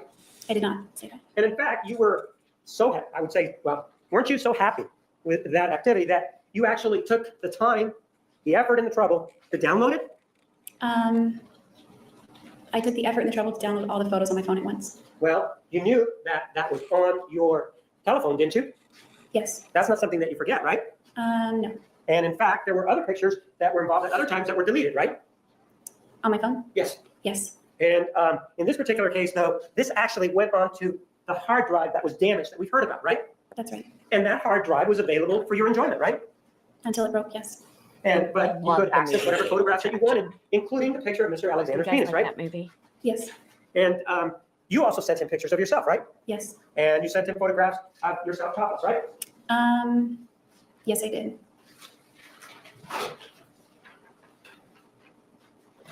You were not offended by the fact that you were sending him photographs. In other words, that wasn't a problem for you, right? Not the types that I was sending. I don't think I showed my face in the photos. But you did show your upper chest area, correct? I believe there were photos, several of that nature. And there were 3 of them, right? I don't remember.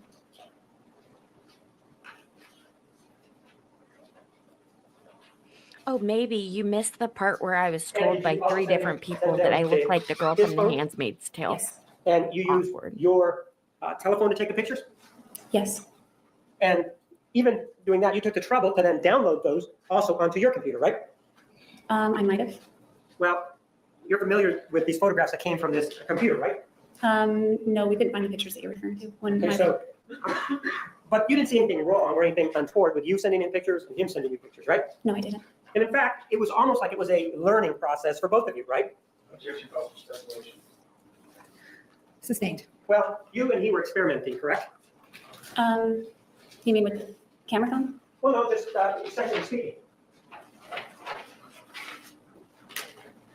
I don't know what you mean by experimenting, but we were sexual. Well, let's talk about something that was on the May 10th, 2008 conversation that you had with him, okay? Okay. I was told I look like the girl from The Handmaid's Tale by 3 different people.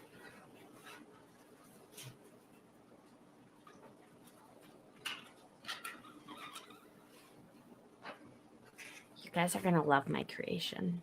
So original. And while they're looking at that now, I'm going to show you exhibits numbers 425, 426, and 427.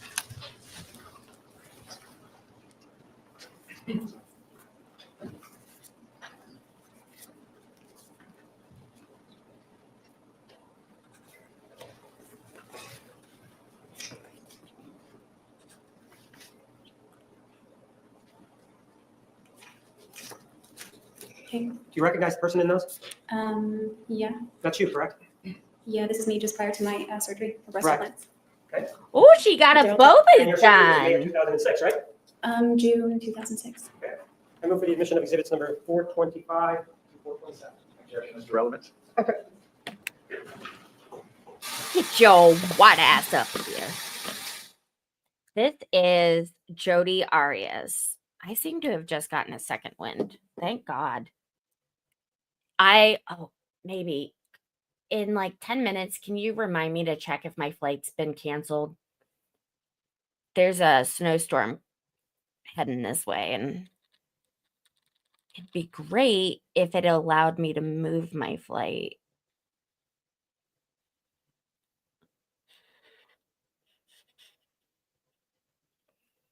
You're the best.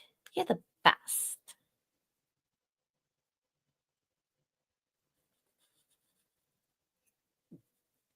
So there was some craziness on the internet You today. indicated that you sent photographs to Mr. Alexander, correct? Yes, And these are part of the photographs that you sent to him, right? those were taken before I met him. But you actually sent them to him, didn't you? I don't believe I would see Not those. He wanted to see them, and I was too embarrassed to show him my pre-surgery breasts. And so it's okay. You felt a lot better once you had your surgery then, right? Not at first, but ultimately, yes. But you did take these photographs, right? Yes. And you kept these From photographs, what? right? I guess I did. They're there. Right. And the only purpose for these photographs is of a sexual nature, right? No, they're medical photos. I'm sorry, hold on. Let me answer the question. Your objection? To the relevance, it has nothing to do with her relationship with Mr. Alexander. Overruled. Jimmy, answer the question. No, they were just before shots for my surgery, just for that purpose. And Judge, I move the addition to 47. No objection. 47 is admitted. Okay. Hold on. Okay. We seem to have several people in the chat who are confused. And I think it's actually a appropriate time to bring this up.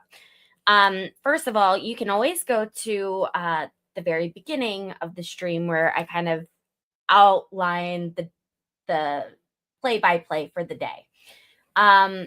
Secondly, this is the Jodi Arias trial. We are watching this because it did happen in 2013. It is not new. If you are not from America or you do not celebrate Christmas, you might have run into the same issue that I have been running into, that it's quite frankly a slow week. Thank God, I'm not asking for otherwise. I think this is a good opportunity for us to reflect and learn some damn lessons about crazy people and how to avoid them. I think that Jodi is point in case the antithesis of a nut job. And I think it would be in everyone's best interest to really think about who you allow in your life, to have those healthy boundaries, and don't bring anyone around your friends and family that are going to pull a Jodi, or you even speculate may pull a Jodi. So that is why we are watching the highlights from this case, because it was 75 days long. I ain't about to do a 75-day coverage of a trial. So we're watching this until I start my next live stream trial. Like it will also be live in the moment in January. If you are enjoying this stream, what's up? I mean, it's pretty great here. I have some great mods. I'm a very nice person. I would love to have you around more often, guys. Just make sure you hit the subscribe button to my channel and make sure to like this stream, please.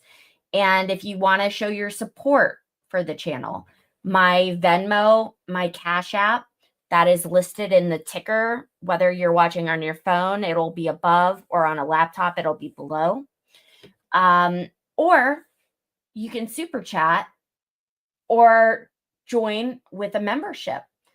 I have cool things for my members. I'm still relatively new and I'm growing.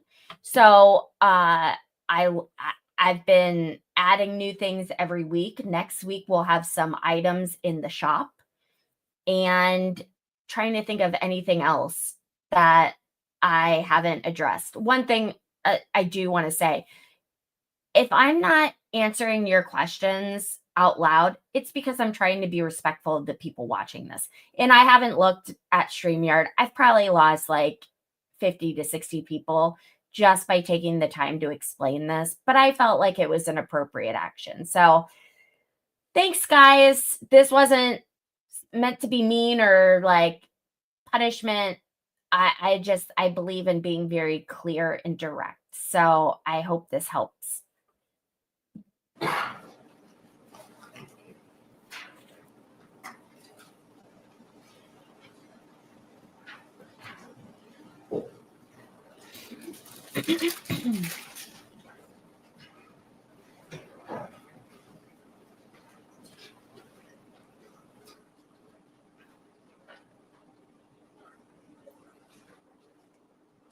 The K1? I've heard of it, obviously, but I've never used it. I had never used it. Oh God, this again. And I'd always heard of it until one day I just thought, because it's so cliche and people make fun of it, and but it's great stuff. No, it's awesome. There's nothing else. Did you get used to now? No. I use freaking Vaseline. Oh, does Vaseline work? It seems so thick. No, it works for you guys. Oh, you mean the lotion? Yeah, no, I didn't get it. Oh. It works well. But it doesn't work as well as KY. Yeah. I think KY is for that. It's like good for you. I don't mean like it's beneficial, but it's the best thing for you because it's designed specifically for that purpose. It's best for your skin. It's okay to go on the inside and that kind of thing. Yeah, see, the other stuff is really nothing really on the inside. Like I used baby oil in the past, but it doesn't hurt, but it's not the best thing because it's mineral oil,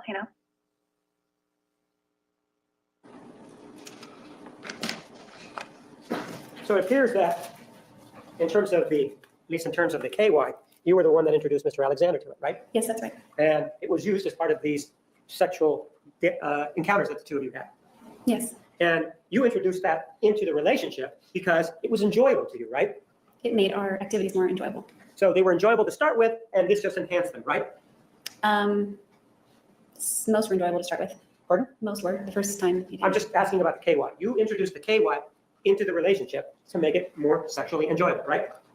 Yes, And in fact, before that, your experience had been with baby oil, right? that's right. And at least as to Bobby Wise, that's what was involved. That's what you used with him, right?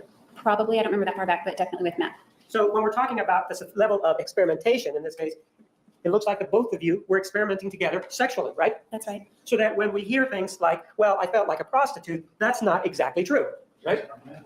There's an art When you say vandal in that you felt here. like a prostitute, that's at odds with what you're telling us, or what we're hearing here about the KY. Well, you're talking about two different incidents, so yes, it would be at odds. So If you know, you know. your participation, if you will, in these activities was equal to his, right? Wasn't it? Yes, So any derogatory statement such as I felt like a prostitute isn't really what was going on, representative of what's going on, right? it was, but it was my fault for feeling that way because I allowed it. Well, I know that you allowed it and you felt that way, and you say that you felt like a prostitute, but when we hear, for example, this partial clip of this sexual conversation, it looks like you're the one that's moving it along as opposed to him. Is that a question? It is a question. What's the question? The question is, isn't it true that you were the one that was moving it along? I'd say it was mutual. Well, if it's mutual, then there is no, I guess, suggestion then, or any reason why you should feel like a prostitute if it's mutual then, right? I didn't feel like a prostitute during, just afterward I did. Well, Oh my this is God. suggestive of you being as much of a participant in these activities as he was, right? Yes, and I was. And so you indicated on 2 occasions on direct examination that you felt like a prostitute, right? I believe referencing Ehrenberg, yes. And in Ehrenberg, you said that that's when you felt like one, correct? Not when, after Ehrenberg, after thinking about it, and he didn't call me for 3 days, I thought, hotel room, all that, just Right. kind of felt that way. And then additionally, you also said that you felt like that after the baptism, right? No, I think after that I said I felt like a used piece of toilet paper. And you didn't convey that to him, did you? No, Did you also say that you felt like a prostitute when he came over to your house and engaged in oral sex on the porch? Is that the other time? if I did say that, that would be accurate. And so if you did feel like that, and remember you even referenced a piece of chocolate being thrown your way, do you remember that? Yes, And then you said, well, I felt kind of like a prostitute. Do you remember saying that now? yes, So that was already when you were in Mesa, right? Living in Mesa, right? that's right. That's after you had broken up with him on June 29th of 2007, right? Yes. That's after you and he had sex many times, right? Yes. That's after you and he had already started using the KY, right? Yes. And so how is it that you can say, I felt like a prostitute, if you're the one that's sort of moving the relationship ahead? Well, your question doesn't make sense to me. It doesn't make sense to you. Why is that, man? Because you're moving relationship ahead by providing the KY, right? I don't know. We would have used something else if it wasn't KY, so no. Well, you might have used something else if it wasn't KY, but you provided the something else, didn't you? The KY. In this case, I did, yes. Well, we're not talking about any other cases, man. We're talking about this case. You were the one that had the KY or brought it into the relationship to make it better, right? To facilitate our activities. Sure. And that would make them better if it facilitated your activities, right? Yes. And yet you're telling us that. And on the other hand, you're telling us, well, I felt like a prostitute. Which one is it? You sounded like Well, one. When he jizzes on my face and throws candy my way and walks away without a word, it kind of feels like I was a prostitute. And when we're mutually going through sexual activity and there happens to be KY there, it's mutual. And you're saying that the offensive thing here was the jizz on your face, right? I didn't say it was offensive because I knew it was coming and I willingly participated in it. Well, no, but that's sort of how you're making it sound like it's something that you didn't want, right? If I didn't want it, then I wouldn't have done it. Well, let's see what a text message that. Oh my God, he just said that? He just said that. Oh my God. Sorry, guys, I'm Take a checking look this at new another example. flight stuff for tomorrow.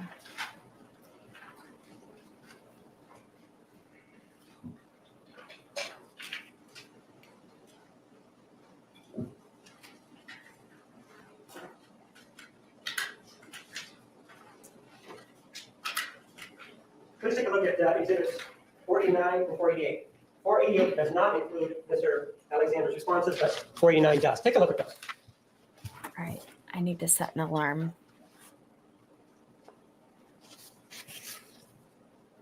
Yes, I remember this. And these are text messages that you sent out referencing the particular sex act that we've been talking about, right? No, this took place in his bedroom, not on the Correct. porch. But it talks about the same sex act, doesn't it? Oral sex, doesn't it? Oral sex, ejaculating on the face, yes. Okay. I move to the admission of exhibit number 489.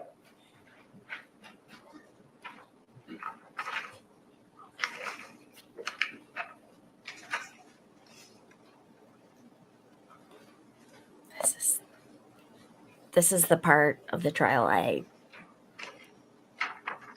felt. This was the most uncomfortable I've ever felt on stream.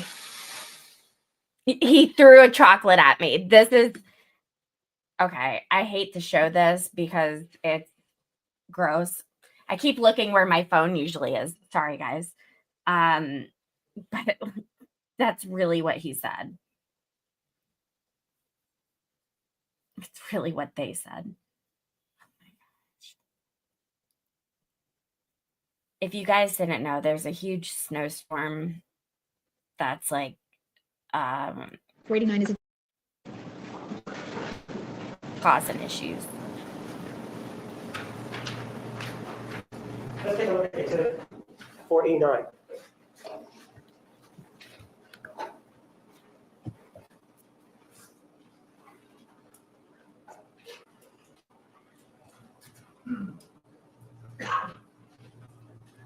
Ma'am, the date on that is January 18th of 2008, correct? Yeah. And again, we've already talked about the times, that this is 7 hours too fast, correct? That's correct.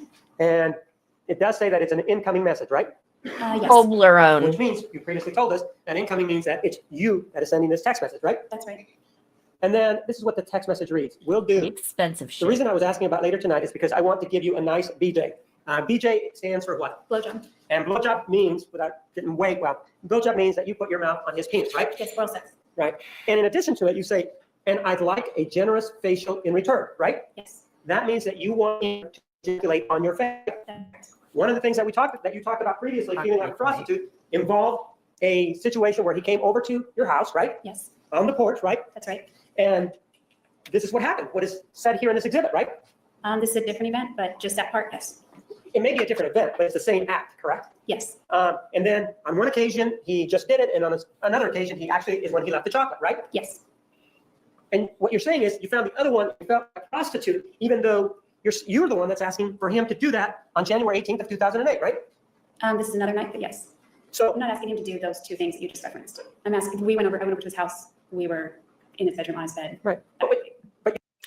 I am putting my support information up because if you are enjoying it this much, yeah, no doubt. But it's the same act, isn't it? Yes. And so you want him to do to you what happened on the porch, right? Same act. Yes. Well, no, I didn't want to kneel like on my porch and have him walk away from me when he was done. But I'm talking about the sexual act itself. Isn't it the same thing? Yes. And so, yet one of them you describe as leaving you feeling like a prostitute. Yet this one, which is the same thing, you're requesting it, right? Yes. No. Not. I don't know what you mean by same thing. If you're talking about jizz on your face, it's the same thing. As far as the context, it's completely different. Right. What you're talking about is geography, right? Geography, mood, setting. And all Right. that. You're talking about one being on the porch and this one being in his house, right? They sure Yes. did, Shelley. Putting aside geography, that one happened in front of the porch and one happened in his house, isn't it the same act? Yes, it is. And this is one that you are requesting, right? That's right. And we know that because you say, what do you say, right? Yes. And actually then he says, or we could just run, right? I think I said that. Okay, you say that, or we can just run, correct? Yes. And he's saying something to the effect of, that's a good close, right? Right. So we can get our terms straight. Grinding is a sexual term for those in the Mormon community, correct? Docking. Well, I think it is. Usually Mormons typically do it with their clothes on, but we did it without our clothes. And when you say that they do it with their clothes on, that means that they rub their genitalia together, correct? And they call it That's- grinding, correct? Yes. But you and Mr. Alexander did it without your clothes on, right? Yes. And was KY involved in this grinding activity? Sometimes yes, sometimes no. And it would involve, if you will, sexual intimacy, correct? Yes. All right. All right, we'll take the afternoon recess. Please be back in the designated area at 3:20. Please remember the admonition, you are excused.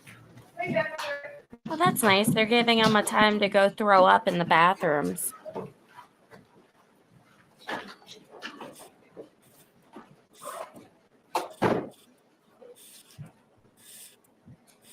I'm almost done with my piece of art for everyone to enjoy.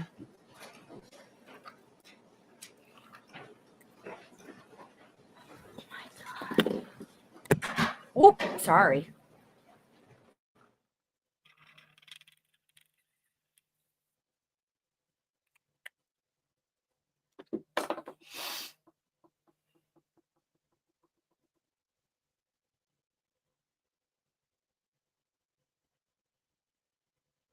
Yes, Peggy. Correct. Sherry Papini's case is actually fascinating to me. I don't know if y'all watched her documentary that came out this year, but I thought it was really good. I thought it was really good, and it really makes you think. That's all I'll say. So maybe it would be they didn't. Yeah, I can't do anything because they didn't televise it. But been crazy to watch the documentaries on it. Unfortunately, I can't show the documentaries. No, Travis wasn't innocent in all of this. Like, takes two to tango, but he absolutely did not deserve what he got.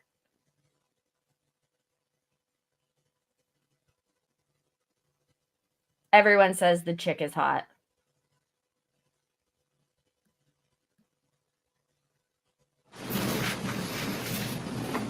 Ms. Arias, please take the stand.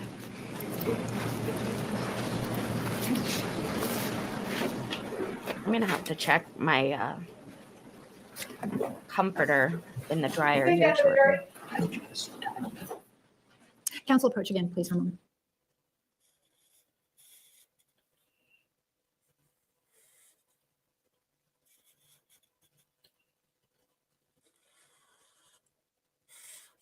This trial took forever. Please be seated. The record will show the presence of the jury. The defendant and all counsel. Mr. Martinez, you may continue with cross-examination. Have you guys liked the stream and subscribed yet? Ma'am, yesterday you told us that after your experience or your time in Ehrenberg with Mr. Alexander, that you felt like a prostitute, right? Yes. But you've made other statements with regard to your experiences in Ehrenberg, haven't you? Yes. Let's take a look at an exhibit, which is exhibit number, get that from the clerk.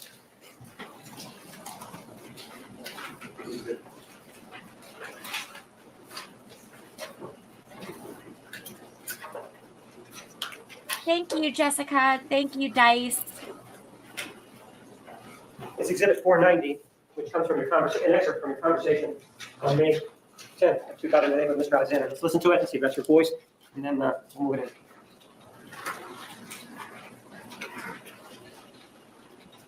The goal is 800 tonight. We're at 763. Okay, well, you just keep bringing on as you need it and you keep sliding around.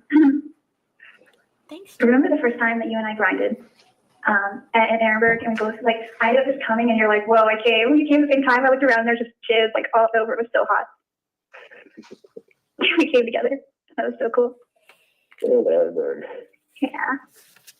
Think about that when you drive through there. Oh, yeah, always. Good, okay. Ma'am, that's your voice on there, right? Yes. And that's you and Mr. Alexander discussing what may have happened in Ehrenberg, correct? Yes. What did happen? Pardon? What did happen? What happened in Ehrenberg, then, right? Yes. And you were talking in very fond tones about that experience in this clip that we just played, weren't you? Yes. And it was because it was fun, right? Yes. And it was something that you enjoyed, right? Yes. So when you tell us that you felt like a prostitute, it really does, it seems to be contradicted by what's on exhibit 490, right? Not if you understand why I said that. Well, you do say that you enjoyed the visit to Ehrenberg, correct? Yes. You like You do it? enjoy the sex in Ehrenberg, correct? Yes. Remember the admission of exhibit 490? Objection. 490 is admitted. What's the objection? And we also had another conversation involving Ehrenberg with people from 48 Hours, right? Yes.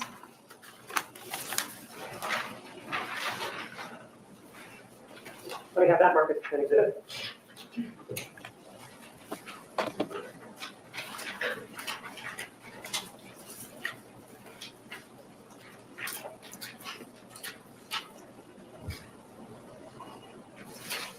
And for the admission of exhibit 491.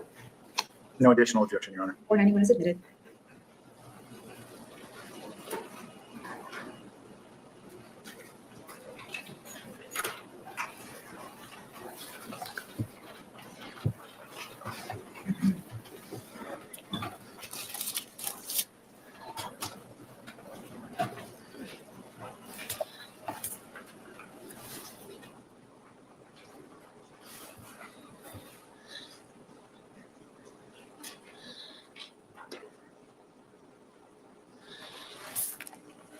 Someone has some Tell me serious more about breathing that. issues. What was it that was special about him?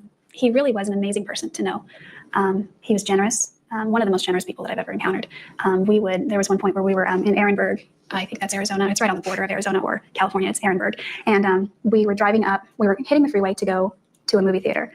And we stopped at the stop sign to get onto the freeway. And there was a lady there holding a sign. I don't remember if it said, "We'll work for food," or "Hungry," or "God bless," or something like that. But either way, he pulled over. We were in his BMW, rolled down the window, and he said, "Are you hungry?" And she said, "Yeah."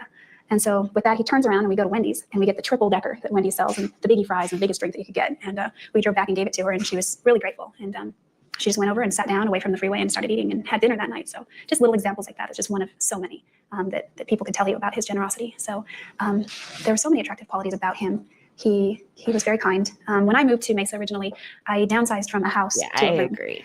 And I didn't have a place to put my art. I didn't have a place to put my books and some of the things that were really precious to me. So he allowed me to use, he had so much storage available in his home. So he allowed me to use a lot of that storage to put things in his home, in his garage, or in his closet, in his office, and things like that. So and it wasn't even a question. He was just like, put it at my house. It wasn't like he was doing me this big favor. It was just like, of course, I think twice about it. So he never was showy about how generous he was. It just was like second nature to him. Man, when you first described this visit to Ehrenberg, you told us something that was a little bit different than what we heard right now, right? Yes, according to the questions I was asked. Well, yes or no? Yes. And you told us about going to Sizzler, right? Yes. You told us about him grabbing your rear end, right? Yes. You told us about the sexual encounters, right? Yes. You told us that really wasn't a romantic weekend at all. No, it wasn't. And in fact, the indication from you, from the witness stand, was that this was a pretty bad weekend all the way around, wasn't it? No, I didn't say that. Well, your indication was that all he wanted was sex, right? It seemed that way. Well, if it seemed that way, that was your belief, right? Not at the time, but in retrospect, yes. So as you said here today, it looked like, or not looked like, all he wanted was sex, right? Mostly. Well, is it yes or no? Mostly. And when you got there, according to you, that's the first thing that happened, right? Yes. And then you guys sat around at some point and started to look at TV or watch TV, correct? Yes. And at some point you went out to dinner, right? Yes. And at another point you went to the movies, right? Yes. And you indicated that, well, to you, that was the way you said it. It wasn't a very romantic weekend, right? Not overly romantic. In fact, there wasn't really any romance. that Ma'am, weekend. I'm not asking you to embellish right now. I'm asking you whether or not you told us before that it was Ma'am, not a romantic I weekend. really don't That's what you give said a on shit. direct, right? Yes. And you didn't tell us about this circumstance where he stopped and he gave this woman this burger from Wendy's either, did you? No. It appears that there are two sides to what went on in Ehrenberg, doesn't it? No. Well, it appears that there's the side that we just heard from where you enjoyed the sex, right? Yes. A side where you and he were driving around, correct?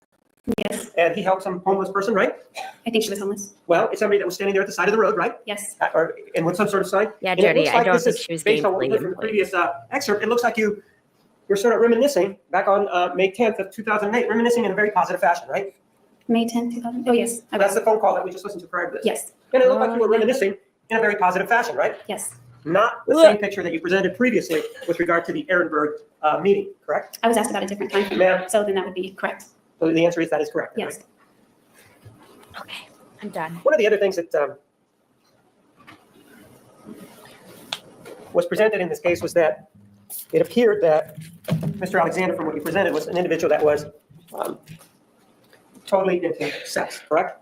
Yes. And that's when he was with you, correct?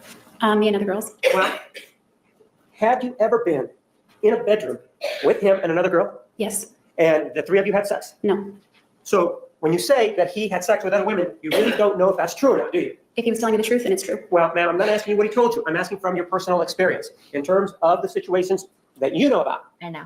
You don't really know of any other circumstances where he had sex with anybody else, right? I do know. And you're talking because you were there and you were watching his penis go inside them. Is that what you're saying? No. You're just telling us that because of some conversations that you may have had with somebody else, correct? Him. Other people, right? Just one person. And as we know, people don't lie, do they?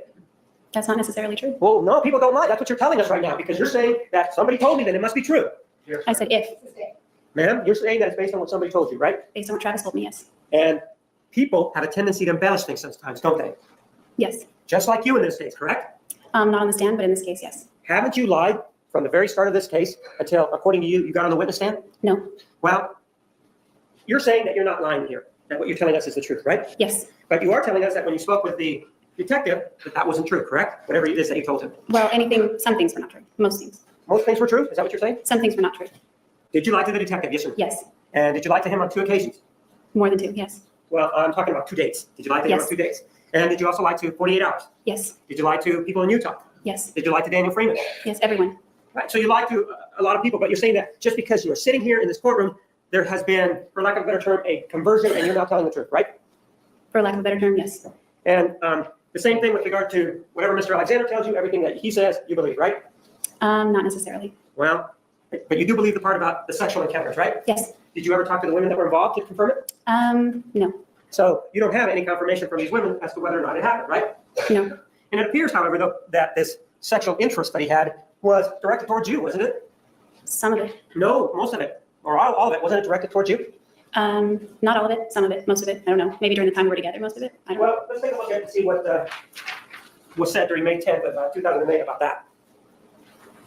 What is it? 46 more subscribers needed? No, 36.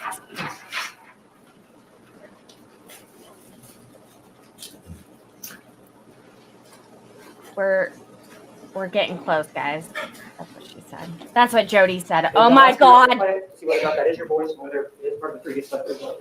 We ask that it be moved to be admitted before it's published. I did not move for the admission of the 492. No objection. 492 is admitted. I died.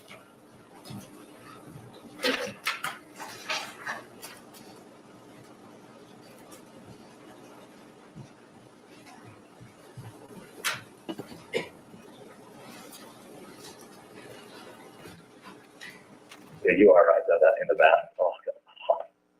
Oh, when we took a bath together, Uh-huh. that was surreal. Like honestly, and I think maybe the candlelight and the bubbles all had something to do with it, but you were amazing. You made me feel like a goddess.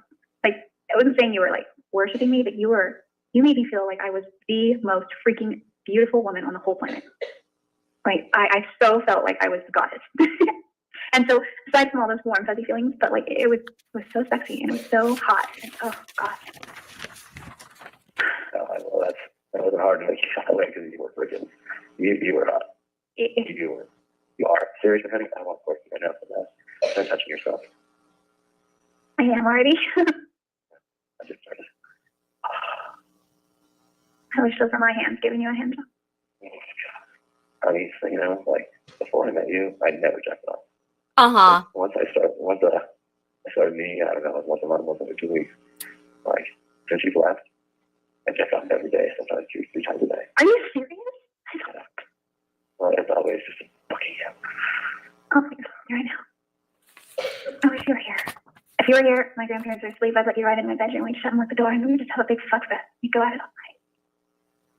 That is your voice, right? Yes. And that's him telling you that in terms of his sexual activity, masturbation specifically, he didn't masturbate before he met you, right? No, he didn't say that. He said he hardly ever did. Well, man, perhaps we should listen to it again. Yeah. So you can hear it. And That's you're not saying what that he he's not said. saying, I don't know. Before I met you, I It was never her jacked that off. I want you to recorded take a listen to that. Great. We get to listen to it again. Thanks so much, Jodi. Yeah, you are. I said that in the bath. Oh, okay.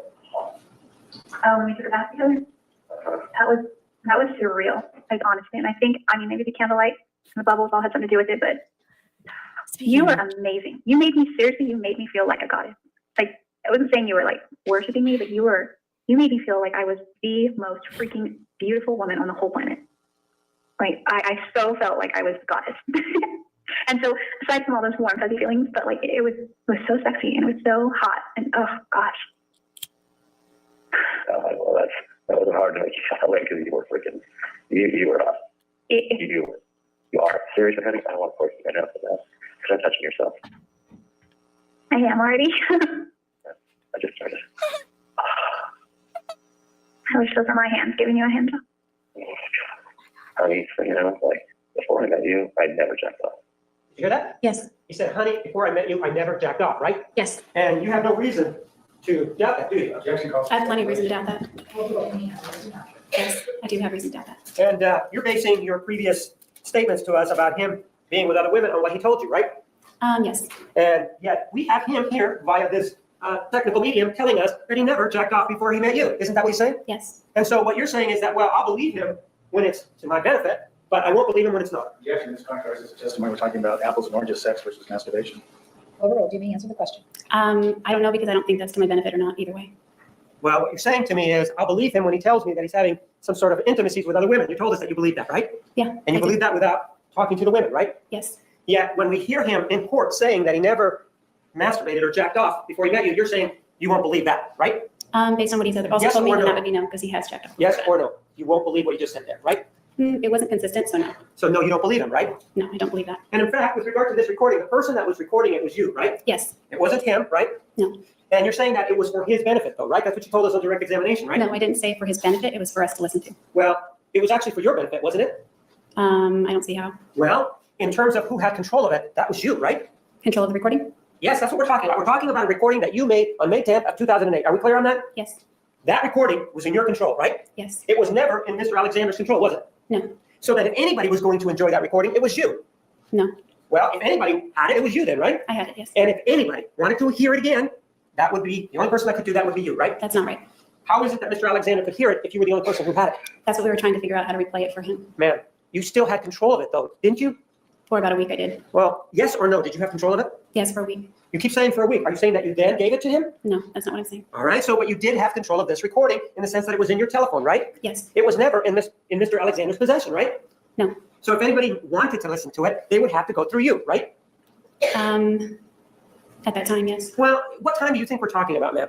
I'm talking about for the week following the recording. I'm talking about Beyond that, then the answer would be no. the week following the recording. You keep referencing that. Did something happen to the record? Did you give the recording to Mr. Alexander after a week? No. Did you give this recording to Mr. Alexander after 2 or 3 weeks? No, I never gave it to him. That's true. So if anybody was going to enjoy this recording, it wasn't Mr. Alexander because he didn't have control of it, right? That wasn't the purpose of the recording, so that would Did be I no. ask you what the purpose of the recording was, ma'am? No. I asked you if anybody was going to enjoy the fruits of this, whatever it was, it would have been you, right? It would have been Travis. Oh, so Travis was going to enjoy it even though he had no control over it, right? I don't know how to answer that. Why don't you know how to answer that? Because You're the the way one your that, question is ma'am, phrased. excuse me. You were the one that was in control of it, right? Yes. And you were the one that actually created that recording, right? We both created the recording. Well, no, that's not true. Was he pushing the button over and over to keep this recording going? Or No, I was that was. you? I was. So you created it then, right? I recorded it. We both created it together. No, you recorded it, which means that's how it came into being. He had nothing to do with the recording, did he? I don't agree with that. No, I don't agree with that. So you're saying that somehow he was pushing a button in Mesa so that this recording would come about? Is that what you're saying? That's not what I'm saying. Well, technologically speaking, ma'am, the only person that was in control of creating this recording was you, right? That's correct. And he was a player, if you will, or one of the protagonists in this little tete-a-tete, whatever went on, right? That's correct. And so he didn't even know he was being recorded. That's not correct. Well, does he ever say at any point in that whole recording that we ever hear, could you record this for me? He doesn't say that, does he? No, it was already recorded. Ma'am, does it say in that recording any words from Mr. Alexander that say anything to the effect that he knows that he's being recorded? I don't think so. When you say you don't think so, you were there when it was actually created, right? Yes. You were here when it was played, right? Yes. So you're familiar with this, right? Yes. And nowhere is there any indication that Mr. Alexander even knew that he was being recorded, right? No, I don't think either of us say anything about it being recorded. And you didn't tell him throughout this whole, from what we heard, you didn't tell him that he was being recorded, right? I wouldn't have needed to. We already knew. Ma'am, yes or no? No. In this recording, did you tell him that he was being recorded? I answered no. I'll be So- right back. Maybe is in And you charge. had this recording for whatever purposes you wanted to use it, right? Yes. You could have posted it on the internet if you wanted to, right? In theory, yes, I could have. Well, that can be done. You know how to do that, right? No, I didn't know how to get anything off the phone at that time, but if that was my goal, I could have figured that out. Sure. And this recording that you had, for whatever reason, you chose not to erase it, right? Not for a week. Did you erase it after a week? Is that what you're saying? I didn't have the opportunity. So no, I did not erase it after a week. Pardon? No, I didn't. So you just said something about you didn't have an opportunity to erase it after a week.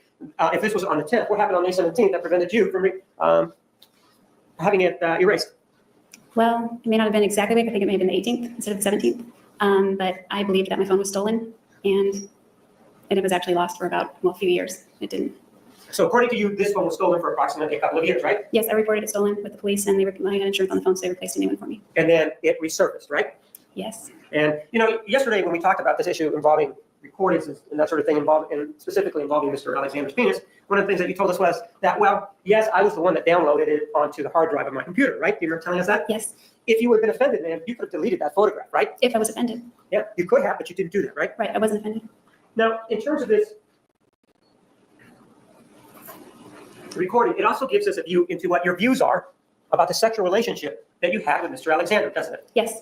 In fact, in it, you indicate that you want to blossom sexually, right? Yes. And that he's the person that you want to help you blossom sexually, correct? I didn't say want, I said I have with him and that I would like to in the future with somebody else. Well, let's take a look so that we're totally clear about what you said.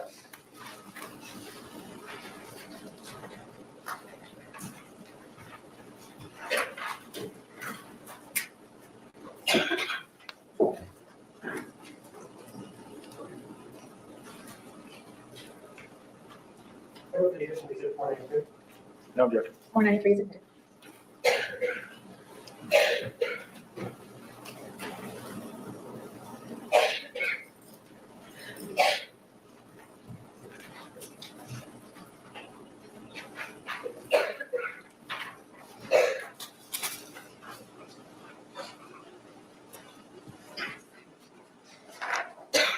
You're not joking. I mean, like there are times when we just, I'm trying to give an example. There's been a few times where I've been bold enough to just pull you onto bed and start. And oh my gosh, you remember that time I came to visit you when I was still living in California and I fell asleep on your chair next to your bed? And you just woke me up by pulling my pants off and totally licking my pussy. Yeah. I was so embarrassed because I just got my Brazilian on and I was worried about what it looked like. And I was like, and the lights were bright and they were on. I was all self-conscious. But I remember that was hot. I was totally tired and I was asleep. And I would have been completely content just cuddling with you once we got into bed, but you had another agenda. You gotta admit though, there's not many guys that would do that just for fun. Well, see, that's the thing. I don't know what the ratio is, but I get the impression that it's kind of an awkward subject to bring up, but eventually we're both going to remarry people, and I just get the feeling that there aren't a lot of Mormon guys like that. And there may or may not, I'm sure there are plenty of freaky Mormon girls, but are they the marrying type? I shouldn't say that. I'm just saying, are they the type that you want to marry, or the guys out there the type that I'd want to marry. And I don't know, like, I really would like to marry a return missionary, but like you, someone who can be freaky, like, I just worry about that. There are plenty of nice people out there, but like, I worry that I might feel like a wilting flower as well, who never really blossoms to their full potential, at least in the sexual realm. I feel like I have with you, but like, I still have plenty of blossom time left, and I want to live all those years being that way. I don't know. Yeah. That's all. Well, I'm gonna enjoy your blessings like a month there. Yeah. I'm gonna tie you to a tree and put it in your ass, by the way. What's that? I'm gonna tie you to a tree and put it in your ass, by the way. Oh my gosh. That is so debasing. I like it. Ma'am, you did hear the talk there as it started about a situation where he woke you up in a sexual fashion, didn't he? Yes. Do you remember on direct examination also telling us that on a previous occasion when you first had vaginal intercourse with him that he woke you up in a similar fashion, right? Well, similarly, yes. Well, what you told us then at that time was that you were asleep. Do you remember telling us that? Yes. And that he pulled your panties or whatever it was that you were wearing down below, correct? Which time? The time that you claimed that he placed his penis inside you. I don't know. I was awake for that. My panties were missing. Okay, what was that now? They were missing when I woke up. So you went to bed with them on, right? I woke up without them still, and I had to look for them. Well, ma'am, do you remember testifying on direct examination that you had your panties on and that he took your panties off? Do you remember testifying to that? Yeah, I assumed he took them off. Well, I'm not asking you to assume anything right now. I'm asking you whether or not you remember that that's what you testified to. Yes, I remember that. And as part of that encounter, one of the things that you told us was that he went inside you, right? Yes. And he didn't have permission, right? I guess technically not. Well, no, not technically. That's what you told us. Do you remember telling us that? I remember my attorney asking me if Ma'am, I'm not asking you what your attorney asked you. I don't care about his questions. I care about your answers. My question to you, isn't it true that you responded or told us that he was doing it without your permission and that you didn't like it? I don't remember that. I don't remember characterizing it that way. And so you did like it when he went inside you? She was asleep. It wasn't really like or dislike. I was just worried is all. You say that you're worried. So, my question to you is, if you liked it or didn't like it, did you express any preference either way to Mr. Alexander? I don't think I did. Did you forget what you told us that you did after that? I said his name after that. And then after that, what did you remember that you told us that you did? That he, well, when I said his name and I kind of tried to get out from underneath him, his thrusts quickened, and then after that, we sort of broke apart and he pushed my head into the covers. Right. So we're talking about the same encounter, right? Yes. And it was consensual though, even though you were asleep, wasn't it? Objection, Your Honor, Mr. Harris is a lie. What do you mean? Well, I didn't object to it. So if you didn't object to it, it meant it was consensual, right? Objection, Your Honor, Mr. Harris, she was asleep.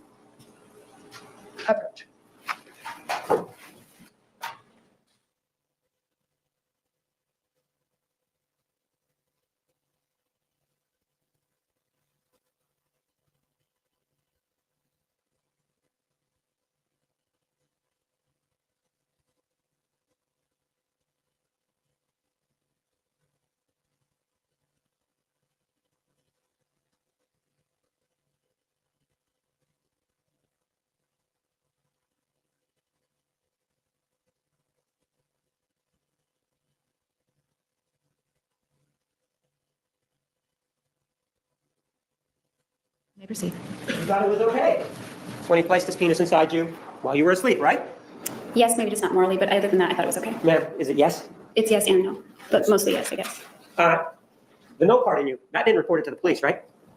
That wouldn't have been the no part. So So no. the no part that didn't want it, that didn't get on the telephone and call the police, did it? Of course not, no. So the answer is no, you didn't call the police, right? That's the answer. You didn't stop the sexual encounter at that point either, did you?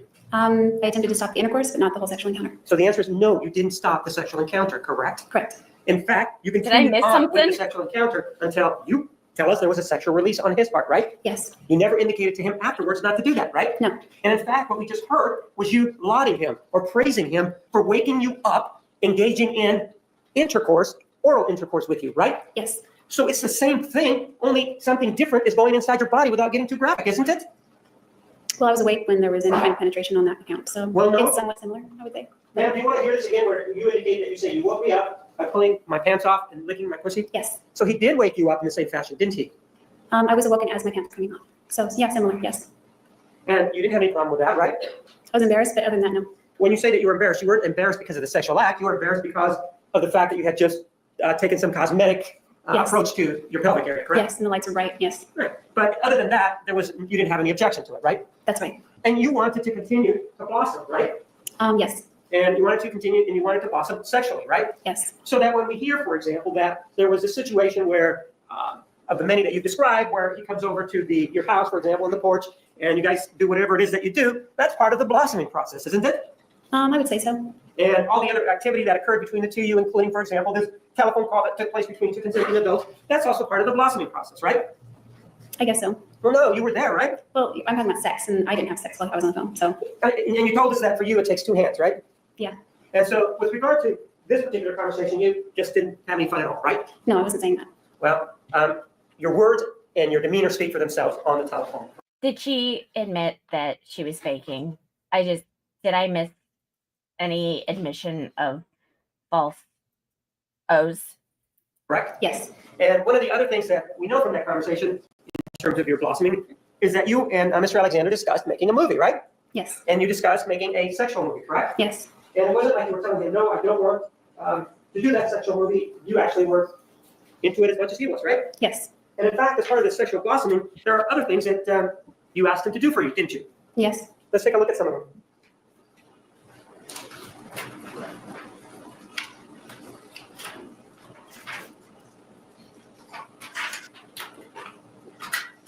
Can't wait. Take a look at exhibit 494. What happened to Travis's mom? Recognize that? Yes. These are two text messages that you sent to Mr. Alexander, correct? Yes. What is the date of those? The date is February 25th.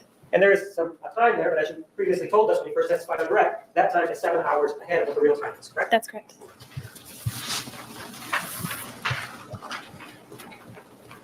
Remember the admission, exhibit 494? Did they have Bluetooth? 2008? Yeah. Or no? 494 submitted.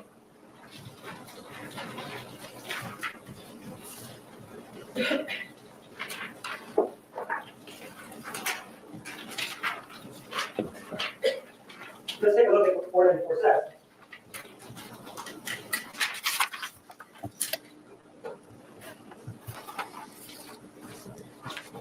Hi, good, you?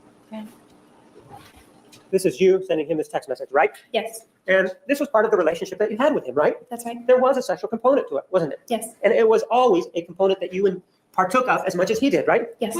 And in it you say, if you're a lucky boy and you promise to give me a good, well-deserved spanking, and then there's a period there, right? Yes. And then you also say, maybe you could give my What? ass a too much needed pounding too. Kidding, correct? Yes. You're kidding about the second portion, but not the first portion, correct? Yes.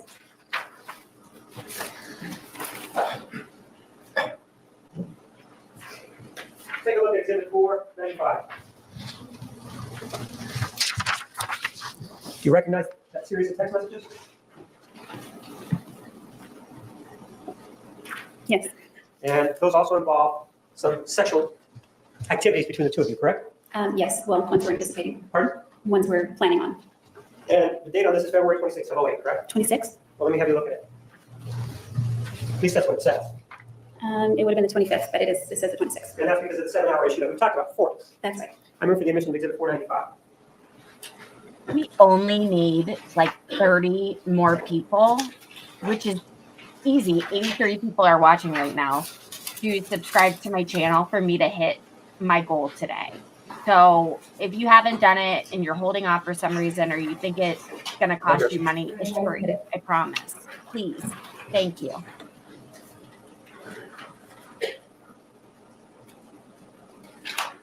I thought the same thing, Peggy, but I wasn't going to say it.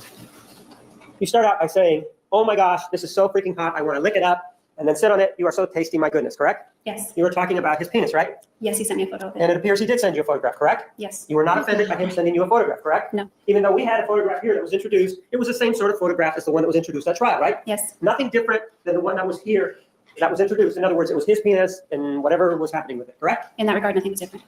And in fact, he then said, I'm glad you like it, right? Yes. And then you said, oh yes, I want to fuck you like a dirty, horny little schoolgirl, right? Yes. So the schoolgirl issue here in this conversation is being brought up by you, not by him, right? That's right. And in fact, this issue about the schoolgirl that may have been presented as part of the conversation on May 10th of 2008, well, you were enjoying it too, weren't you? I don't think we said schoolgirl on the tape. Pardon? I don't think I said schoolgirl on the tape, but as far as that goes, yes. Yeah. You like dressing up like a horny little schoolgirl, for lack of a better term, right? Well, I think I said on direct I didn't have a schoolgirl outfit, but it was kind of, that was the idea. Put You it did lightly. enjoy dressing up for him, right? Yes. And you enjoyed, at least indicating here, in February of 2008, that it had to do with looking like a little schoolgirl, correct? I guess so, yeah. Well, no, you keep saying you guess so, but isn't that what you wrote? No, I didn't say look in that text message. Pardon? You said looking like, and I don't see that in the text All message. right, so, okay, let's read it. I want to fuck you like a dirty, horny little schoolgirl. So that implies that you are dressed up in a certain fashion, right? Yes. And it also implies that, or indicates that it's you that's the person that likes this sort of activity and looking like a horny little schoolgirl, right? Yes. Although we heard previously some talk about braids and that it was only him that wanted that. It was a consensual, mutual relationship, sexually speaking, wasn't it? Yes, always.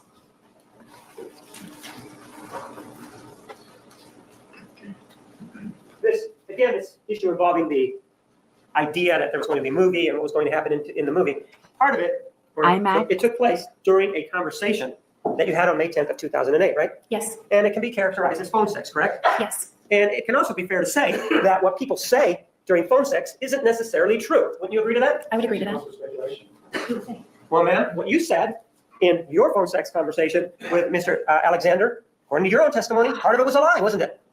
Are you talking about how he never jerked off? No, I'm talking about what you said in that conversation. What you said, part of what was going on was a lie, wasn't it? I agree, Betty. Yes, part of it was a lie. Sure, it was a lie, right? And so at least if we're using this conversation as a point of reference, people, you and Mr. Alexander, but you specifically, you lied to him, right? I did. And there was no harm in it because it was just a fantasy kind of conversation, wasn't it? Yeah, it was just fancy. Right, and so that if he says he wants to tie you up to a tree and stick it up your ass, that could also be seen as fantasy, right? Yes. That never happened, did it? Oh, And God. talking that's about, so for example, these things gross. about the movie and that sort of thing, Oh, whether or not you God. believed it or not, it was part of the fantasy of that conversation, wasn't it? Yes. So, for example, if you just listen to one of these snippets, or one Why of these the tree? exchanges, we can see that perhaps it's just all a fantasy. Let me have this represented here.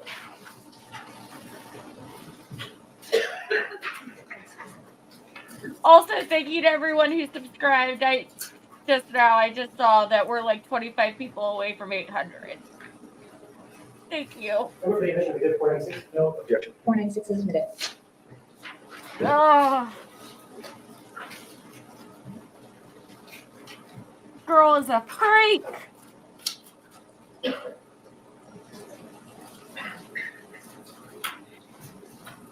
And now, before we listen to it, in this particular excerpt, you would actually indicate that you believe that maybe this making of this movie could be artistic. I want you to listen to that. Educational, even.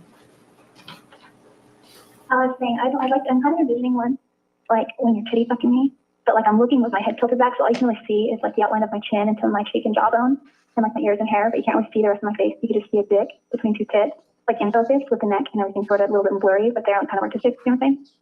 That's right. Yeah, I don't know if you could see that because your legs might take up the spot where the camera should be, but I think get something like that. Or vice versa. Ooh, if I'm working. Okay, go ahead. Well, we'll work that out. Worst case scenario, we could do it from like the reverse angle work. Mm-hmm. Yep. The other way. Mm-hmm. Or you could still blur my face and put your cock in something. You have a good looking dick, baby. I'm just gonna let you know. You like my dick? Yeah. It's like, oh, it just, oh, so smooth. And it goes so, oh, every time you fuck me. So you went just where I needed it. Just went where I just needed it back. You fucked me so right. You do say that it could be an artistic endeavor, right? Yes. And in fact, that comes from the fact that you like to take photographs, correct? Yes. And that's sort of one side of your life that you have, correct? Yes. And so, again, the fact that you're talking about it doesn't mean that you're actually going to do it, right? We were kind of tentatively planning it, but I don't know whether we were actually going to do it or not. Right, and it's a situation, again, that sometimes when people are involved in a sexual situation like what this appears to be, they get caught up in the heat of the moment, and they say things that are related to what's going on, correct? I would agree with that. And during this conversation, you and he actually discussed whether or not you guys should stop this particular activity of having sex, don't you? Stop having sex? Or stop having sex, stop having phone sex, that sort of thing. I think we did, yes. Well, let's hear what you actually said.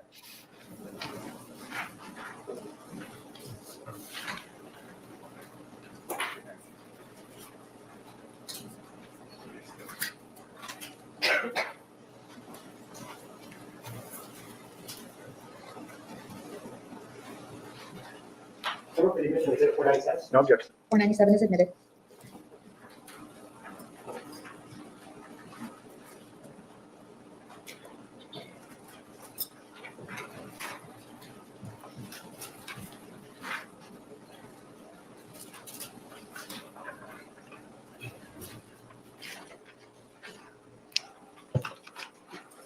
Yeah, well,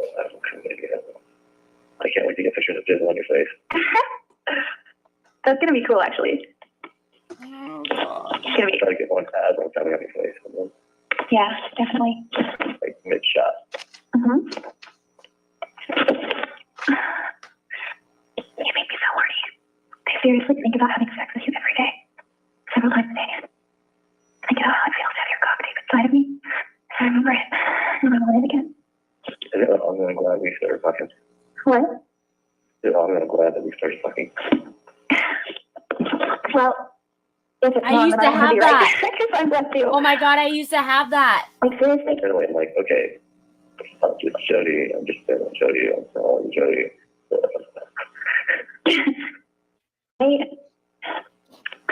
I don't know. What's wrong is that I wish we were doing it before because Yeah. that was good and Once we did it, why not do it? You know? I know what you mean. And it appears that there's a bit of a conflict because the two of you keep engaging in sexual activity, correct? That's correct. Whether it be by telephone or whether it be in person, correct? Yes. And this I used to issue have involving that you and he Bose having sex, machine. it also created a conflict for him, right? Yes. And you knew that it had to do with the LDS faith, right? Yes. And you were also LDS, and that created a conflict for you too, right? Yes. And so it wasn't a situation that it was a secret to both of you that perhaps, Oh, it's great. great. Since you were both members of the LDS faith, this is Oh, not wow. what you should be engaging in, right? That's right. But neither of you cared, right? Objection, also speculation. Sustained. Ma'am, you still continue to engage in sexual activities with him, even though you had this conflict, didn't you? Yes. And even though he says he has this conflict here, he still continued to have sex with you, right? Yes. So even though you were two conflicted persons, you still continued to engage in this activity, right? Yeah, that's what the conflict was about. Right. And in fact, you even had a description of the two of you, didn't you, in that conversation that we just heard from May 10th of 2008, don't you? Yes. Let's hear what you said.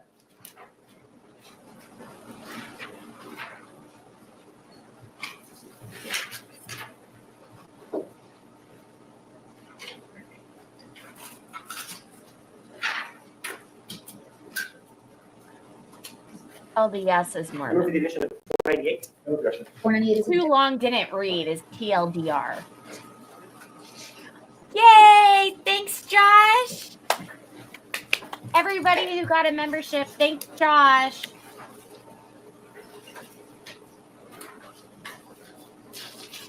Thank you so much, Josh.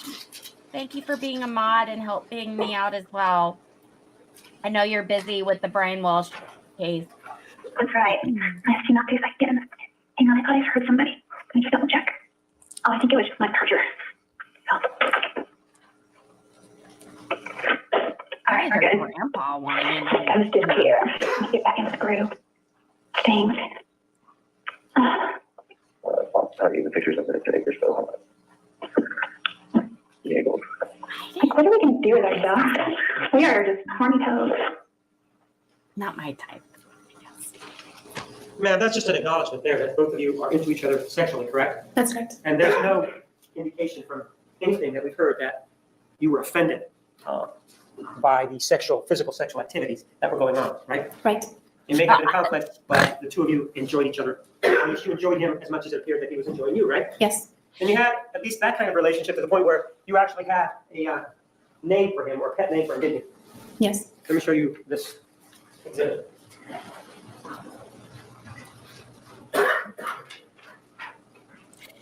I see we got an influx of people, and I'm just going to say that if you could please double check to make sure that you are subscribed to the channel. We are less than 30 people away from hitting my goal, like 25 people away. And people are giving out memberships. So if you got one, please make sure to say thank you to Josh. He's in the chat.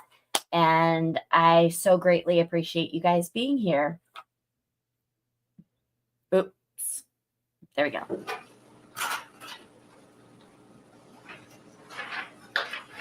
Take a look at exhibit 499. Do you recognize it? Yes, It's a text message that you sent, right? yes. What's the date? The date More is memberships. 21st. Thank you, Actually, it would baby. have been Thank the you, 20th of Josh. January. And you're saying that it was the 21st of January because of the time difference, right? Yes, it was the 20th, but it shows the 21st. Move for the addition of exhibit 4, then we have it. I'm adding it to my list. Either 15 super chats or $500. No objection. $4.99 is admitted.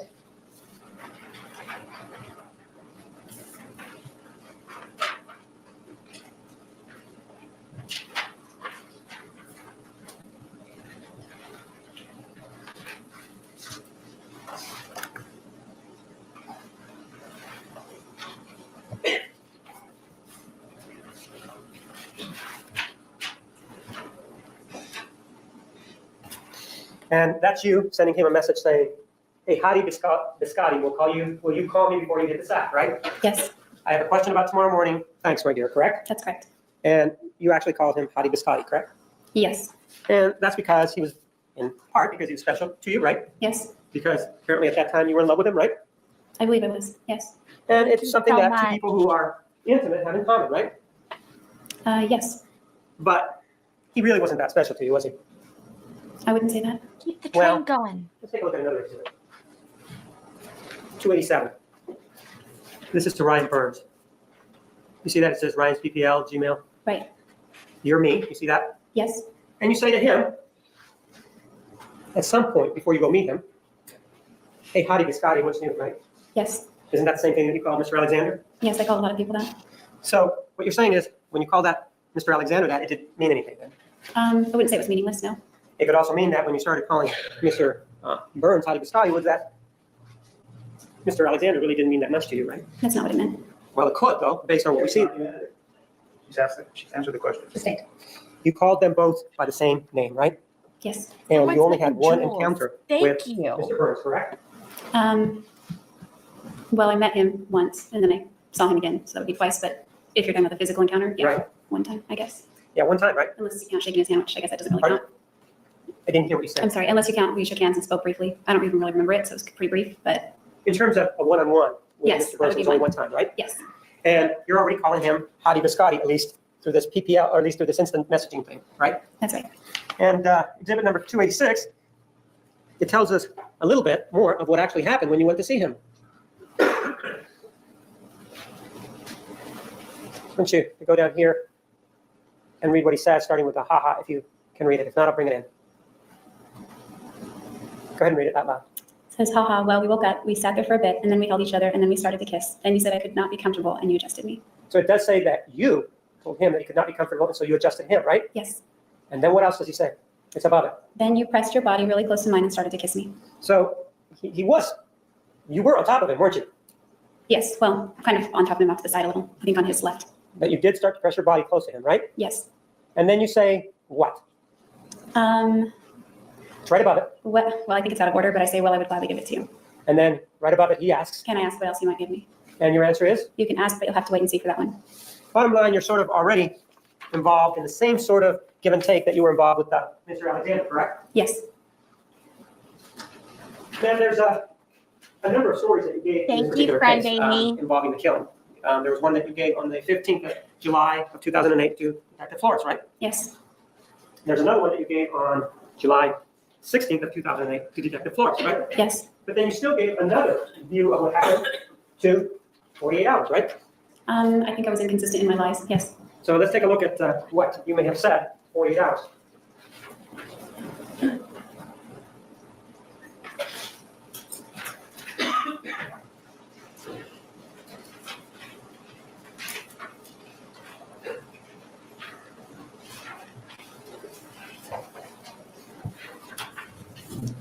I remember the admission was 500.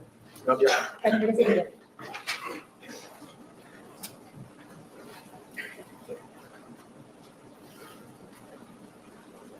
All right. I'm keeping track, guys.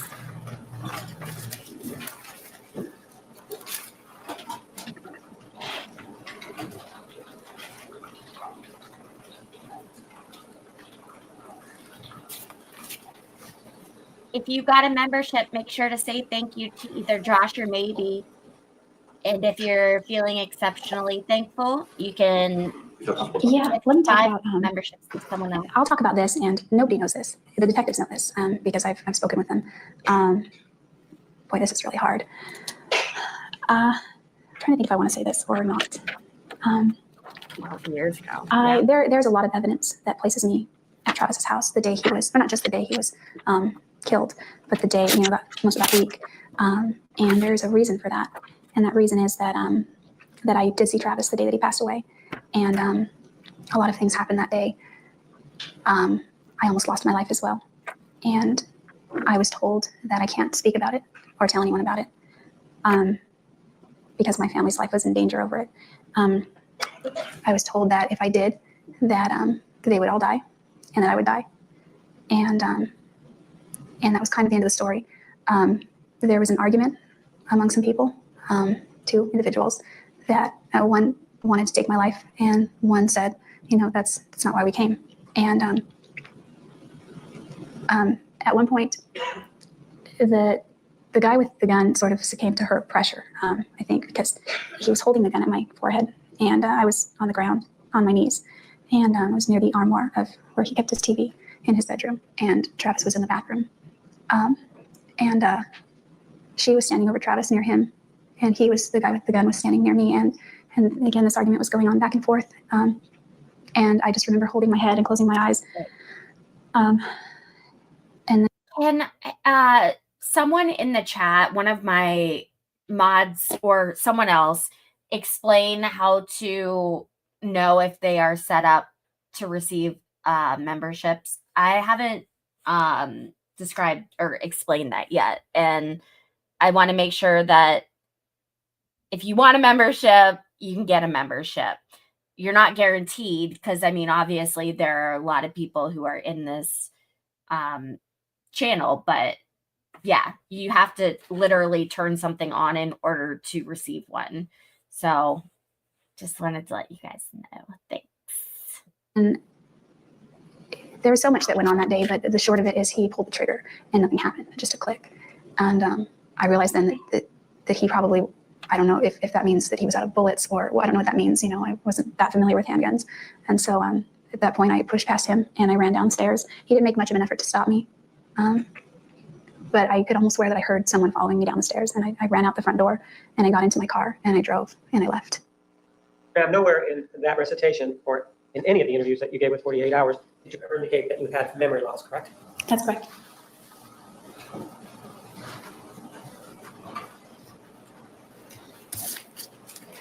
And in fact, you gave a slightly different view of the same event to 48 Hours on another occasion, didn't you? Yes, couldn't keep my story straight.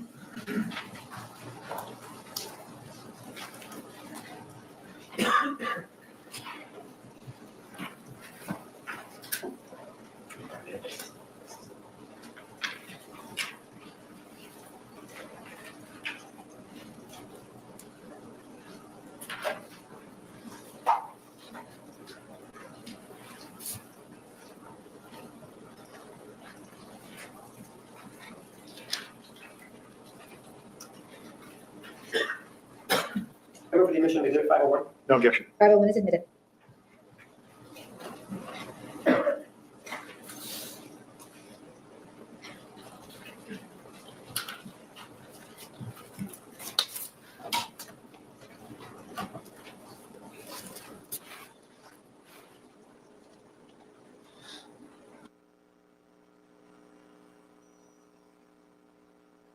Now it's just too quiet. Sorry, I was trying to avoid making too much noise for you guys.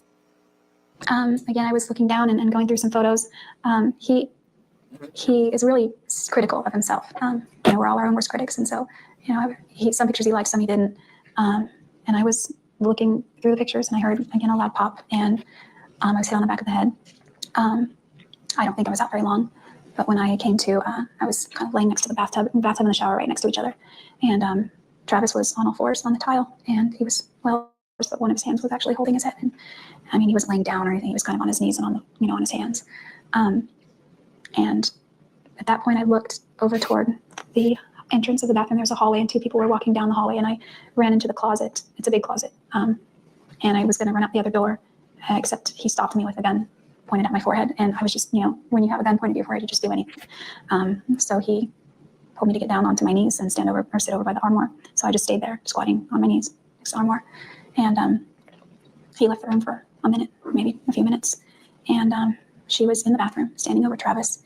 And I charged her. I ran down that hall and I pushed her as hard as I could. And she fell over him, landed near the sink. There's two sinks in the master bath, and he landed near the left sink, near the trash can, close to the windows. And I started to pull on him, and I said, come on, let's go. And he just wasn't. He was sluggish and lethargic, and he just wasn't getting up, and he wasn't really saying much of anything. He was there, and he was conscious, and I could see that. He wasn't saying much. I was able to get him he was sort of not crawling, but he was kind of moving and trying to stand up. And I was able to get him about halfway down the hallway when she came back at me, and we struggled for a few minutes. And again, she was doing what she could to overpower me, and she was kicking me, and she was stomping on my feet, and she was trying to kick my knees, and I was kind of bending them or trying to do what I could. And he came back in the room, and again, I had to go back to where I was sitting and stay there. And that's when they both began to argue about whether or not I should die. And there was an argument that went on back and forth between them for several minutes. At least it felt like several minutes. And he didn't want to, and she did. And she kept saying why they should. And he kept saying, well, that's not why we came here. And after he had gone through my purse again, he finally just pulled the trigger. And I thought, honestly, if it's over, it's the weirdest feeling to think that it's going to be over at any second, and then someone pulls the trigger, but you're still there. And at that point, I just ran. I pushed right past him, and I flew down the stairs. And there's part of I wasn't even in my body. I think I was, but everything felt numb. I was hyperventilating, and my heart was racing. And so even as I went down the stairs, there's part of me, my brain was telling my legs, don't screw up, or you're going to fly down these stairs, and you're not going to get away. So I'm, trying my best not to stumble down these stairs, and I just went out as fast as I could and out the door and slammed the door behind me and got in the car and left. And that's another version of the events that occurred on June 4th of 2008, correct? Yes, And they're not true. neither of them. Well, it's all the same thing. It's just different versions. Can keep my life straight. So the answer is they're not true, right? Neither of them, yes. Ma'am, you did also continue to talk to 48 Hours about coming to Mesa. Do you remember talking to them about that? Yes. And do you remember talking to them about what your plans were initially? Do you remember about that? Yes.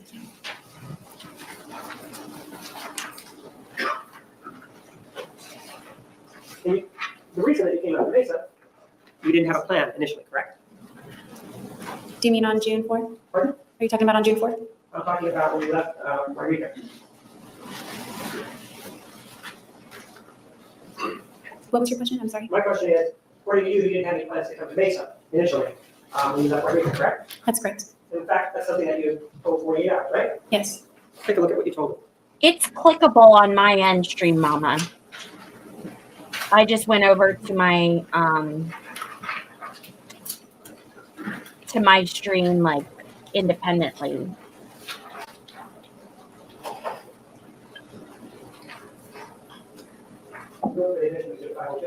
No objection. 502 submitted. Oh, 2 more subs. Woo-hoo!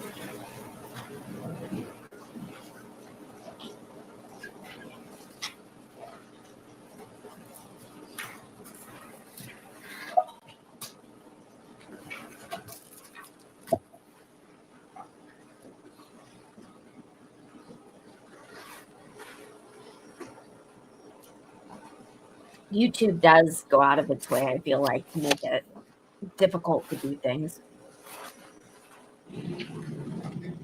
So tell me about this trip on this particular day. Did you plan that in advance, or did you surprise? No, I'm really kind of go by the wind when I take my road trips. I usually plan more than I can actually do, and then I cross some off the list when I feel I can. So on this last trip, my plan was to go to Monterey, to Los Angeles, to San Diego, to Utah, and then over to Death Valley, and then back up to Wairika. And it certainly didn't go anything like that. It went Santa Cruz, and then Monterey, and then I went to LA and Pasadena, and then I skipped San Diego. And it was when I was in Pasadena that night that I decided to go to Mesa. And Travis had found out about my road trip about a week prior, and he has this way of kind of guilting me, not in a bad way, just making me sort of feel bad. So he said, well, why don't you come to Mesa instead, and you can visit me? And I was like, no, I have other things I need to do and other plans and other people. I didn't say it in that way because you have to kind of be delicate about it. Otherwise, he would take offense, I think. And so he would say things like, okay, I see, whatever. I see how it is. You don't love me, just as a joke though. And so it just kind of pulls on my heartstrings a little. And again, I was weak and I folded and I decided that I'm going to go. And so I called him when I was in Pasadena and said, guess what? And he said, what? And I said, I'm coming to Mesa. And he said, really? And I said, yeah. He's like, all right, cool. And so, we hung up the phone and I drove, and I told him he didn't have to wait up for me because, I was still in Pasadena, and that's probably a good 5 hours and something, just all the way in Mesa. And as well as that, my phone was about to die. So, I just said, if I don't speak to you again until I get there, then, that's why. And so I showed up, I think around 4 a.m. And he was still awake. He had stayed up all night. He was on the internet looking up some videos on YouTube, some silly videos. And we watched some more videos for a little while. And then it was just like I was exhausted from the drive. So we just went to bed and went to sleep. And, With regard to the videos that he was looking at, we've heard something about quicker, faster, stronger, something like that. They weren't of any sexual nature, were they? No. And in fact, it may have been the way you described it, that it was some people with some sort of weird or funny headgear that were just dancing around. That's Yeah, you described it, they right? look that way, yes. And so you actually left Wairika on June 2nd of 2008, correct? Yes. And prior to that, though, you made some preparations, didn't you? Yes. You made some preparations in the sense that, according to you, you made a reservation to rent a car, right? Right. And the reservation to rent the car was made not in Wairika, but in some other place, right? It was made online. Yes. Oh, I'm sorry, in Reading, for Reading. Yes. Right. And Wairika does have some rental car companies, correct? That's correct. And in fact, what happened was that when you went to Reading to rent the car, you even had to, for lack of a better term, inconvenience somebody else to take you to get your car, to get the rental car, and then take you back to their house, right? That's right. And it would have been much more convenient in Wairika to go rent the car in Wairika, wouldn't it? Not for my bank account, no. Well, when you're saying your bank account, you're talking about financial reasons, right? Right. And how much money did you take with you in cash? I don't recall, but it was probably a few hundred, I think. So when you say a few hundred, are we talking about 200? Maybe that's not much more, somewhere in that ballpark. It was between like 80 and 200. I don't remember the exact amount. So it's between $80 and $200, maximum being $200, right? I think. I don't really remember as far as cash. Well, could it have been $300? It could have. I don't remember having that much cash on me, but I guess it could have. If you don't remember having that much cash on you, then it wasn't $300, right? Well, it just means I don't remember. Probably not. All right. And so previously during the direct examination, you told us that when you go on these trips, you don't take usually more than $200. You remember telling us that? Yeah, that's typical. And so in this particular case, you said, well, I had financial issues, and so I decided to rent out of Reading because it was cheaper, right? That's right. But it would have been more convenient, though, to rent from Wairika, correct? Convenient for who? You. No. In terms of picking up the car, it wouldn't have been convenient? No. Well, Wairika, you told us, was a small town, right? Yes. And you indicated that everybody sort of knows everybody there, right? That's pretty much the case. And the other thing that you told us about Wairika was that people know everybody else's business there, right?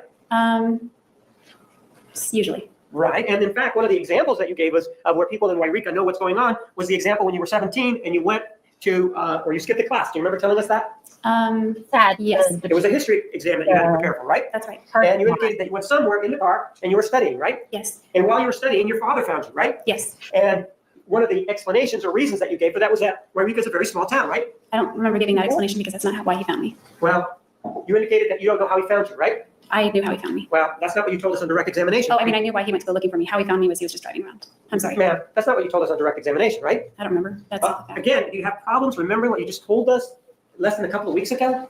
occasionally, I guess. And in this particular case, you're having trouble remembering what you told us as to how your father found you, right? I'm having trouble with how you're characterizing it, I think. Well, again, we're going to get into this word exchange issue, but my question to you is, do you remember telling us on direct examination that Wairika's a small town and that's part of the reason or how your father found you? Do you remember telling us that? Yes.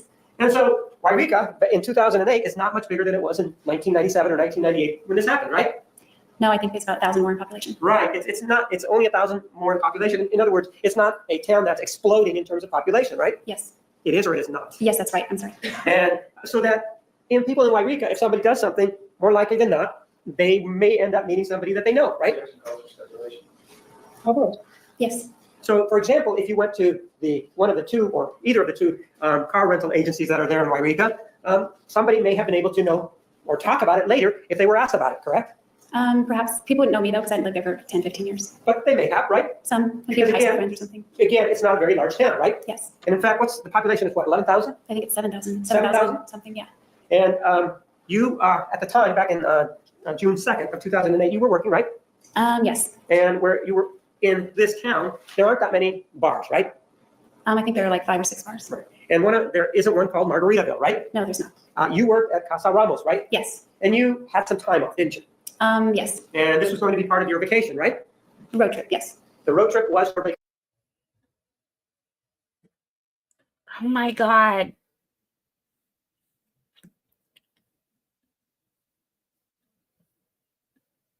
There isn't one called Margaritaville, right? No, there's not. You worked at Casa Ramos, right? Yes. And you had some time off, didn't you? Yes. And this was going to be part of your vacation, right? Road trip, yes. The road trip was your vacation, right? It was partially vacation, partially a business trip. And when you say partially business trip, what you're saying is, for example, that if you went to buy gas, that's something that could be deductible, correct? If it was for the business purpose, yes, it would be deductible. Sure. And in fact, since you were going to go to Utah, going to a gas station, it would make sense to save the receipts so that you could then deduct them from your income taxes, right? That's right. And in this particular case, it wouldn't matter whether or not you paid cash or you paid with a credit card, right? It wouldn't matter for tax purposes. Right, as long as you have the receipts, right? Yes. And in this case, so you did pay at least attention to the receipts that you got, for example, from the gas station, right? What do you mean by pay attention? Kept them. Yeah, I just threw everything in the shoebox. Right, you threw everything in the shoebox, everything related to this trip, right? Yes. All of the receipts from this trip were thrown in the shoebox that we've seen previously, right? No, probably not all of it, just whatever was left over in my wallet. Well, but you were trying to pay attention to keep the receipts that were related to a business expense, right? Somewhat. I'm very disorganized, but that's kind of my effort, yeah. Well, no, that's what you were attempting to do, right? Yes. And in fact, you did save some of the receipts involved with this particular trip, right? Yes. And so you're in Wairika and you decide instead to rent a car from Redding, California, right? Yes. And that's south of Wairika, correct? Yes, on my way. And it is on the way, but it is south, correct? Yes. And it's what, 90 miles away? I think it's 99 miles. So in terms of travel, we're talking about what? Close to 2 hours? Maybe just under 2 hours, I think. And on this particular day that you left, on June 2nd of 2008, you left the house around 5 o'clock in the morning, something like that, right? Yeah, I think so. It was very early in the morning. Well, you were at the Redding airport by 8 o'clock, weren't you? Yes. And so did you get there before 8 o'clock and just wait around, or did you get there at about the same at that time? I don't remember waiting. Well, I waited a little bit because there was a line, but not waiting for them to open. And somebody was with you, correct? Yes. A guy was with you, right? I can't remember if it was my brother's neighbor or my sister-in-law, but I think it was my sister-in-law. So either one of them dropped me off and picked me up or vice versa. So when you're saying that they dropped you off and picked you up, what you're saying is that they did not get out of the car that took you to the Redding airport, correct? I don't remember. You don't remember whether or not they went up to the counter with you? I think I was alone. So you were here when Mr. Colombo testified, correct, as to whether or not you were accompanied, correct? Yes. And so what time did you arrive at this would be your sister's house, right? Yes. What time did you get there? Before renting the car, you mean? Yes, that was the only time that you got there on June 2nd, correct? No, I got there with the rental car afterward and took a nap. No, I went back to our house. All right, the first time before you rented the car. In the morning. I don't remember the exact time. So it would have been, and they knew you were coming, correct? Yes. And so they were ready to then take you down to the airport, right? Yes. And they dropped you off, and then you went to pick up the car, right? I believe they did, yes. And one of the things that happened is that you initially were given a car or rented a car by Mr. Colombo, correct? Yes. And the car that he offered you initially was red, right? Yes. And you told him that you didn't want the red car, right? That's right. And the reason that you told him that you didn't want the red car was because it would call attention to them, or it would stand out more, correct? No. Well, didn't you tell him that you did want to exchange the car, though, right? Yes. And you told him that red is a color that police officers sort of focus on. You remember telling him that? Is that yes or no? I'm trying to remember. I don't think I worded it that way. So you did give him a reason why you didn't want that car, right? Yeah. And part of it had to do with the color, right? Yes. You didn't want the color red, Yes. correct? The color red seems to stand out, doesn't it? I don't know. I just heard they get more tickets. Right. And so it had to do with the police department, right? You did not want to stand out, and that's why you wanted a different color, correct? Not police department because I'd be on the freeway. I just didn't want to get tickets and Well, get more tickets. Who do you think gets traffic citations there? On the freeways in California, it's the California Highway Patrol. That's police, aren't they? I don't think they're police. I think they're law enforcement, but not categorized as police, not to my knowledge. Anyway. So if there's a crime, you're saying that the California Highway Patrol doesn't respond to them? They respond as well as maybe the sheriff's office or something. Depends on the district, I would imagine. Right. And so you were afraid that police, whether it includes the California Highway Patrol or somebody driving down the street, that they would focus in on your car because you had heard that police get more tickets involving a red car, correct? Afraid? No, I wasn't afraid. I just didn't want to shell out more money for tickets. Right. So afraid may not be the word that you like. What word would you like? Concerned? I don't know. Well, no, you're the one that said afraid wasn't the right word. Why don't you tell me what word you would use in describing your reluctance in taking a red car? It was motivated by financial frugality. Well, you're telling us then that the red car was cheaper to rent than the white car. No, in theory, I would be less likely to get a speeding ticket and shell out hundreds of dollars if I were not in a red car. So what you're saying is the red car, in your view, because of the color, stands out more to police departments, whether they be California Highway Patrol, whether they be the Salinas Police Department, whether they be the Redding Police Department, right? I'd be speculating, but I guess that's why they get more tickets. I don't know. Well, no, I don't want you to guess because I want you to tell us what you were thinking at the time because you were the one that made this request involving the red car. Well, my thought is that drivers of red cars tend to drive faster. They get more tickets. That's just what I've always been told. Right. But that's what other drivers do. You supposedly were going to adhere to the speed limit or within 10 miles of it, right? Usually I tried. Right. So if you do that, then you really shouldn't have too much of a concern about a traffic citation then, right? That's not right. I've been cited before when the radar was off. And how many times have you been cited for speeding, ma'am, when your speed was over 10 miles an hour, over the speed limit? Several times. Give me one time. One time I was driving on Highway 1 south of Carmel, or just entering Carmel Highlands, and I was going, I think, 60 something in a 50, and I got pulled over, and he clocked me at, he said Let 79. me stop you. You said you were going 60 something in a 50 mile per hour zone, right? Yes, That means you were going over the 10 mile issue that I just presented to you. yes. So in other words, what I'm asking you, can you give me an example where you were driving either the speed limit or within 9 miles of the speed limit where you were given a ticket? Objection, Your Honor. We are going to take the noon recess at this time. Ladies and gentlemen, please be back in the designated area at 1:25. Please remember the admonition, you are excused. Record will show the presence of the defendant and all counsel. Ms. Arias, when responding to questions, be sure that you let Mr. Martinez finish his question before you start to speak. The court reporter cannot take down two people at one time. Yes, ma'am. All right.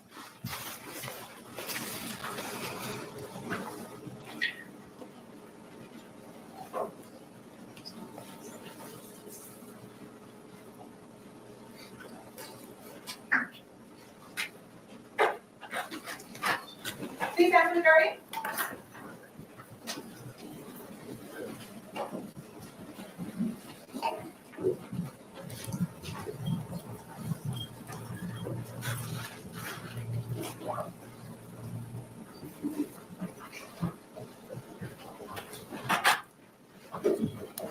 Please be seated. The record will show the presence of the jury, the defendant, and all counsel. To sustain the last objection, Mr. Martinez, you may continue. Okay, we're talking about a car rental in Redding, California, and you ultimately were given a second car, correct? Yes, And the color of this car was white, correct? yes, And that was more to your liking because of this issue involving the traffic citations, correct? yes. And this car had a capacity of over 12 gallons per tankful, correct? It was 10 or 12, I don't remember. Well, okay. Do you remember, this is exhibit 237.018. Do you remember filling up with gas in Winnemucca, Nevada? I remember running out of gas in Nevada, and When you say that you ran out of gas, there was absolutely no gas in your car, or you were just running low? it was, the gas light was on, so. When you say that the gas light was on, doesn't mean that you're not moving. It means that you are low on gasoline, correct? Yeah, it was kind of below. Are you saying that that's where it happened in Winnemucca, Nevada? No, I was probably, I think he said I was 15 or 20 miles from there.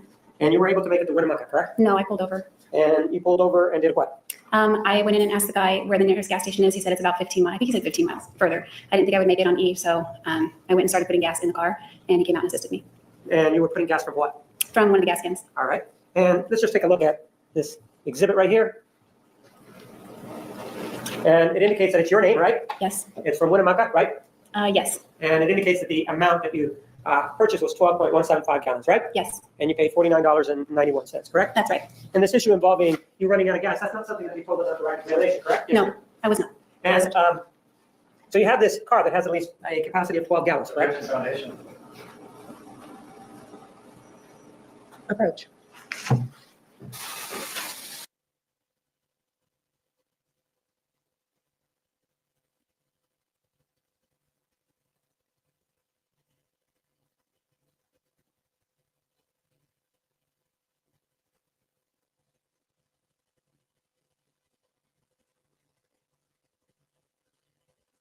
Now, with regard to Winnemucca, you filled up your car with gas, didn't you? Yes, I put gas in it. All the way until it was full, right? I probably, because I usually filled up until the Yes or no? clicked. Yes or no? In Winnemucca, did you fill it up with gas? I put gas in it. I probably filled it up. So you're saying that you're not sure if you filled it up all the way with gas then, right? That's right. But you did make a purchase in Winnemucca, pursuant to exhibit 237.018, in which 12.175 gallons were purchased by you, right? Yes, And so it could be that the tank was 15 gallons of gas, right? Objection, calls for speculation. Oh, Jimmy answered. Right? that's possible. But at least we know that this gas tank could hold at least 12.175 gallons of gas, right? Right. And before you went on this trip, it started on June 2nd of 2008, correct? Yes. It started around 5 o'clock in the morning, correct? It was early in the mornings, around that Because you were at Reading at 8 a.m., correct? time. Yes. Well, we saw the receipts. Were you here when the receipts were shown of you renting the car at approximately 8:01? Yes, I was here. And so if it takes you 1 to 2 hours to drive down there, that would mean you'd have to get up pretty early, right? Yes. And so you got up pretty early, you drove down to Reading, but in anticipation of that, you actually called somebody by the name of Daryl Brewer, right? Yeah, and I'm sorry I didn't get up early. I was up all night. So. Pardon? You said I got up early. I just wanted to make that clear. I was up all night. So Okay, so what you're saying is you didn't sleep that night, I right? didn't sleep that night. No. Okay, so but you did, in anticipation of this trip, contact an old boyfriend, right? Yes. And that would be Daryl Brewer, right? Yes. you made a number of telephone calls to him, correct? Probably. And when you say probably, it means that you're not sure, right? I'm not sure, no. So you at least made 2 calls to him though, right? If that's what my phone records reflect, then that would be right. I'm asking what your memory reflects. I don't remember actually calling him before leaving on my trip. And So you have no idea as to whether or not you even called them before you went on the trip then, right? I don't recall. Well, of course I called him before the trip, but I don't know how soon before the trip. So you don't remember whether or not it was in May then, is that what you're saying? I did talk to him in May, And it was toward the end of May, correct? probably. And when you keep saying probably, it means that you're not sure, but that you do not deny that you made a call, right? That's right. And so you made this call to him at the end of May, and you asked him whether or not he had any spare gas cans for you to use, right? That sounds right. No, I'm not asking what sounds right. Is that what you did? I think I did because he's the one I ended up borrowing them. Well, ma'am, are you having trouble again with your memory with regard to events then? Yeah, because there were a few different, So the answer is yes. You are having trouble with your memory. with that question. Well, are you having trouble? It's not the only question that you've had trouble with. Are you having trouble with the memory of the events leading up to your trip? Leading up to, yeah, I feel Okay. a little bit. And you would agree then that the events leading up to your trip were probably the end of May, and the killing was on June 4th of 2008. So are you saying that whole period you're having problems with your memory, or is it just the end of May? Well, there are some things I recall and some things I don't. So my question is, are you having trouble with both or just the end of May? I'd say my whole life is like that, so both. So you're saying that you're having trouble remembering everything or events throughout your life. Is that what you're saying? Some things, not everything. And sometimes you know what you can remember very well, and sometimes you can't. Is that what you're saying? You mean can't at all or can't remember well? Can't remember. Both well or at all? Yeah, Tell me. all of the above. And so at the end of May then, you're saying that you really don't remember whether or not you made a telephone call to Mr. Brewer. Is that what you're saying? I don't remember specifically, but I know I called him at one point. All right. And you did call him because you wanted to talk to him about some gas cans, right? That wasn't the purpose of the call. Well, that was what was discussed during that call, correct? I think so, yes. You're saying you think so? Yes, correct? That's what Yes. you're saying. And so one of the things that you told him in discussing these gas cans was that you were going to take a trip, right?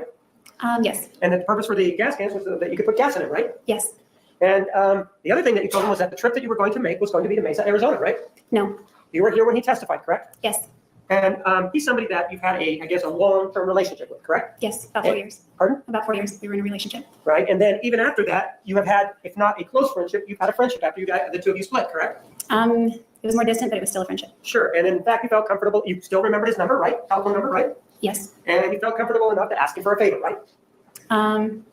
Certain favors, yes. Well, that particular favor, you felt comfortable in asking him for that, right? Which one? The gas cans? Well, which other favor are we talking about? Are there more than one favor here that we've talked about? I want to know what you're talking about. No, I'm asking you. Do you remember that we started talking about gas cans? Do you remember that? Yes. That we've talked of nothing else other than gas cans so far. Is there anything else that you believe that we've talked about? I wasn't sure, that's why I asked. Ma'am, is there anything else that we have talked about? I'm not sure, that's why I asked. I'm asking you, is there anything else that has been posed to you other than this gas can issue involving Mr. Brewer? Yes. Objection, ask and answer badgering. Just thank Now, you have this conversation with him involving the gas cans. It is more than one conversation, isn't it? I don't remember. And it could be more than one conversation. It's what you're telling us, right? Yes, And are you saying you did not tell him that you were going to go to Mesa when you spoke to him? that's right, I told him after. I'm asking you, the question is this, isn't it true that before you went on the trip, you told him you were going to Mesa? No, that is not true. All right? Isn't it true that as part of one or another conversation that you had, you told him that you were going to go to Arizona to visit some friends? No, I said Utah. You didn't. I'm asking you whether or not it's true that you told him that you were going to Mesa to visit some friends before you took the trip. No, I said Utah. I'm not asking you what you said, am I? Objection, badgering. Yeah, I think you are. You're thinking, my question to you is asking you what. Let the record show that I have asked for milkshake products. And that is why I haven't made a milkshake. Your response? My milkshake brings all the boys to the yard. Don't go any further. I'll get strike. And they're like, You motherfucker. no What you told him? Is that what you think it is? Whether or not you told him that you were going to go to Utah? Do you think that that's what the question was? No, The question was, isn't it true, ma'am, that you discussed with Mr. Brewer before the trip that you took that you needed the gas cans to go and visit friends in Mesa, Arizona? What is your answer to that? my answer is no, I told him Utah. And I'm asking you whether or not you think I'm asking you what you told him. Am I asking you what you told him? That's kind of my interpretation of it. It's a yes or no question. It is a yes or no question, isn't it? And I answered no 3 times, yes. And you also added something 3 times, didn't you? Yes, the truth. Am I asking you whether you're telling the truth? You have asked me that. Am I asking you right now if you're telling the truth? I don't know, are you? Well, have you heard that question prior to you saying that? Yes. You heard that question immediately before I'm telling the truth. The prosecutor asking you if you were telling the truth, you heard the prosecutor say that. Not immediately. Pardon? Not immediately. So the answer is yes or no. Did you hear the question immediately before you gave the answer that you were telling the truth? No, not immediately. So you did have these conversations with Mr. Brewer, and you decided to get the gas cans. Why don't you just go and buy some gas cans? They were expensive. And when you say they were expensive, how much is a gas can did you get? I don't remember, but it wasn't in my budget for my travels. And you wanted 2 of them, right? I don't know, I guess whatever you had. So if you would have had 6, you would have taken 6? No, they wouldn't have fit. And these gas cans, when you picked them up, where did you put them? In the trunk. The back? Yes. So you rented this car, and this car had some floor mats, correct? No, it did not. So then you get into this car, and you pick it up, and you go back to sleep, right? Yes, back at my brother's house. I didn't ask you where, did I? No. I asked you if you went back to sleep, right? Crap. Yes. So you went back to sleep, and at some point, you then started to go on your trip for reals, right? Okay, yeah. All right, and about what time was that? I want to say late morning, but I'm not too sure. And you then drove south till you got to the Monterey, California area, correct? I stopped again and slept and then continued driving south. What did you say? I stopped again and slept and then I continued driving south. Give a Did slut? anybody ask you whether or not you slept? Well, you just asked me. I asked you whether or not you slept. Is that what my question was? Yes, you asked if I went to sleep. No, I asked you when you started your trip, did you make it to Monterey, California? Do you remember me asking you that? I remember you asking something like that, but not worded that way. When you say something like that, again, it seems that you have a problem with your memory. Do you have a problem with your memory today? Not in Why this is he particular case. nailing Okay, so her on the after you memory woke up, thing? How does that You're help sleeping at him? your sister's house. Did you begin your trip? Yes. And did you eventually make it to the Monterey, California area? Yes. And what time did you get there? It was very, very late. I knew you would like it, stream. I think it was even the 3rd in the morning because we had stopped in Santa Cruz first. So you got there on the 3rd, you believe, but in any event, it was late, correct? Yeah, it was past midnight, I think, by the time we got to Monterey. And so in terms of miles, how many miles are we talking about? From where to where? From the place that you left your sister to Monterey, wherever it is that you went, and you arrived around midnight or after, or in the early morning hours of June 3rd. Well, I'm not particularly sure. I'd say somewhere in the ballpark of 500 miles. And so, I know more about hours, not miles. okay, how many hours? then? From Reading to Santa Cruz, it was approximately. I'm actually like this in real life, you guys. Like, am I not, Frank? It takes me forever to decide what I want for dinner. If I'm gonna waste calories, I want to make sure that they go towards something I want. So I apologize if I'm not paying attention. I'm not. It's not a question at this point. Just give me 5 more minutes. Thank you. 6.5 to 7 hours. And in Santa Cruz, did you meet anybody? In this Yes. argument, And that's where you met Mr. McCartney, correct? Yes, and his roommate. And did I ask you again if you met his roommate? You asked if I met anybody. No, I asked you if you met Mr. McCartney. Do you remember that question? Yes, and I answered yes. And so you met Mr. McCartney, and you spent the night at a place where he was living, right? Yes. And what time did you get up the next morning? I don't remember, but it would have been in the morning. I understand it was the morning. Would it have been really early, or would it not be so early in the morning? It would have been before Jack had to go to school, so whatever time that was, it couldn't have been too late. What time did Jack have to go to school? I don't remember. And so, did you have plans already to meet up with Mr. McCartney, or is it a situation where you got on the phone on the road, called him up, and said, "Hey, I'm coming down there. Can we meet?" It was definitely beforehand because I was going to crash there. So, when did you speak to him beforehand? Was it a week or so before? Was it days before you left? What was it? I don't know. We spoke here and there. I don't know. All right. And did Mr. McCartney go with you the next morning to meet with Mr. Brewer? No. So you did go over to Mr. Brewer's house, and one of the reasons that you went over was to talk to or see Jack, the son, right? That was one of the reasons. And you also had breakfast there, correct? Yes. And you also checked your email there, correct? I think it was my MySpace Pardon? email. Yeah, it was my MySpace account. Well, when you say that you checked your MySpace account, is your email included in the MySpace account? There is an email system, but not my main email. I'm asking if you checked when you checked your MySpace account, did you check any email in the MySpace account? I don't remember. Did you check? You mentioned that you had another email system. Did you check that other email system? I don't remember. Probably not. I think it was just MySpace. And what was the purpose for checking that, the MySpace account? Hadn't done it in a few days, so. And so you check that, and then at some point, you get some gas cans, right? Yes. And when in this whole sequence of events did you get the gas cans? Sometime while I was visiting with him. I don't remember how it happened. Was it before or after Jack left for school? I don't remember. And what color were the gas cans? They were red And where did you put them? in the trunk. And that would be in the back, correct? Yes. Where was your luggage? In the trunk. Same place with the same area as the gas cans? Yes. And how much time do you spend there with Mr. Brewer?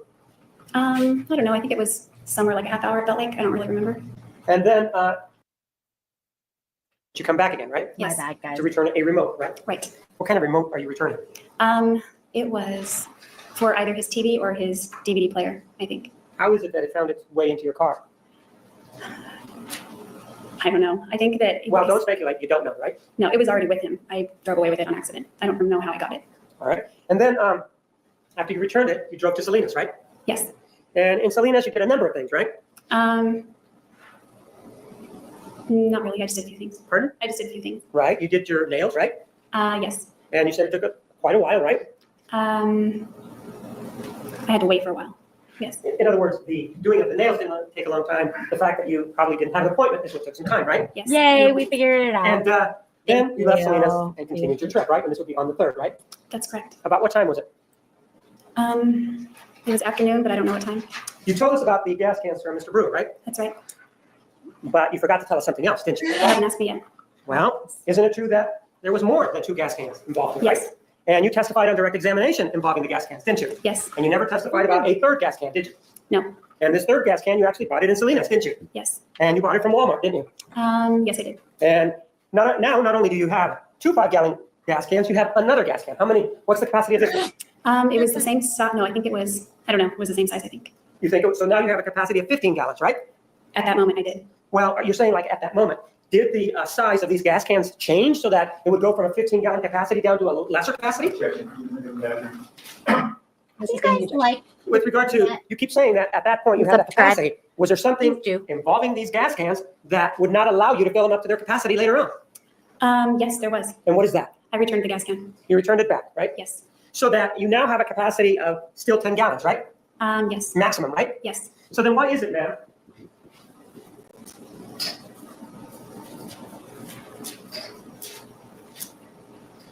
that when you go to the ARCO, you fill up with gas, you remember that? Yes. And then you go inside and exhibit number 237.012, do you see that there? Yes. That's a capacity of 10 gallons, right?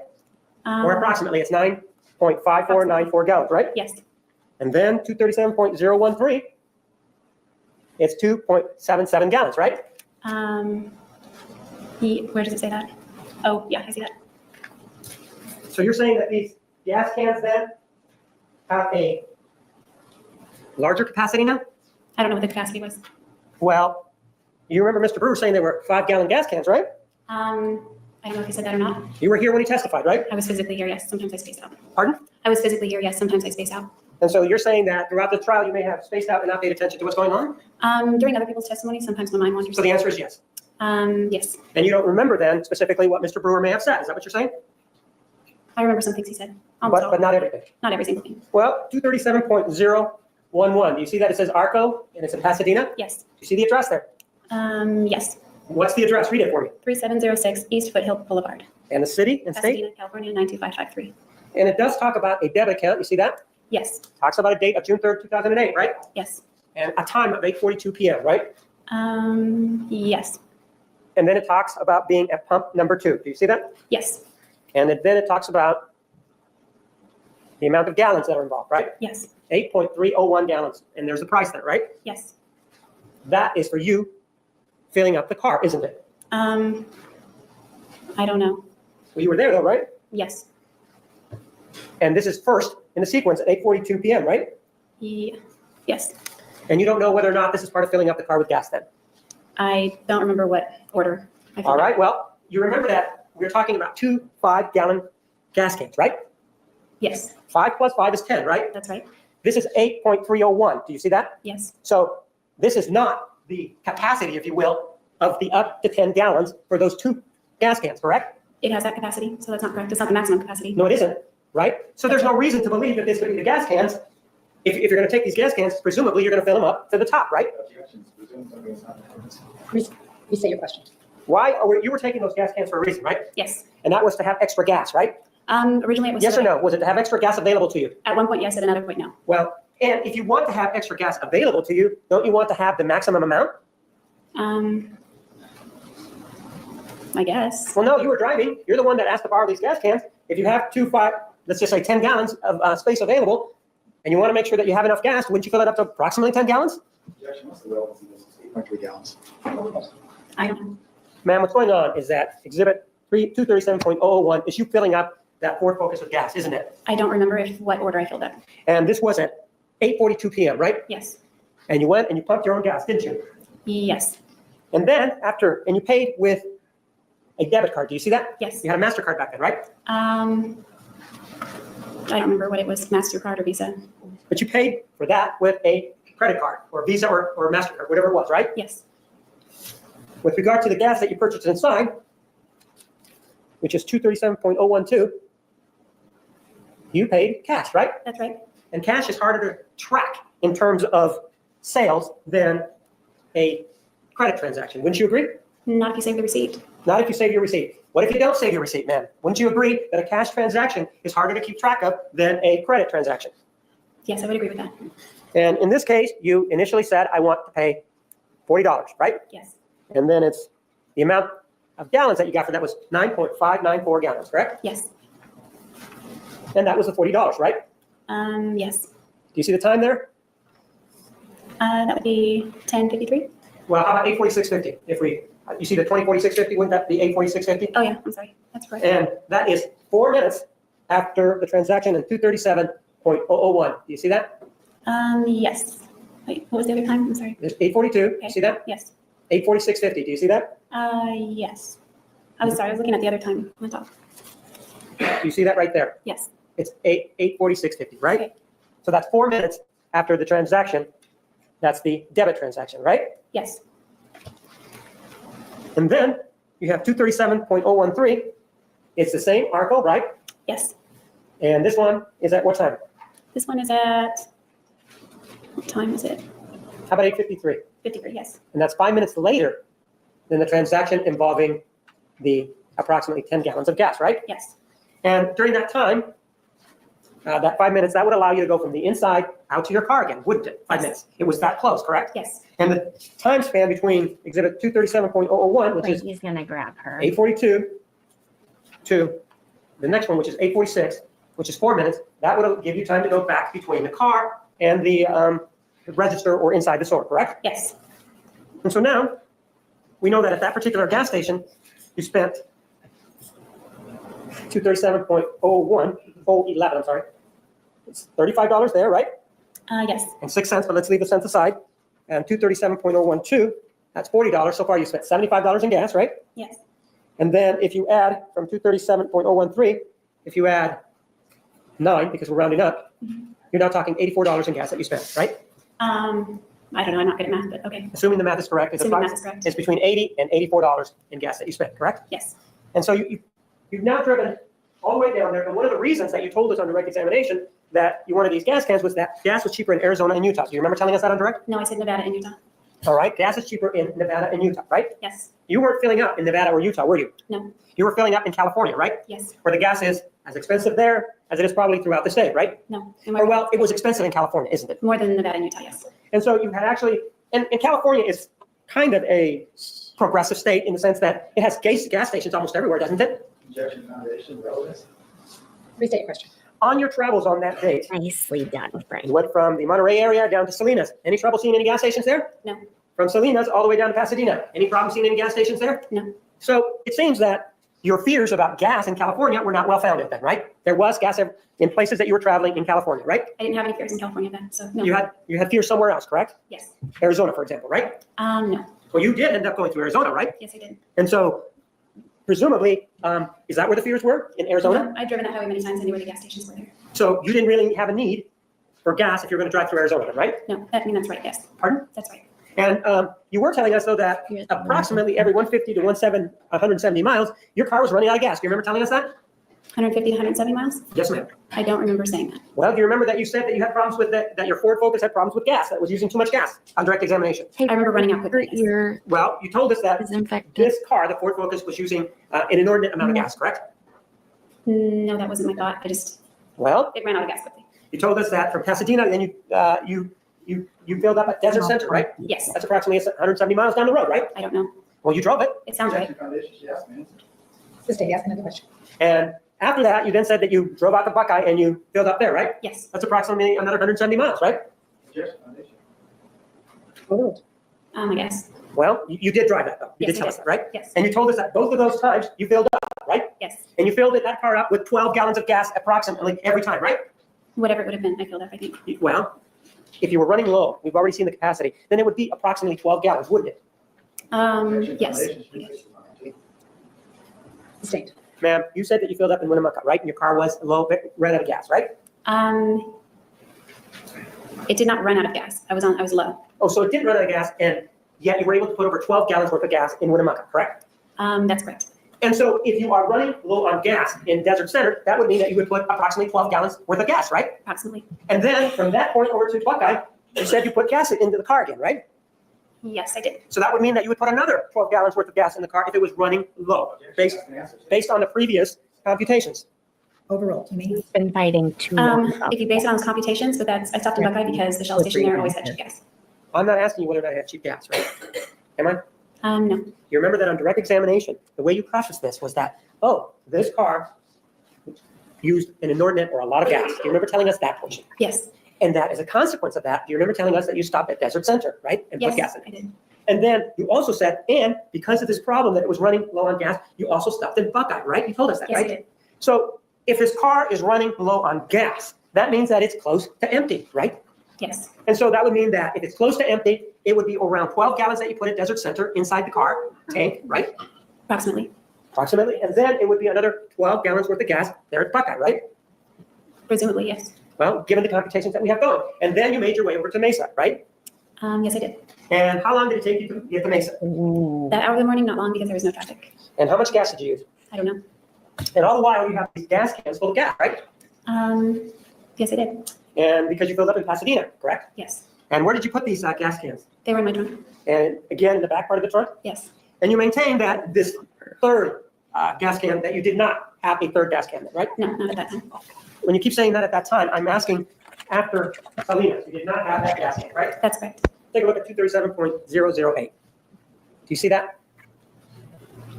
Do you see the receipt? Yes. And at the very bottom, it says 5G. I gotta Actually, wash it's my 5 gallons, hands. right? Yes. Carol Carb is the type I'll be right of back. gas can, correct? Yes. And it's 12.96, right? Yes. Ma'am, at the time that you bought it, one of the things that you were telling us was that you were very financially strapped, for lack of a better phrase, right? That's right. So if you want to save on gas, which is on the price of gas, which is what you say is your ultimate goal, right? At the time that I wanted gas cans, that was my ultimate goal. So that was your ultimate goal at the time that you talked to Mr. Brewer, right? Hey guys, so I think now is a good time to do a we've done this like 3 times, but just an overview for anyone that's new. Hi, this is Lacey, criminally confident. I am showing the Jodi Arias trial as a cautionary tale of what happens when you bring crazy broads around your friends and family. Learn from this, set boundaries, know who is in your life, what they know. Be careful because this is for real. It's no joking matter. Like, I think she's the craziest of the crazies. So I thought that she was a good person to put on blast and exemplify for what to avoid when you choose a mate to bring home to your parents. Men are not excluded, and maybe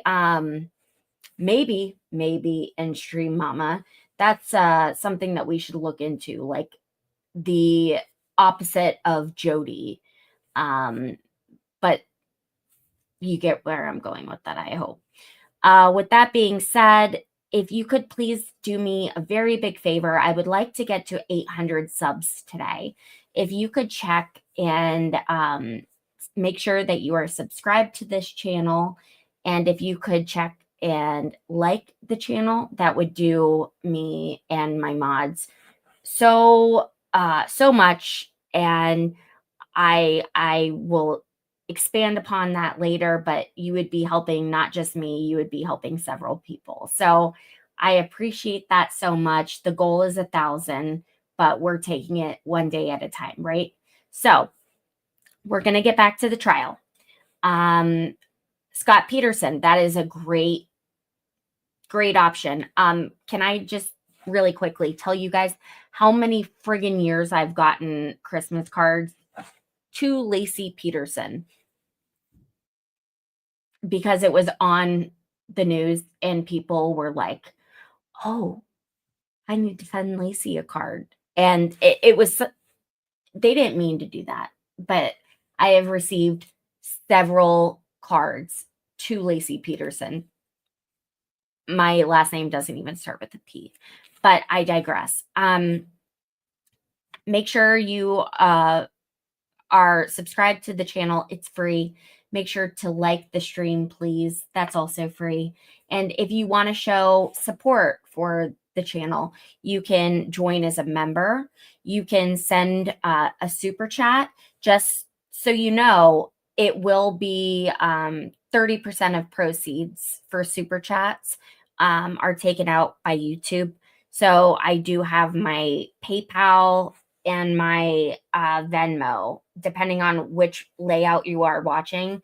That information is listed above or below. Not PayPal, Cash App. I'm sorry. Okay, I think that's it.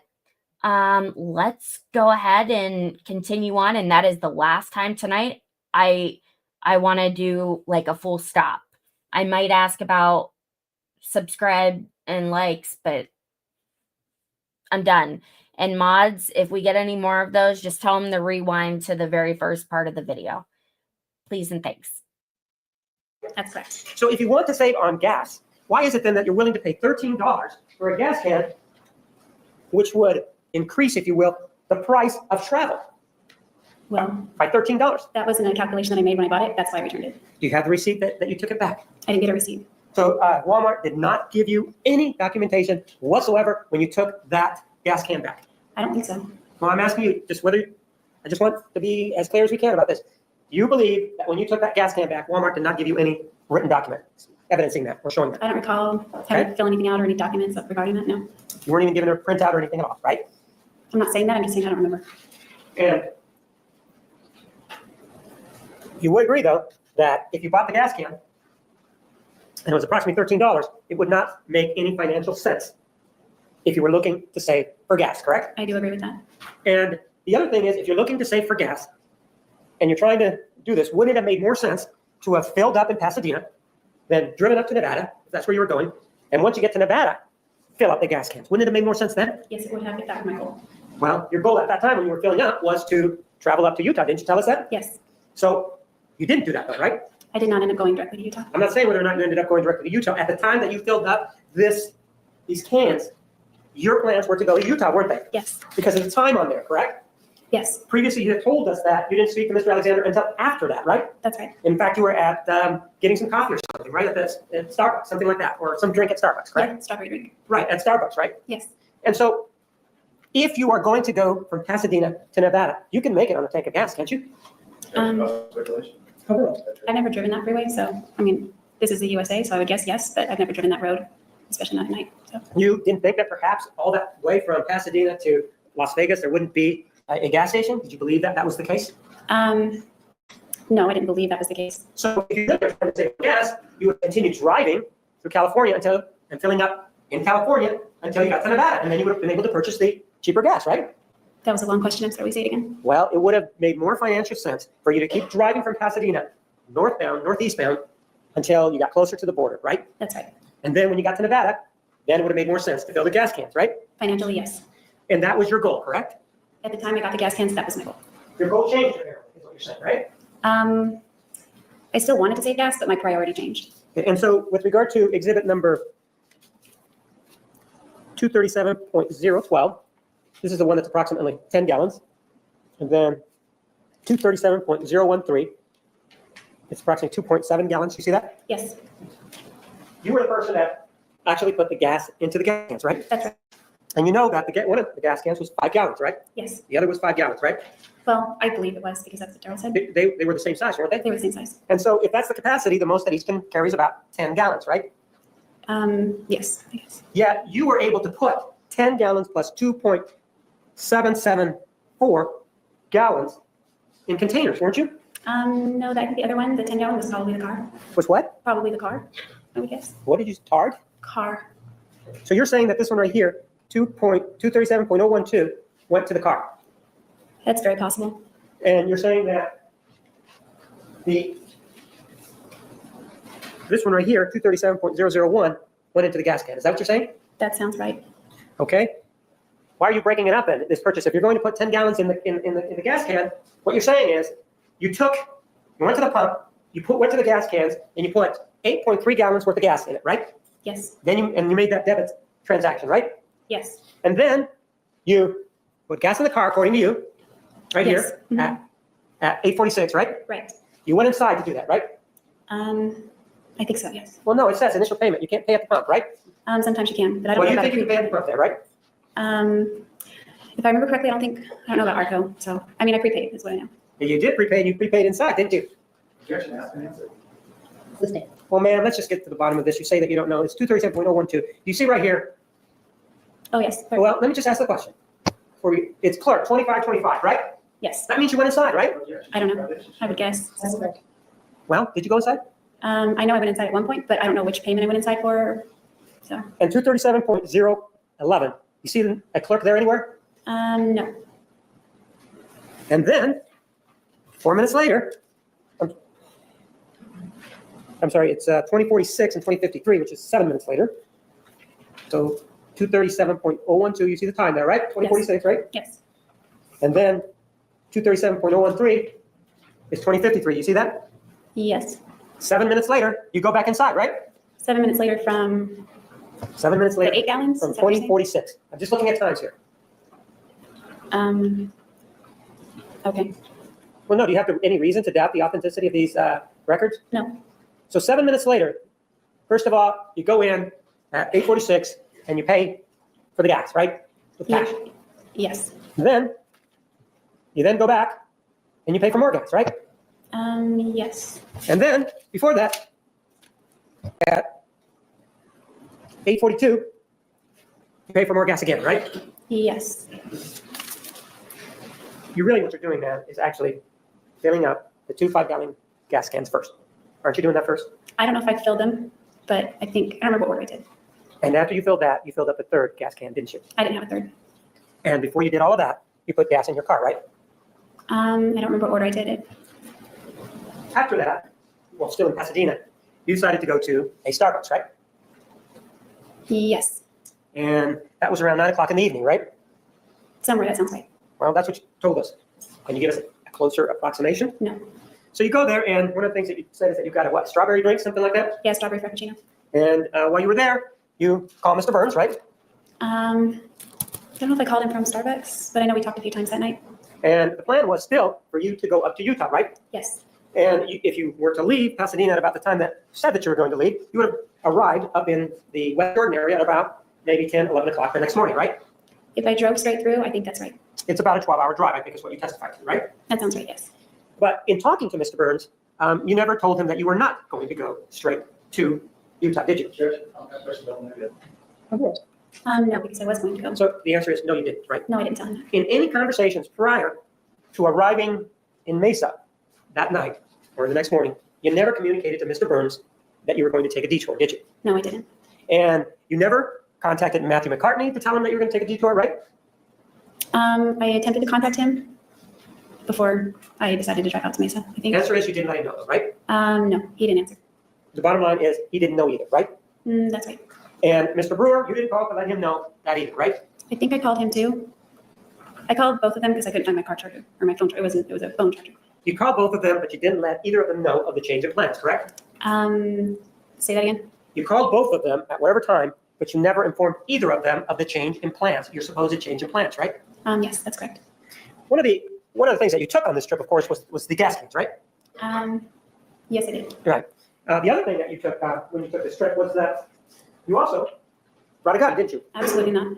Well, do you remember having a conversation on June 10th of 2008 with Detective Flores of the Mesa Police Department? Yes, I do. You initiated that call by calling him first, right? Yes, I did. And after you called him, he called you back, right? Yes. And I think previously you said, well, I called him to sort of find out what was going on with the investigation, right? Yes. That was one of the reasons, right? Yes. You wanted to know what was going on, right? Yes. And during that conversation, you and he discussed a number of things, right? Yes. And during that time that you were talking to him, part of the purpose was, at that time, again, not only to get information, but the way you put it was to also sort of cast suspicion away from you, right? Yes, for the time being. That was Well, that phone call, one of your objectives was to get the detective to look somewhere else, right? Not you.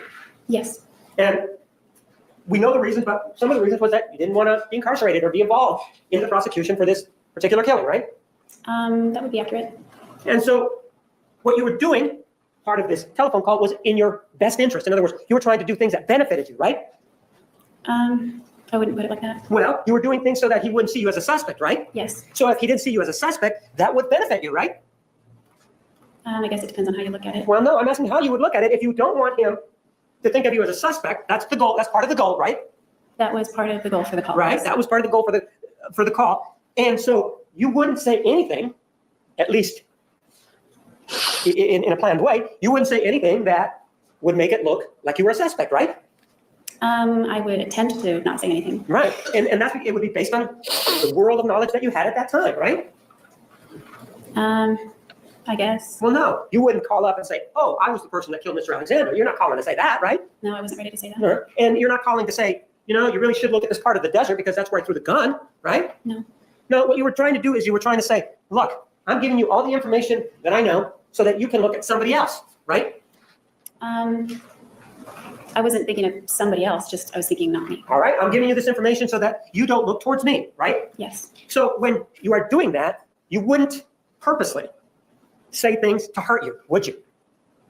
Hurt your case. Stop. Don't bite me. I don't know. You think that you would purposely say things to hurt your case? Probably not. That wasn't really my goal. No, that wasn't your goal, so you really wouldn't, would you? But you, really, right? I didn't consider it my case, but no, I wouldn't say things intentionally to hurt myself. Okay, but you and he did talk about whether or not Mr. Alexander owned the gun, right? Yes, I did. And at that time, you did not know that you were being tape recorded, do you? I assumed I was. You assumed it was, but you didn't know, right? I was told it was. Who told you that it was? Did the detective tell you in advance? An attorney told me. In advance of you making the call?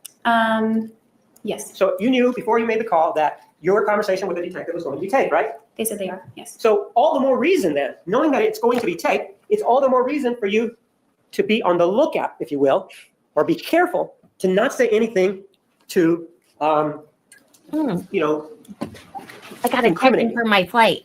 Hold on. Yes. Sorry, guys. right?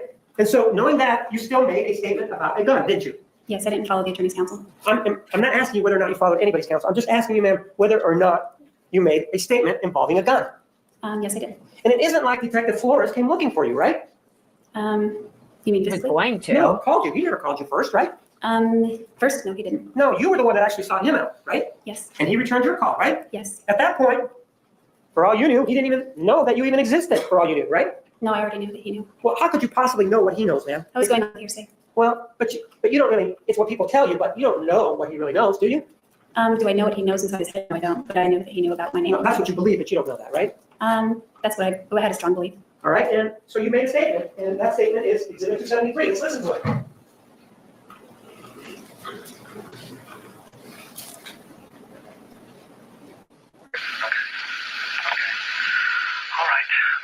Well, can I call you again if I need more information or if I have another question? Do you have any questions I can answer for you? Yeah, do you know when all this happened? I mean, I got a call last night, but is there any word on? Sometime between Thursday and last night. We're not sure yet. We haven't pinpointed yet. And you said that maybe multiple people said he was a guy. Maybe you can't talk about this, but was there like any kind of weapon used, or was there a gun? Was there? I can't say what type of weapon was used, but yeah, I'm guessing there was a weapon used by the type of injuries that were left behind. Do you know of him having any weapons at all in the house? His two fists. That's it? Really? And yeah. Okay. No handguns or rifles or. No, he wasn't one to keep any of that I know. Fighting knives or anything like that. No, he was more into like wrestling and UFC, and he had he said he had just bought a punching bag, and he's like, I love the crap out of my punching bag, But, That was you on that recording, correct? Correct.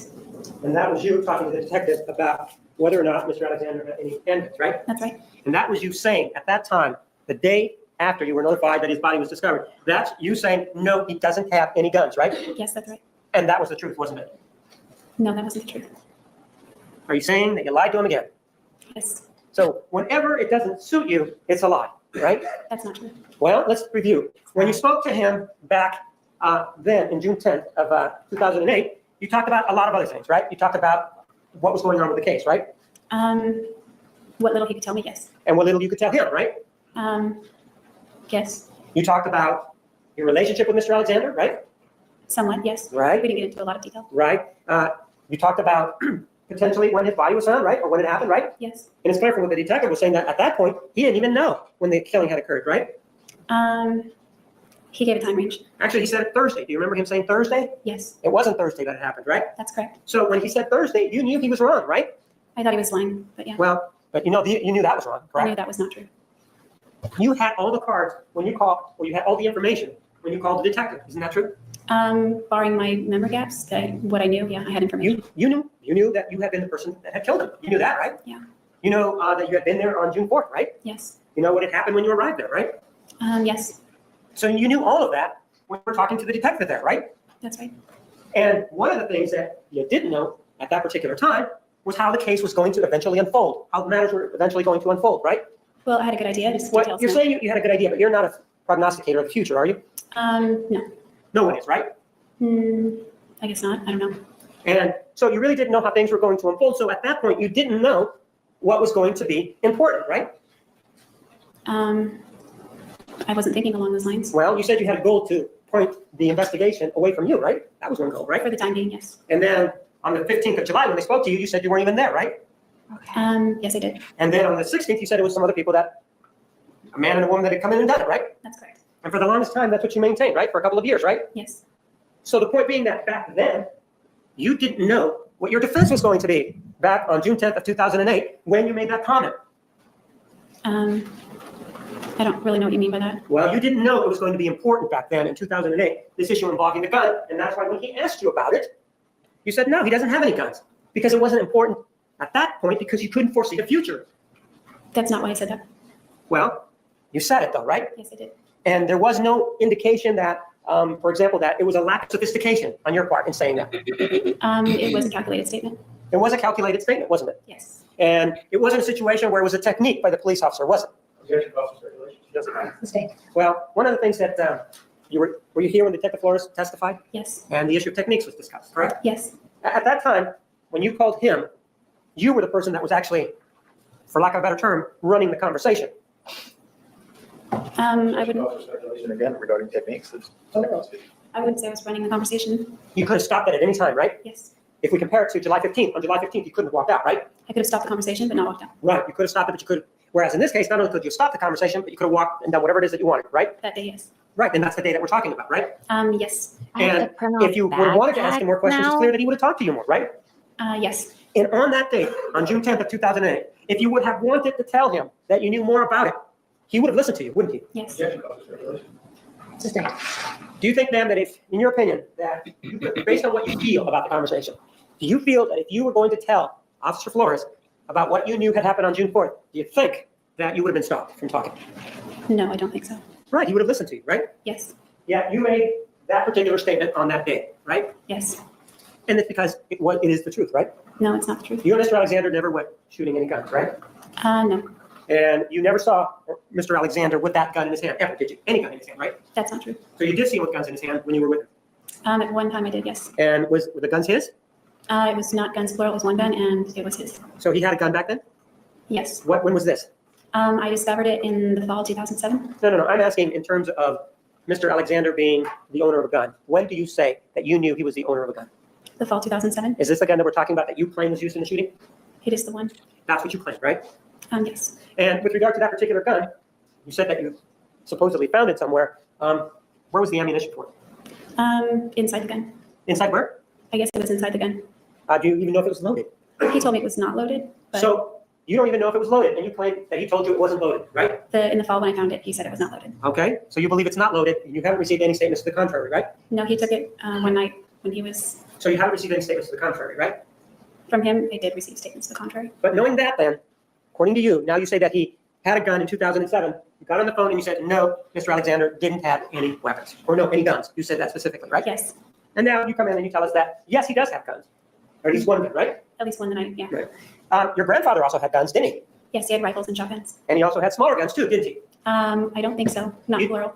Okay, he had a small gun then, right? I don't know what it was. Well, I do don't you know how remember? small it was. Pardon? I don't know how small it was. Well, was it one of those big long ones with a big long barrel? Those are the only kinds I'd ever seen. Right. So when you spoke to the detective about the gun that could have possibly been taken in the burglary, you indicated that it was a toy gun. Do you remember telling him that it looked like a toy gun? No, I indicated that's what my grandfather said. Right. And do you have any reason to doubt your grandfather's word? No. So the gun that was taken, there was a burglary of the house you were staying at back on May 28th of 2008, wasn't there? Yes. And during that burglary, there were certain things that were taken from your room, right? I think only, yes, that's What was taken from your room? What is it that you reported that was taken? $10 and $20 bill. So there was a total of $30 that were taken, right? Yes.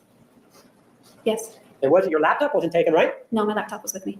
Well, I thought, do you remember that you actually told the police officers that you were pretty lucky because your laptop was in a hamper sort of thing and the clothes were covering it and it had not been stolen? Do you remember telling that to the officers? No, I remember there was a discussion regarding the laptop, and I told him I was lucky that I had it with me because normally I keep it in this hamper. You were here when the officer that went out there testified, right? Yes. And you looked at the photographs, right? Yes. And so you're saying that you actually had the laptop with you, right? Yes. And you were driving around with this laptop, according Yes. to you, It right? goes everywhere with me, yes. So you took it everywhere, you didn't leave it behind, right? That's correct. And nothing else was taken from your room, right? That I noticed, yes. Well, the officers gave you plenty of time to look around, right? After they were done, like with their doing what they do, yeah, I looked around. You're saying that they didn't give you an opportunity to go into your room to see what was missing in order to report it? Is that what you're saying? That's not what I'm saying. So they did allow you to go into the rooms then, into the room? Yes. And you were there until approximately 1 o'clock in the afternoon, right? No. So you were there later? What do you mean by that? I mean, were you there later than 1 o'clock? No. So you were there at 1 o'clock then, right? I was there at 1 o'clock, but I wasn't there like all day the way you asked. Right. You were there approximately at 1 o'clock, right? Yes, my sister and I. And when the detective or the officer testified, was there ever a mention of your sister while you were here? I don't remember if he asked me or not. If he. No. When the officer from Wairika testified, was there ever a mention of your sister? Oh, when he testified, no, I don't think so. Not at all, right? No. In fact, what happened was that you were out of the house and you were called to respond there, right? I think I was. There was a voicemail left, yes. But you were called in any event, right? Yes. And you indicated to the police that you had been there, the last one to be there, at 1 o'clock, right? Yes. And you actually came back sometime after 3 o'clock, right? Yes, tomorrow will be I a don't bit remember what time I came back. I earlier. just came back as soon as my sister checked her voicemail. And I know that, so if he said 3 o'clock, then you would have no quibble with it, right? Sure. No problem. Right? And you heard what items were taken, including a 25 caliber handgun. You heard that, right? Yes, I heard that. And you also indicated to the detective that the 25 caliber handgun that your grandfather had, according to him, was like a toy gun, right? Yes. And at that time, you had a purse, right? Yes, I did. And in fact, this is what you carried your items in, right? Yes. And this purse, this toy gun purse, could have fit in your purse, right? I don't know. I've never seen it. So how about the gun that you used to kill Mr. Alexander? How big was that gun? It wasn't very big. Looked like a toy gun, right? It looked like a real gun to me. Well, and it could fit in your purse, couldn't it? If I removed some other items, it would fit. So the answer is yes, it could fit in your purse, right? Yes. So occurred on May 28th of 2008, shortly before you left on your trip, right?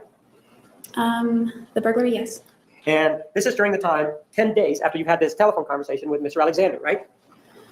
10 days after what conversation? The sex conversation that you had on the telephone, which was on the It would have been 18 days, I'm sorry. Yes. So it's 18 days later, right? Yes. And so you are still having conversations with Mr. Alexander, correct? Yes. And you indicate that, well, I really wasn't going to go visit him, right? That was not the plan when I hit the road. Right, that's what you said. That was not the plan to go down there.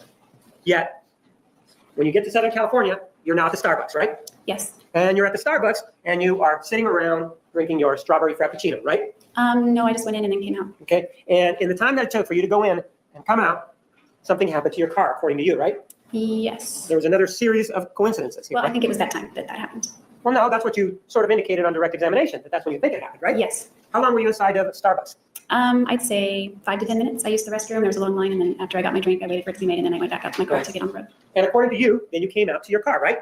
Yes. And when you came out to your car, you indicated that there were some skaters there, right? Yes. And about what time of the day was that? It was at night. So what time at night?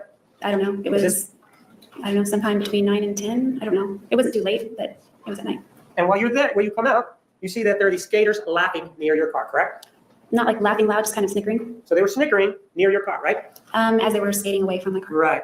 And there were other cars in the parking lot, right? Yes. And it was a pavement kind of parking lot, right? Yes. It wasn't dirt or anything like that. And one of the things that you notice when you get into your car is that you see something in front of you, right? Yes. And you decide to investigate, right? Yes. And were you pulled in, ma'am? Yes, I was pulled in forward. You were pulled in forward and there was a sidewalk in front of you? The sidewalk wasn't directly in front of me, but there was a curb. So there was a curb and your bumper's right next or in front of that, right? That's right. And you're coming out from the Starbucks, which is presumably on the sidewalk, which is what you're calling the curb, right? No, but the Starbucks would have been behind and to the right of the vehicle. Okay. So there was this curb there, and you see these individuals. How many were they? I think there were 3. And you then, is it well lit? This area, is it well lit? There are lights in the parking lot. And you go and you get in your car and you turn the car on, and you're getting ready to leave, right? That's right. And as you get ready to leave, you turn your lights on, right? Yes. And as you turn your lights on, something catches your eye, right? Not till I began to back out. Okay, so you begin to back out and something catches your eye, right? Yes. Why do you care that something's out in front of you if you don't know anything about your license plate? Why would you even care? Because it was a reflector, it was reflective, and I just kind of put the two together, like, maybe I should check what that is real quick before I hit the road. And when you're saying it's a reflector, are you talking about the registration tags that they put on the back of, or on the license plates? No. What kind of reflector are you talking about? It was kind of like it just lit up more, like it reflected a lot more than anything else around it. The pavement was dull, it was lit by my headlights, but not like this thing that was bright. And it was flat, though, right? It was just a flash, so No. The object was flat, correct? I didn't see until I got out that it was a flat license plate. So when you're in the car, you don't even know it's a license plate, right? No, not till I get out to investigate. So that means that as you're backing up, you see there's something that catches your eye, right? Yes. It's about 9 or 10 o'clock at night, right? Yes. And you decide to go look at it, right? Yes. And so you look at it and you decide it's a license plate, right? Yes. Well, ma'am, why take it?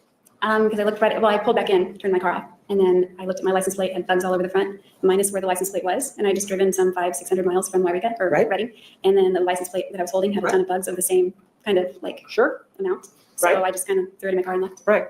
But you never thought to compare it to the one in the back, did you? No. In other words, you're taking a license plate that you have no idea whether or not it belongs to you, right? No, I have an idea. Well, wait a minute. You didn't check it with the one in the back? No. And license plates have numbers and letters on them, right? Yes. This one had numbers and letters on it, right? Yes. It could be that it belonged to somebody else, right? That's possible. Sure it was, because you didn't take the time, according to you, to go to the back to see whether or not it matched, right? No. And so what you do is, potentially, without knowing what it's about, you grab it, right? I had an idea what it's about, so I can't say that I didn't know. Well, you grab it, right? Yes. You take it without checking. Yes. We're so And then close, you you put it guys. in the That's car, what right? Jodi Yes. said. You put it in the back seat of the car, right? No, I think it was in the front floorboard. So you put it in the front seat of the car, right? The floorboard. The floorboard. Yes. This dirty license plate that has all these bugs on it, right? Yes. You decide to go ahead and take it anyway, right? Yes. And did it ever occur to you to investigate the license plate in the back to see whether or not it matched? Free. Not right then. I was more concerned about getting in my car and locking the doors. Pardon? I was more concerned about getting in my car and locking the doors. Because you were concerned for your safety, right? Somewhat, yes. Well, if you're concerned for your safety, why are you getting out to go check on something that is just shining there? Well, because I wasn't concerned until I realized that that had happened. So Well, no, but if you're concerned for your safety, why are you getting out and exposing yourself? I didn't get out after the concern arose. Overruled. Objection, stop speaking into the court. Okay. You may continue. I didn't If get you- out until the concern Let me arose. ask it again. If you are afraid you told us that you were afraid. Answer the question before he interjects. Restate your question. You indicated that you were afraid for your safety. That's why you didn't check the front license plate, the license plate that you found with the one in the back, right? No, I indicated that getting in the car and locking the doors was what was on my mind. Checking at the back didn't occur to me. But I asked you about it, and just now you said, well, I got in the car, I locked the doors, and I was sort of in a hurry to do that because you were worried about your safety. You said that, right? It was a concern. It wasn't, I was Right. like scared or anything, but it was a concern. Right. It was such a concern that, well, he didn't usually have a knife in his bedroom, correct? Yes, Overruled. To my knowledge, that's correct. He never did. Right. And this would be the first time that you ever saw that he had a knife in his bedroom, right? That I saw, yes. And so where did he cut the rope? Not what on the rope, not where on the rope, but where in the He did house? it in the bathroom. So he did it in the bathroom. Did he come into the bedroom with the knife, or did he leave it in the bathroom? I'm changing the poll. I don't remember. I don't remember where he put the knife when he was done. Do you remember telling Richard Samuels that he actually brought the knife back and left it on the nightstand so that he could cut the rope off of your wrists? I remember Thank you, speculating about the where the knife was left, Batgirl. but he didn't need to cut the rope. You didn't tell Mr. Richard Samuels that the knife was used to cut the rope from your wrists. Not from my wrist, but to cut the rope, yes. And you don't remember that it was on the nightstand, right? Better not keep friggin' biting me. I don't remember exactly where it was. Do you remember telling Richard Samuels that when this attack was going on, that you remembered that the knife was near the nightstand and because it had been used to cut the rope? Do you remember anything like that? I remember speculating about that. Well, are you sure that you said, I'm speculating that the knife was used to cut the rope? I'm sure I did not say speculating when I was speculating. Well, let me ask it directly then. Are you saying that the knife was used to cut the rope from your wrists or not? Not from my wrist, but to cut it, yes. I understand to cut it. I asked wrist. From your wrist, was the knife used to cut the rope from your wrist? No. You remember somebody by the name of Cheryl Carp? Yes. And you discussed the same incident with her, didn't you? Yes, I did. So again, are you sure that the knife was not necessary to cut the rope from your wrist? I'm sure it wasn't necessary to cut it off of me. And not only was it not necessary, that's not what was done, correct? Cut off? Right. That's correct. You slipped your hands out, correct? Yes. And then you continued with the activities of the day, correct? Yes. Whatever it was that you guys were going to do, correct? Yes. You keep talking about a movie, and there's an indication perhaps that there's a movie that was made, but it wasn't made, if there was one, with Mr. Alexander's camera, correct? I don't remember which camera we used because mine did movies too. And his was kind of new to me, so it was a little bit hard to figure out all of the features on it. Do you remember testifying on direct examination about this issue then? Yes. Do you remember that you specifically told us that you could not use Mr. Alexander's camera to take this video? Do you remember telling us that? I don't remember saying I couldn't. Do you remember that you said that it couldn't be done for whatever reason you guys couldn't do it? Objection, Mr. Arias, it's your testimony.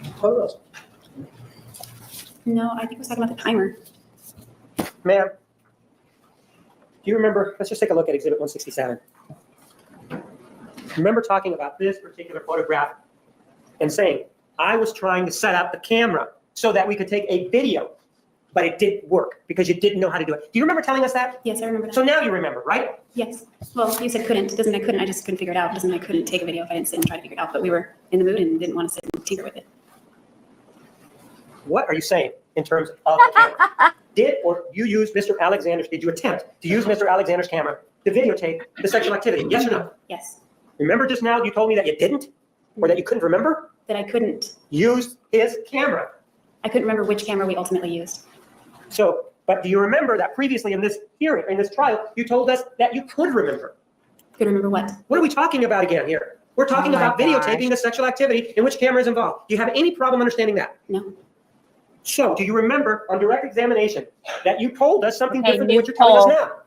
Objection, Mr. Arias, it's her testimony, Judge. Overruled. I'm just answering the questions to the best of my memory, so. I'm not asking you if you're answering the questions to the best of your memory, am I? No. I'm asking you whether you have changed your story from testifying earlier to now. That's what I'm asking you. The answer is no. Well then, do you remember testifying that you and Mr. Alexander, when this photograph was taken, were attempting to use his camera to videotape the activity? Do you remember telling us that? I don't remember specifically saying that, but that would be accurate. And that's something that you didn't tell us previously now. You've now changed that from what you told us a couple of minutes ago, right? Objection, Mr. Arias, it's her testimony, Judge. Overruled. I don't think so. I think it's all consistent. You're just asking different questions. Okay. And then, after doing that, there was a situation where you got up and you got your camera, right? Yes. And you say that this camera was used to videotape the activity, correct? Correct. So, where's the rope? At this point, I guess it would be somewhere on the floor. Why would it be on the floor if it was already on the floor to start with? The part that was not used went on the floor to start with, I think. I don't mean to be exploitive about this, but we'll start with this photograph here of Mr. Alexander, 166. Do you see where this is, ma'am? Yes. This is the corner of the bed. Do you see that? Yes. You said that your arms or hands were tied down here. Do you remember telling us that? They were in that general area. Sure. And if the rope is down on the ground, you take your hands out, that rope is still going to remain there, right? No. Well, let's take another view. 168. This is where your hands were, right? Yes. And this is where the rope was, right? Yes. It isn't there, is it? Not anymore. Well, you keep saying not anymore. It isn't there at all, is it? It wasn't there when that photo was taken. After this activity, you and Mr. Alexander, according to you, had something to eat, right? Yes. And after that, there was sort of a lull in the day's activities, right? Yes. Why didn't you just go home at that point? You said that part of the reason was just to have sex. That's been accomplished. Why not go home there? Why Was it stick the only around? reason? Pardon? Because going there to have sex was not the only reason for going there. What was the other reason? To spend time together. And so you guys are continuing to spend time together, right? Yes. And you want to spend time with somebody that you described over and over as a bully, right? Objection, Mr. Arias, it's her testimony. She's never said that once. Listening. Judgment we approach?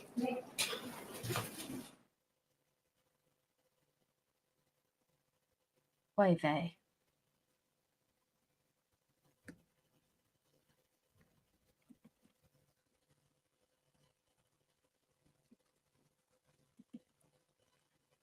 I'm trying not to show my frustration. Did you indicate at all during cross-examination and any part of direct examination that he was a bully? Yes. And so why is it that you want to spend time with somebody that you describe as a bully? He wasn't just a bully. He was many good things also. Or it could be that he wasn't ever a bully, right? That's not the case. So, It, no, it could be that that's just what you're saying, right? There's an argumentative. that's how I felt. And the fact that you felt bullied is your perception of what was going on, right? Yes. So for example, when in August of 2007, when he's banging his head up against the closet door and then sort of comes after you and grabs your wrist and hugs you, that's bullying, right? I didn't consider that bullying. So, but again, it's your perception as to what he's doing that constitutes your definition of what bullying is, correct? Yes, when I feel bullied. So after that, you tell us something about going downstairs and you're looking at some CDs or something like that, correct? Yes. And with regard to your camera, where did you keep the camera? My Olympus, the one we used. I don't know which one it was. You're the one that was there. You had a camera, correct? Yes, I had 2 cameras with me. Okay. Which camera was used to attempt to videotape the sexual activity? The Olympus. And was it successful? Yes, I knew how to use video on that. Pardon? Yes. And did you guys view it afterwards? Yes. Did you delete it afterwards? Yes. Immediately? Yes. How about the photographs that were taken from his camera? Were they deleted immediately afterwards? To my knowledge, we deleted them afterward. Yes. The way you say that, to my knowledge, means that you're not sure, right? I'm not sure because he did the deleting, I think. So it could be that they weren't deleted right afterwards, right? Could be. And you would know because you weren't watching what he was doing, right? You were watching what he was doing, but you weren't engaged in the transaction yourself, correct? That's correct. With regard to that camera and deleting pictures, this was the first exposure that you had to that camera, right? Yes. You hadn't seen it before, right? That's right. In fact, although you indicated to Detective Flores that you helped them buy this camera, right? Yes. You helped them buy it telephonically, right? Yes. And so the camera that he had before that day, before the sexual activity, you had never deleted any images from that camera, right? Prior to June 4th, no. And after the sexual activity, there was photographs that were taken during the activity, correct? Yes. And according to you, after the sexual activity is when he was involved in what you thought was deleting photographs, right? I guess. I mean, I don't really recall at what point they were deleted. I just know they got deleted. What you do know is that you didn't do the deleting, right? I did some deleting on that phone that day with the shower pictures, so Well, I'm not asking about the shower pictures, am I? no. I'm Just asking asking about about- deleting, so I answered. I'm asking about, let's restrict ourselves to the sexual activity for right now, all right? Yes. Involving the sexual activity, you don't know whether or not he deleted those photographs, right? Not 100% if he did or I did. I'm pretty sure he did. But you don't know, right? That's correct. And up until that time, that after the sexual activity, you had not deleted any images from his camera, ever, right? Up until that time, no. Right. You went downstairs, right? Yeah. Well, I don't know if the photos were deleted before or after, but we did go I'm not downstairs. asking you when the photos were deleted, or the photos were deleted. I'm asking you after you were upstairs, and you just said that you, after that point, you hadn't deleted anything. After that, you went downstairs, right? Well, you make it sound like without deleting anything, we went downstairs. But I don't know if that was the case. We deleted them before we went downstairs or afterward. But you didn't do any of the deletion, right? You just said you don't know when he deleted them, right? That's right. So you don't know if they were deleted before you went downstairs or at some later time, right? That's correct. And so you then go downstairs because we don't know if the images were deleted yet, right? That's correct. Is that when you took your shower? I don't know if I ate the banana first or if I took a shower first. All right, but at some point, before or after the banana, you took a shower. Yes. And Both, was he literally in the and bathroom, Mr. Alexander, when you were figuratively. taking your shower? At one point, yes, and then afterward, no. Okay, and that's the only shower that you took that day, correct? I don't know because I have a lot of memory gaps that day. That's the only one I remember taking. So now the memory gaps start, correct? Well, Is that when you what talk in said? terms of the whole day, you said that day. I can't. Well, answer. I'm asking that day after 1:45 in the afternoon, you said you took a shower, right? He is a spaz. I don't know what time it was, but we took a shower after sex. I did.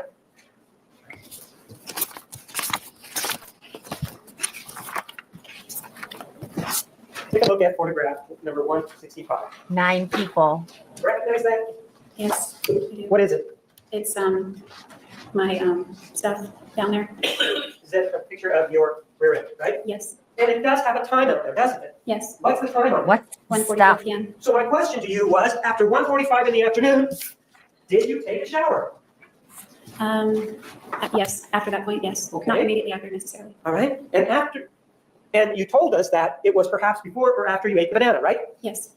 And while you were taking a shower, Mr. Alexander was there for a little bit of time and then he was somewhere else, right? He was in the bathroom at first, and then he left. And you took a shower in the same place where you placed his body after you killed him, right? Yes. And after you took the shower, you got dressed in the pants that you were wearing at the time that you killed him, right? I believe so. When you say you believe so, Sped was there up. a costume change throughout this whole event? But not Not that I recall. And too much. after the shower, where was he? After my shower, he was downstairs in his office. Okay, and then you went down there, right? Yes, I did. The only reason that you know he was downstairs is because you went down there, right? Yes. Where was your camera? I don't know at that point if I put it in the car or afterward or what. I don't know. This was June 4th of 2008, right? Yes. And this was after 1:45 in the afternoon, right? Yes. Why would you put a camera in a very hot car in the Mesa area where temperatures can go over 105, 110 degrees? I didn't say I Outside. did. I didn't say I did. I said I didn't remember. No, you said that you don't remember, but you thought you put it in the car, right? I said I don't remember if it was still in the house or in the car at that All point. right. So at some point, you said that you also took your luggage out, right? Yes. And your luggage included toiletries and that sort of thing, right? Yes, and clothing. Right? So when did you take your items out to the car? I don't remember the exact moment or I'm sequence. not asking the exact moment. Give me an hour period. I don't know. Well, what is it after 1:45? It was after that. Was it before 5:30? Probably. I don't recall. Well, the photographs in the shower at 5:30. Had you already taken your items downstairs? I'm not sure. I think, but I'm not 100%. Do you remember when you testified on direct examination regarding this issue? Yes. Remember that you told us that by the time the shower was taken, you had already put the luggage, those items in the car. The luggage, yes. I'm not sure about the camera. Okay, so the luggage did go into the car, then, right? Yes. But didn't you also tell us that the other bag also went into the car before you were taking these photographs? Do you remember telling us that? Yes. How many bags did you have that day? I had my backpack, my carry-on suitcase, my purse, and my camera case, and my laptop. Okay, so your laptop, is that going out at the same time that your suitcase is going out or no? No, because, well, I had the laptop in the office when I pulled the CDs out. I don't really remember. I know I had it at that point, but I don't remember when it went in the car. Well, it was obviously before 5:30 though, right? The laptop, I don't know, I guess. Well, that's when he was in the shower at 5:30, What right? is she even fighting Yes. at this Okay. point And anymore? didn't you tell us on direct examination that by that time you had already Real taken all talk. of your stuff down into the car? Do you remember telling us that then? I remember saying luggage and things, yes. So you don't remember that you told us that the rest of the items were also taken down and put in the car? Well, I don't know about the camera or I'm the, not asking about the camera. I'm asking about all the other items. Because the camera, you told me you don't know. And then we talked about the laptop, remember? 2013. yes. And so I'm Oh, asking you, Never when mind, did the Gary. other items go down? Let's keep the camera out of this know what equation. you're referring When to. did the other items go down into the car? I don't know. Why is it that you don't know, ma'am? They're just details I don't remember. I remember some things and like major things and not, I don't know, they're details. Why is it that you don't remember the details today, but when you were talking about them within the last couple of weeks, you did remember them? Why is that? That's my point. Well, I was uncertain about those too. I just was, obviously it went in the car at one point. I just don't know exactly which point. But do you remember telling us last week that the luggage and the other items all went down into the car before 5:30? Do you remember telling us that? Not that specifically. And you don't remember telling us that the camera was included and that it also went down before 5:30? Do you remember telling us that at all? I don't know. Judge? Give me- All right, ladies and gentlemen, we're going to take the evening recess. Please be back in the designated area. We can start at 10:15 tomorrow. Is everyone available? All right, we'll see you then. Please remember the admonition, you are excused. Guys, excuse me. We only need 9 more people. And I have some time right now. I am going to be visiting family. Hopefully my flight doesn't get canceled. So I'm not going to be streaming on Monday or Tuesday. So I'd really like to get these subs in now. So I'm going to keep going for a little bit and reassess at 9 o'clock. If you're able to stay, I would love for you to stay because it's my understanding that he does change the topic. Like, we are getting somewhere with this.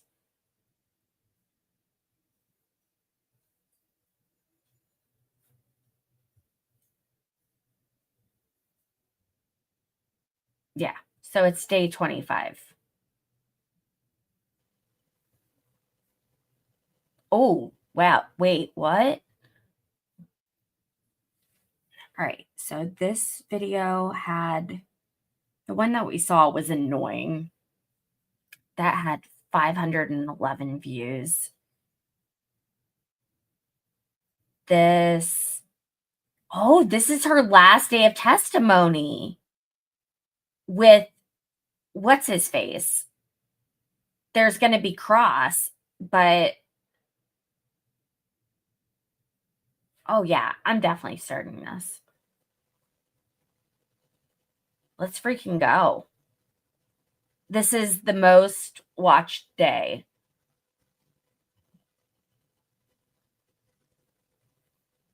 Oops.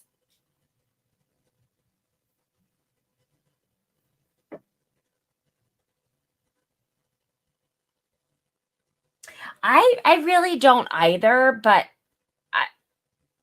I mean, to each their own, right?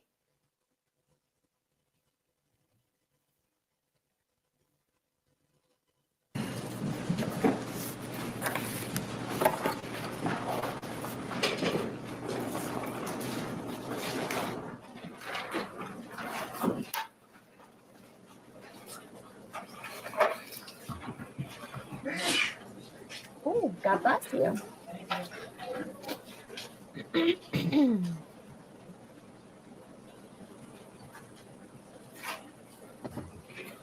Hi, if you're watching, please make sure you subscribe to my channel. I am a woman on a mission. And I'm also really fucking cool, so.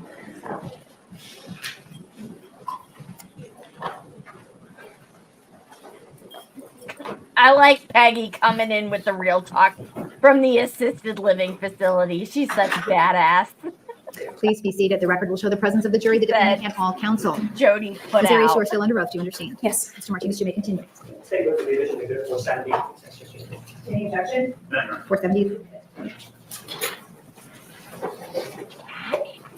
Now, yesterday we were talking about the time that you took your luggage and you placed it in your car. You remember we were talking about that? Yes. And one of the things that you were telling us was that you didn't remember what you had said on direct examination. Do you remember that? I didn't remember the precise wording. That's correct. Well, no, you didn't remember the time. It was more than the precise wording, wasn't it? I don't remember the exact time. That's also correct. Woman. And when I asked you if it was closer to 5, you weren't able to tell me, were you? Yes. And in fact, what the exchange was on direct examination was that you were asked. So you say you're packing your luggage, or you packed your luggage in your car and you're getting ready to leave. And the question was, do you remember about what time of the day that this was when you were packing your car and getting ready to leave? And you said, I don't. It was after that. I think it was after 2, I'm sure. So it was after 2 o'clock that you took everything and put it down in the car, correct? That makes sense. When you say that makes sense, although it makes sense, I'm asking you if that's what happened. What would have been after 2? Because before 2 we were having sex. Pardon? Before 2 we were otherwise engaged. But after 2 o'clock, the way you're saying it is you're saying it could be 6 o'clock in the evening. It was after 2, specifically it was around 2 o'clock when you actually put the luggage in the car, right? It was after 2 o'clock. I don't know how close to 2 o'clock. Okay, so it could have been between 2 and, so you're telling us it was shortly after 2 o'clock based on that statement, right? I just know it would have been after we did what we were doing. And was it shortly after you did what you were doing? Well, maybe not. I guess it's relative. I just know that it was after what we were doing. I don't remember the exact time. I just want to know how much time after you and he got done doing what you were doing. You said 2 o'clock. What time in terms of hour or minute, how much time 8 elapsed people. after that you took your items down to the car? I'm not sure.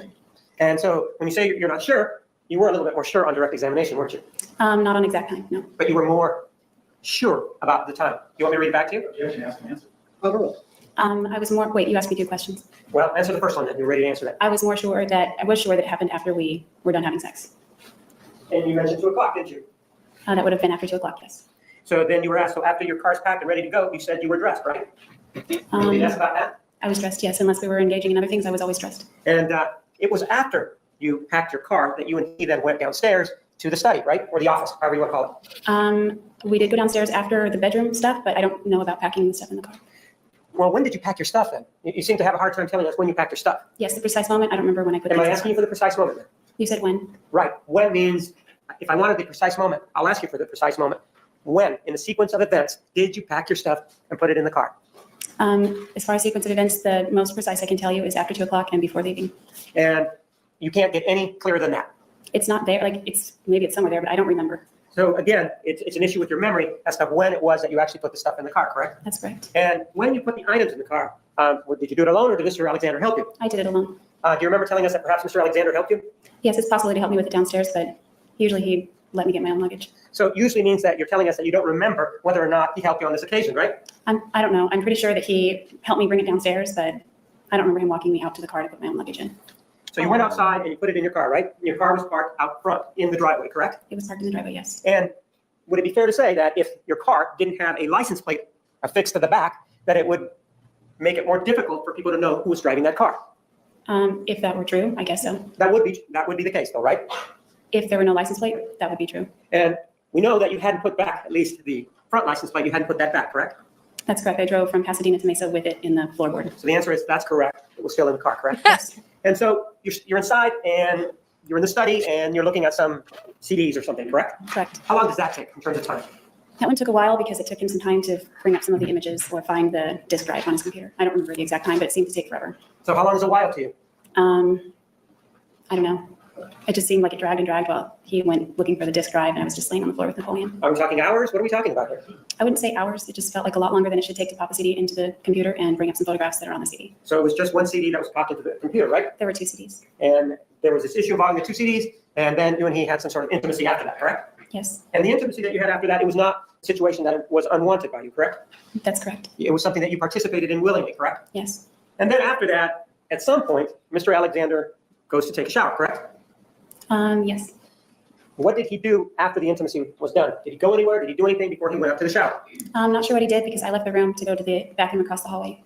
And so you went to the bathroom across the hallway, and after using that bathroom, you came back out, right? Yes. And when you came back out, was Mr. Alexander in the office? Yes. And how long was he in the office before the two of you went somewhere else? A few minutes. We went upstairs And you went upstairs to do what? to take photographs. And so you're telling us that he agreed with you to take photographs, right? Yes. You remember that you had a conversation with the detective and then you told a different story? No. Well, let's listen then.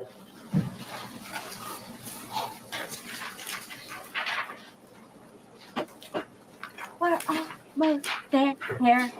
I don't want to sing it like phonetically correct because I don't want to get a copyright strike. But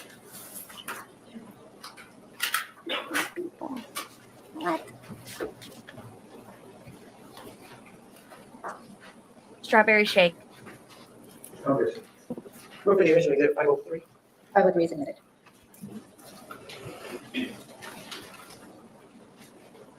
Ohio just moved to just one license plate as well. Thank you.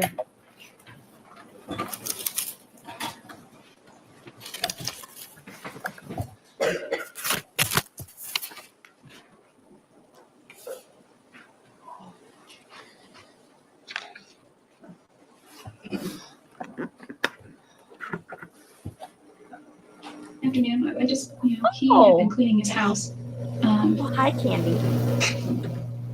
So I wasn't sitting on the couch. Usually I would just chill on the couch downstairs, if no one was home.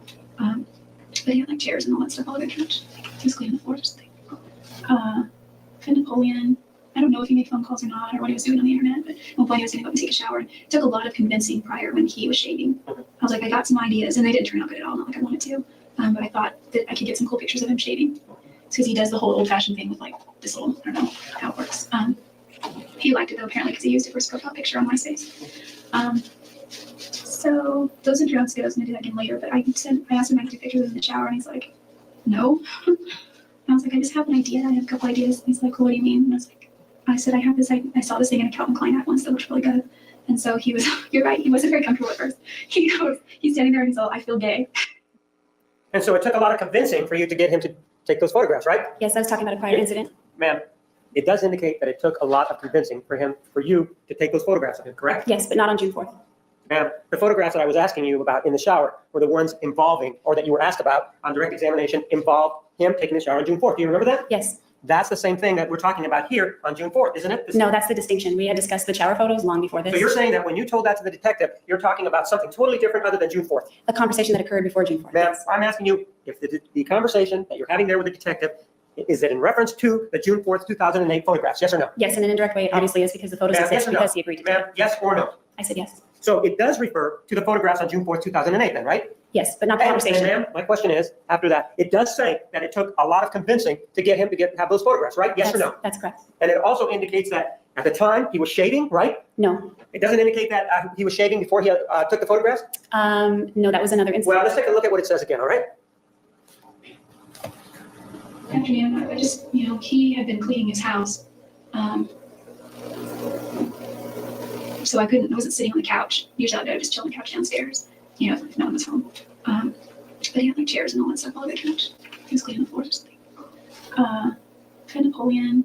I don't know if he made phone calls or not, or what he was doing on the internet, but at one point he was going to go up and take a shower. And it took a lot of convincing prior when he was shaving. I was like, I got some ideas, and they didn't turn out good at all, not like I wanted to. But I thought that I could get some cool pictures of him shaving. Because he does the whole old-fashioned thing with like this little, I don't know how it works. He liked it though, apparently, because he used it for his profile picture on MySpace. So those are drums goes, and I do that again later, but I asked him if I could take pictures in the shower, and he's like, no. I was like, I just have an idea. I have a couple ideas. And he's like, well, what do you mean? And I said, I saw this thing in a Calvin Klein hat once that looked really good. And so he was, you're right, he wasn't very comfortable at first. He goes, What do I mean? And so I feel gay. And ma'am, you heard the conversation in which you said that it took convincing, correct? Yes. And you indicated that he was shaving prior to these photographs being taken, right? Yes, months prior. Ma'am, did you hear on that tape that it said he was shaving, right? Yes. And ma'am, one of the things that we know from what you told us previously was that, do you remember the situation of you being tied up to the bed with this rope? Do you remember telling us that? Yes. And do you remember that you told us that he was engaging in performing oral sex on you? Do you remember that? Yes. And do you remember that you said it was stopped because it was uncomfortable? Do you remember saying that? Yes. And the reason that it was uncomfortable that you said was because he hadn't shaved that day. Do you remember that? Yes. And so he hadn't shaved that day, had he? No, he On the didn't. day that he killed him, he hadn't shaved yet, right? I don't think he shaved it all that day. You don't think? Well, then let's take a look at Exhibit 159.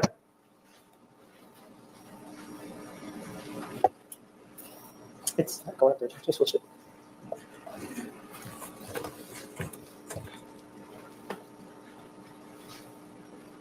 What? So just anywhere we could get the one back there. All right, take a look at the Exhibit 159 that's behind you. You see that? Yes. Looks like he's shaved, doesn't it? No, it. Yeah, and it looks like he's recently shaved, doesn't it? It doesn't. And you were talking to Detective No. Flores about him shaving prior to the photographs being taken, weren't you? Yes, but not this day. Ma'am, you did indicate in this excerpt of your conversation. Okay, I'm sorry. I will die on this hill, though. That's a 5 o'clock shadow. Am I wrong? Honestly, you can tell me if I am. It does not look like he is well shaved at that point. I'm gonna leave it there. With a detective that it involved that there was this shaving before these photographs were taken. Do you remember talking about it on the excerpt? The shaving photo shoot, yes. Do you want me to play it for you again so you can hear what you say about the shaving previously? No, thanks. I know what I said. Well, it appears that you're having trouble acknowledging what you said. In it, you talk about him having to be convinced, correct?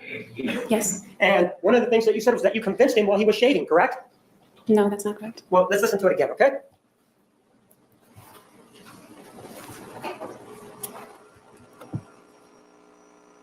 Afternoon. I just, he had been cleaning his house. So I wasn't sitting on the couch. Usually I would just chill on the couch downstairs, if no one was home. But he had like chairs and all that stuff. Where did that accent come from, Jodi? That's what I want to know here. I don't know if he made phone calls or not, or what he was doing on the internet, but at one point he was going to go and take a shower. It took a lot of convincing prior when he was shaving. Did you hear that? It took a lot of convincing prior when he was shaving. Did you hear yourself say that? Yes, but that's not what Yes I'm or no, referring ma'am? Am I asking you to expound on it? I just asked you whether or not you heard that you said it took a lot of convincing prior when he was shaving. That's what you said, right? Yes. And previous to that, we have you on the bed when you're making or having this intimate moment where you complained that it's not comfortable to you because he hadn't shaved yet, right? Yes. So then we take a look at exhibit number 159. Why do you put the thing on top of the Elmo?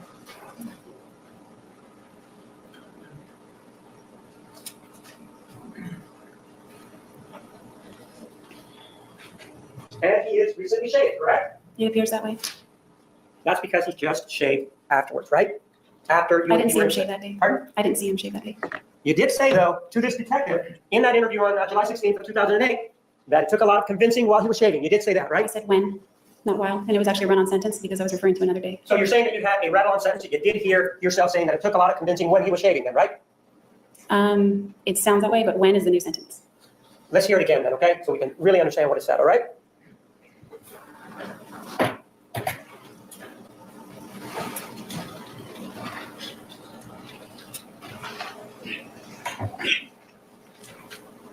I maximized the screen and I feel like I can see everything now. I should have done this like 3 days ago.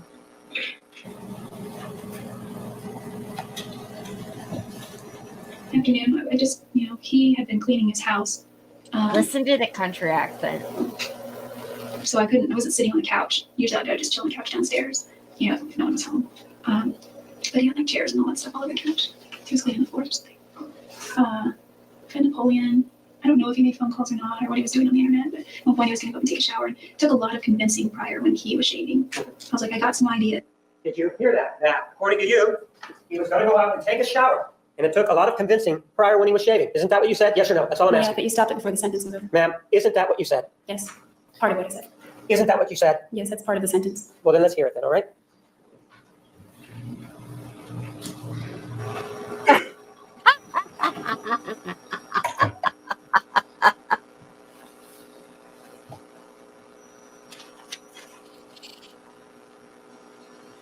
Oh, fuck. Damn it. Afternoon. I just, he had been cleaning his house. So I wasn't sitting on the couch. Usually I'd just chill on the couch downstairs, if no one was home. But he had like chairs and all that stuff all over the couch. He was cleaning the floor or something. And Napoleon, I don't know if he made phone calls or not or what he was doing on the internet, but at one point he was going to go and take a shower. And it took a lot of convincing prior when he was shaving. I was like, I got some ideas, and they didn't turn out good at all, not like I wanted to. But I thought that I could get some cool pictures of him shaving. Because he does the whole old-fashioned thing with like this little, I don't know how it works. He liked it though, apparently, because he used it for his profile picture on MySpace. So those are drones good. I was going to do that again later, but I asked him if I could do pictures in the shower, and he's like, no. And I was like, I just have an idea. I have a couple ideas. And he's like, what do you mean? And I said, I have this. I saw this thing in a Calvin Klein ad once that looked really good. And so he was, you're right. He wasn't very comfortable at first. He's standing there and he's all, I feel gay. That's your whole statement, right? Involving that issue. And part of that statement says he was going to go up and take a shower, and it took a lot of convincing prior when he was shaving, correct? That's what it says. Yes or no? Yes, part of it. Yes or no? Yes, part of it. Yes or no? Yes, part of it. You keep saying part of it. Because you're not finishing the sentence. Maybe Ma'am. the transcriber put a period there, but that's not the whole sentence. You heard it over and over again, and we've heard it, and that's what it says, right? Yes. Those words were uttered by your mouth back on July 16th of 2008. Yes or no? That's correct. About half dozen times. No, you did. You were standing there taking some pictures. And how long were you standing there taking some pictures before something happened? I don't know. You did have his camera, right? Yes, I wasn't standing. It was a relatively new camera for you, right? Yes. It's the first time you'd ever seen it, right? First time I ever saw it physically and held it. I can't remember if I looked it up on the internet when we were shopping for it. So the answer is yes, that's the first time you've ever seen that specific camera, correct? That I recall, yes. Well, ma'am, had you been to Mr. Alexander's home between April when you left and June 4th of 2008? No. And wasn't it true that it was during that time, between April of 2008 and June 4th of 2008, when you killed him, that he bought the camera, right? Yes. So it's fair to say, based on that set of circumstances, that you had never seen his camera before, correct? Based on that solely, that's correct. Well, are you saying that you saw his camera, previous to that date? Yes. And where did you see his camera if you haven't seen him before, between April when you left and June of 2008 when you saw him? He posted a picture of himself in the mirror, taking a picture of his whole self in the bathroom on Facebook, and his camera is clearly in the photograph. So how about if we do it this way? When was the first time you actually got to touch his camera? Was it on June 4th of 2008? Yes. And it's fair to say that you had never physically manipulated or worked with his camera prior to June 4th of 2008, correct? Yes. And June 4th of 2008, in terms of getting familiar with that camera, that was the first opportunity that you had, correct? Correct. You did have an opportunity when you were taking pictures of him to at least see how it worked to take photographs, right? Yes. You were unsuccessful in working the camera to take a video, correct?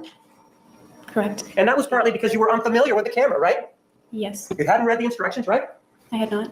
And so then, with regard to that particular camera, you start using it later on in the afternoon. About what time do you start taking these photographs in the shower, ma'am? Off the top of my head, I don't remember the time. I guess they're timed on the photos, but I can't tell you the time. Ma'am, I'm not asking what's on here. I'm asking what you remember, what you are cognizant of. It was you know? sometime Yes or in the no? afternoon. Do you know what time? Yes or no? No. And so, but you, with regard to this particular camera, previously you have also told us that you have not deleted any photographs from that camera, correct? Previously, I believe Right. that's correct. About the pictures of me, I said. Ma'am, I'm asking, do you remember that we talked about this yesterday about the photographs that were taken of you and him on the bed? Do you remember that? Yes. And you remember that you told us that it was he who had actually actually deleted the photograph from the camera. Do you remember telling us that? She said they both did. Harold, you may answer. I believe they were deleted, but I don't remember how that happened. I think he deleted them after we took them. You don't remember how it happens. If you don't remember how it happens, it's fair to say that you didn't do it, right? No. Just rephrase. Well, you didn't delete the photographs, did you? The sex photographs, did you? I might have deleted them. I don't. Well, I thought you said that just now that it was he, meaning Mr. Alexander, that deleted the photographs. I believe it was him, but I can't be sure, so it could have been me, but I believe it was So him. let's go with your belief. If it is your belief that he's the person that deleted the photographs, then that excludes you from deleting the photographs, right? Based on that belief. Only if you base it on belief, but that doesn't mean it's actually the reality. Ma'am, everything that you tell us from the witness stand is your belief, isn't it? I'm just saying they got Yeah, deleted. yes or no? Everything that you're telling us is what you believe, right? If we're going to use the word believe. It's the truth to the best I'm of not my asking you if it's the truth. Am I asking you if it's the truth? Yes. I am asking you that. I thought the word was believe. Isn't it true that I'm asking you what you believe? And you told us that you believe it was Mr. Alexander who deleted the photographs of you and he having sex. What was the question? The question is, isn't it true, man, that you just told us that you believe it was Mr. Alexander who deleted the photographs of you and he having sex on the bed? I believe it was him, yes, but I'm not sure. But you believe that, right? It's likely, but I'm not sure. I believe it was probably him. And if he's the one, assuming that we adopt your belief, if he's the one that deleted the photographs, then up to that point, when you're taking photographs of him in the shower, you haven't deleted any photographs from his camera yet, correct? Not necessarily, no, that's not correct. Well, the only photographs that are on that camera that were taken that day when you got there are the ones involving the sex. You're aware of that, right? No, that's not true. Well, you took other Involving the photographs that day? Yes, in the shower. Well, we're not there, are we? I don't know, you go all over the place. Well, you keep trying to be critical, but not answering the questions. Are you having problems following? If you are, let me know. But we're talking about the deletion of photographs. Do you have any problem understanding that that's the topic? No. And do you have any problem, first of all, understanding that you believe that it was Mr. Alexander who deleted the sexual photographs? You told us that you believe that. He usually deleted those, Yes so I'm not or sure. no? I'm not asking you what he did. Isn't it true that you just told us that? Oh yeah, I did just say that. And based on that, the next time that his camera was used was when you were taking photographs of him in the shower, right?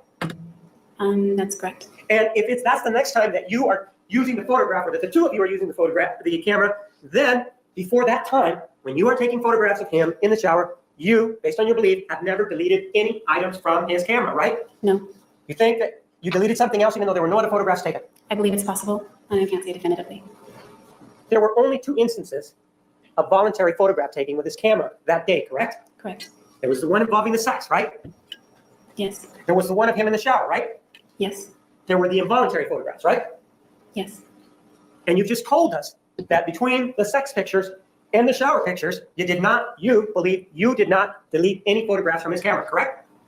I'm not entirely sure. But you said that's what you believe. Do you remember just telling that just minutes ago? Yes, I believe that, but that doesn't mean it's concrete. I may have deleted Ma'am, it. I'm just asking you whether or not you told us that that's what you believe. That's all I'm asking you.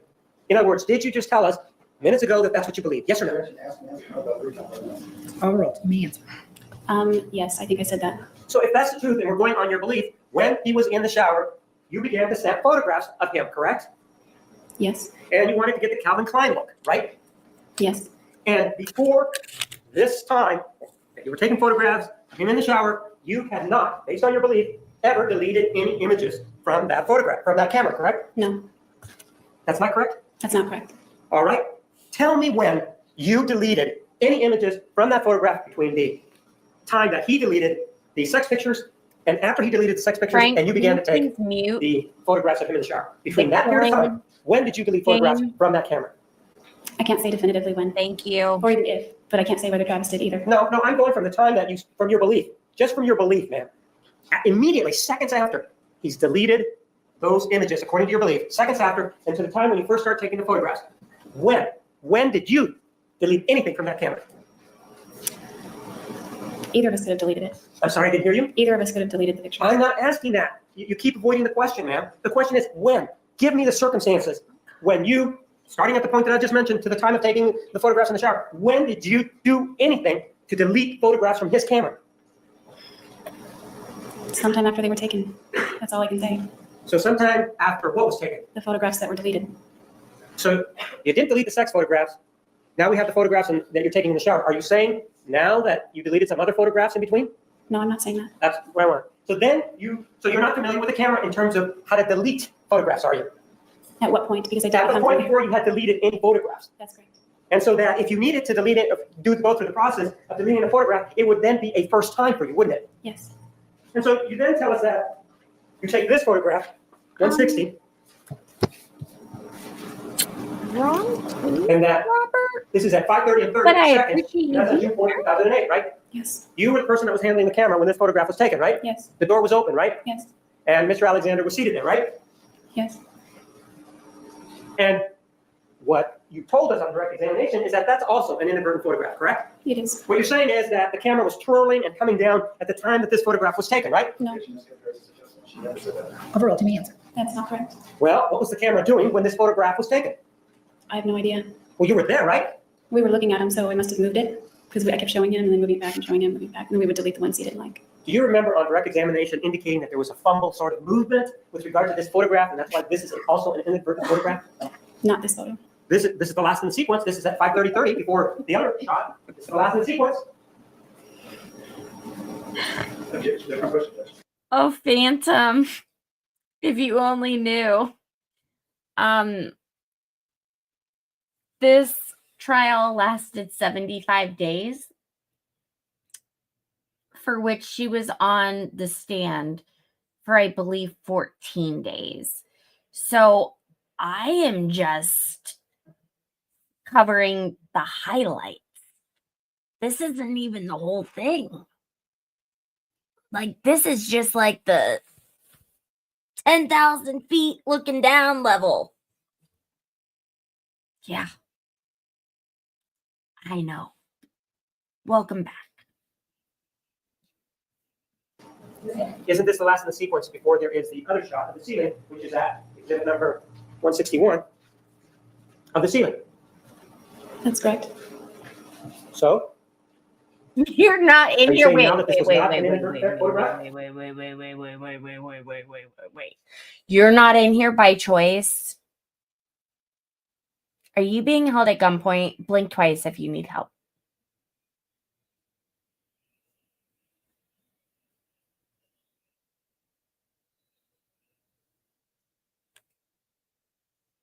Get the fuck out. No, I'm not saying that. So it is an inadvertent photograph, right? Yes, it is. What were the circumstances that made this an inadvertent photograph? Overall. The only way that would be an inadvertent photograph is if my finger inadvertently hit the shutter release button. Is that what you did, inadvertently hit the shutter? Obviously, yes. No, there's nothing obvious about it, ma'am. It's a photograph. It is in focus, isn't it? Yes. And if we compare it to the other photograph, which is exhibit number 161, this is not in focus, is it? No. The previous 160 is, though, right? Yes. How can you tell us just by looking at this that this is an inadvertent photograph if it is well in focus and the subject is sitting there aimed at this individual? Why is it that you tell us that this is an accidental or inadvertent photograph? Because all of those photos were intended to be waist-up shots. So all the photos are intended to be waist-up shots. That doesn't tell us that this is an inadvertent photograph, does it? It's certainly not intentional, so it is inadvertent. You were holding the camera securely when this photograph was taken, correct? I don't know what you mean by securely. I was just holding it to the best of my ability. Right. The same as you were with regard to the other photographs, right? Yes. You were holding it as securely with this photograph as you were with the other photographs, right? Yes. And this photograph then is taken when you apply pressure to the button that takes the photograph, correct? That's how it works. And that's how it works for the other photographs too, right? Yes. And in this particular case, this photograph is not out of focus, so there's really nothing that tells us from the photograph itself that this was inadvertent, right? From the photo itself, yes, it's inadvertent because I wouldn't take a picture of that. But it's your word that you wouldn't take that shot, right? That's what you're saying. And it's because it shows his buttock area that you say it's inadvertent, right? That's correct. Did he get mad when you took a picture of his buttocks? No, we just deleted it. No, I'm not asking you anything about deleting it. I'm asking you whether or not he was angry at the time. Not at that point, he wasn't angry. Was he angry at the time that you took this photograph on June 4th, 2008 at 5:30 and 30 seconds, ma'am? Not at that point. That's the point I'm asking you about. I'm not asking you about any other time. Was he angry at that point? Yes or no? No. And so you then still had the camera in your hand and had not, according to you, dropped it, right? That's correct. Were you and he talking when the photographs were being taken? Yes. And were you asking him how to pose? I don't recall asking him any specific poses, just whatever. Wasn't this for you? Isn't this something that you wanted? It was for him. That's why it was on his camera. I thought the conversation that you had with this detective was that, quote, it took a lot of convincing, whether it was then or another time. If it takes a lot of convincing, it means it's your idea, not his, right? Initially, it was my idea. So you're agreeing then that it was your idea to have this photography session. Yes. And exhibit 159, he's now sitting down, right? Yes. And when he's sitting there, it was you who was directing this photograph because you liked the way the water was coming on his face, didn't you? Yes, So you were the person that was directing him on where to be and how to sit, right? yes, because he Pardon? was sitting, so I just told him to look at the camera. Pardon? I mean, he was sitting and he was standing at one point. Ma'am, he's standing through some of these photographs, correct? Yes, And then at some point toward the end, he's sitting down, right? yes, Right before this attack happened, he's sitting down, right? yes, And you're the one that's directing the taking of these photographs because you want to get the Calvin Klein look, right? well, that was with the water, so I didn't have to direct him. The water did the work on that, on the. Ma'am, I'm not asking you about what the water is doing. I'm not asking you about that. I'm asking you about this man's physical positioning inside of that shower. In some of these photographs in the beginning, he's standing, isn't he? Yes, Let's take a look at one of them so that we know what we're talking about. I'm like the nicest person that you 141. meet today, Phantom. Exhibit 141, he's standing there, right? yes, And you're the one taking these photographs, right? yes, Then if we go to the exhibit that we've been talking about, which is exhibit 159, he's now seated, right? yes, You're the one that's telling him what position to get in so you can get this Calvin Klein effect that you want, right? no, that's not right. Well, isn't this what this photographic session is about? Isn't that what you told us it was about? The Calvin Klein, Yeah, the Calvin Klein look, right? something to that effect. That's what the what we heard you say, right? Yes, So if you're the person that's taking the photographs, you're also the person that's telling him, stand this way, stand that way, or sit down, aren't you? it was mutual. I know no one's asking whether or not he consented to sit down.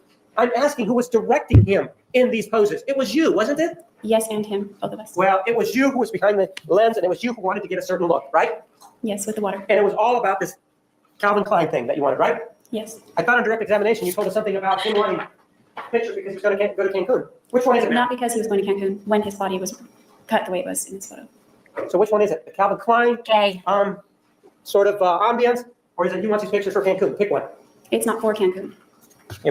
Didn't you indicate on direct examination that he was going to go to Cancun, he was proud of his body, and he wanted to pose for you because he wanted those sort of as a memento how good he looked before he went to Cancun? Do you remember telling us that? Yes, So which one is it? Both. Even though you told Detective Flores nothing about that, right? about what? How many people? But what is it that we're talking about? We're talking about a few different things right now. Well, the last one that we were talking about. The, Well, the Cancun issue, man. You never told the detective about the Cancun issue, did you? what Cancun issue? Do you remember that we're talking about Travis Alexander? Let's start with that. Yes, I remember that. That's why we're here, because you killed him, right? Yes, And with regard to Mr. Alexander, he was going to Cancun, right? yes, And you testified about him going to Cancun on direct examination, right? yes, And you told us that the purpose of these pictures was because he was proud of his body because he'd been working out. Do you remember telling us that? yes, that's correct. And that he now, when he went to Cancun, would be able to wear whatever swimwear, whatever it is that they wear out on the beach, right? Yes, And that he wanted to memorialize that through a picture so that he could keep it. Do you remember telling us that on direct examination?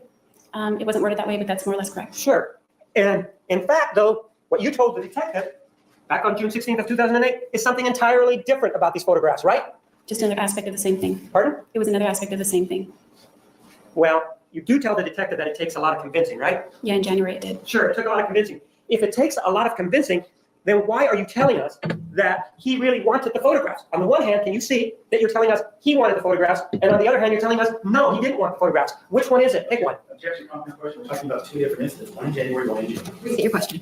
Ma'am, with regard to this photography session on June 4th of 2008, you made two statements tonight. Yes, he did want the photographs taken, or no, he needed convincing. Either one. Just tell me either one. Well, he did need convincing when we initially discussed it. And on June 4th, he was ready for it because his body was more toned. So you're saying he wanted it on June 4th of 2008. That's what you're saying, right? Yes. And you did not say that to this detective back on July 16th of 2008, right? I didn't specify. No, you didn't say it, did you? Say what? What we're That he talking wanted about. Why is it that you have a hard time understanding these questions when they are in conflict with what you're telling us? Objection, argumentative, objection, sir. Sustained. With regard to the detective, you did not tell Phantom, Mr. we get Alexander more wanted this subs. picture taken So in we're the shower, down to correct? 4. That's correct. I just need 4 Let's take a more look at exhibit people. 249. Do you recognize what's here? Yes. And this is 4 a more subs. schematic diagram of Mr. Alexander's bathroom, correct? That's correct. It also includes the closet, correct? Yes. It also includes the bedroom, right? Yes. And the rope that we talked about was behind here, behind the bed, right? That's right.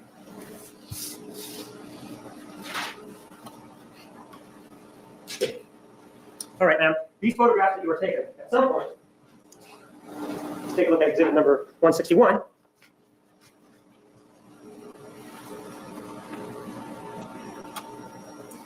And the time is 5:31 and 14 seconds. Thank That you photograph is so snapped, correct? much. Correct. And this is the door to the shower, right? Yes.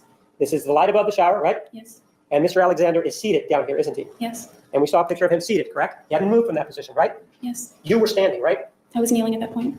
And this right here is the door to the closet, correct? Yes.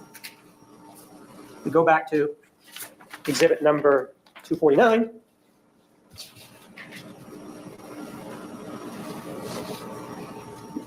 Where were you when that photograph was snapped? And I'm talking about, so we can be specific if you want to look at it, 161. Where were you when this photograph was snapped? I was somewhere maybe slightly to the left of the circle number 4. Why don't you point to it? It was somewhere in this area, So you were immediately right in front of the shower, right? a few feet back, so there was no water on the camera.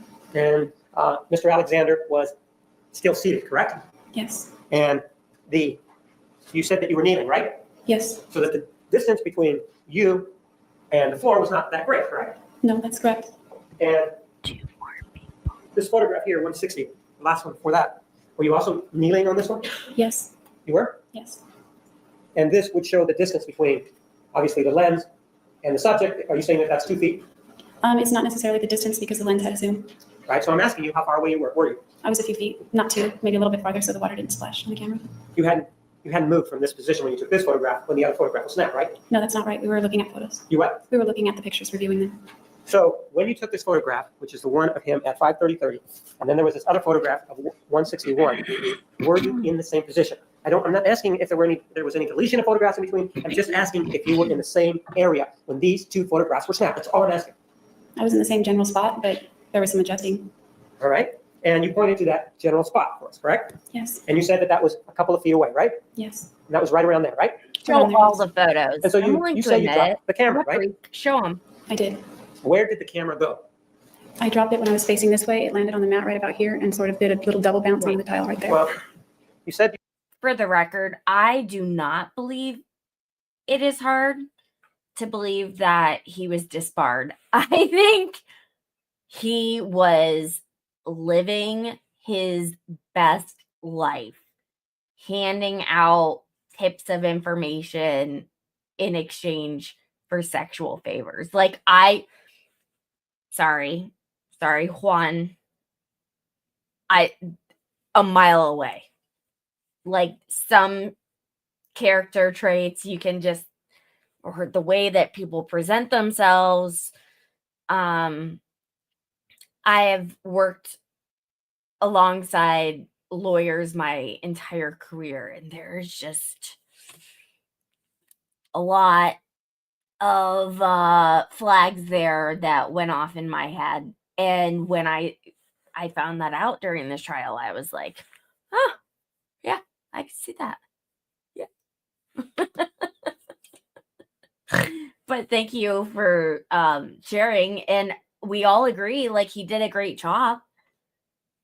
I think he just let it get to his head. No pun intended. Okay. A little too much. you dropped the camera right around here, correct? Yes. And the camera then came It rolled a little bit. southbound, right? Yeah. Yes. In this direction, correct? How far did the camera roll? It was right sort of against, it didn't touch, but it was sort of against the bathtub. So the bathtub's over here. Right. This right here is the dividing wall between the shower and the bathtub. Do you understand that or not? Yes. So the camera then came this way, right? It was right sort of up against the bathtub, but not, it didn't hit the porcelain part of the bathtub. And there was a bath mat that was here, wasn't there? I don't recall a bath mat being there. I just know the shower mat was there. So there was a shower mat there? Right outside of the shower, that ceiling mat that I can remember being there. And the camera is then right about here, right? In that vicinity. Right? And what happens when the camera comes to rest in this position? What happens next? Travis snapped. When you say Travis snap, he manifested something. What did he do? He got very angry. He stood up, stepped out of the shower, all the while calling me an F Screaming word. at you, bad stuff, right? Cursing at you, right? I remember the F word. I don't know how much cursing there was. And the F word being what? You can say it. You said in text messages. Go ahead. He said fucking. He said fucking what? That I'm a fucking idiot. Okay, he said you were a fucking idiot. And he's standing up when he says this, right? As he was standing up or whatever. I don't know the exact position he was in when those words were So uttered. he was either standing or moving up to stand when he started cursing, right? Yes, that's And he's within about 2 feet of you, right? Many. somewhere like that. That's what you told us you were standing or Few kneeling when people you took this away. photograph, right? Or this photograph was snapped, right? Yeah, I was a few feet so that the water wouldn't splash. Right. And Please at that make sure point, he you gets were very upset. described. That's what you said that he told us. And is this when he gets this mean look in his face that you talked about? When he picked me up, I looked in his face. And you saw this mean look in his face, right? Yes. Is this the same mean look that you told us that you remember back from August of 2007? It's a look I've seen more than a few times. I'm asking about So- August 2007. That's the one I'm asking about. You remember telling us that in August 2007, you saw that same mean look that you saw back on June 4th of 2008? I remember saying it was very similar. Similar means it's about the same, right? Yes. And so you see the same look on his face, but in August of 2007, all he did was grab your wrist, say, I'm sorry, and held you, right? Objection, Ms. Kirkpatrick, it doesn't- she said it was the same, she said it was similar. Overruled. Can you please repeat that? Could you read it back to her, please? Question. And so you see the same look on his face, but in August of 2007, all he did was grab your wrist, say I'm sorry, and held you, right? Back in August, yes. So you're in similar, it appears to be in a similar circumstance. Now something else happens, right? Yes, many somethings later, this something is now happening. Well, something happens now where you claim that he grabbed you and threw you down, right? Yeah, he body slammed me. He body slammed you down, right? Yes. In a very forceful way. The more that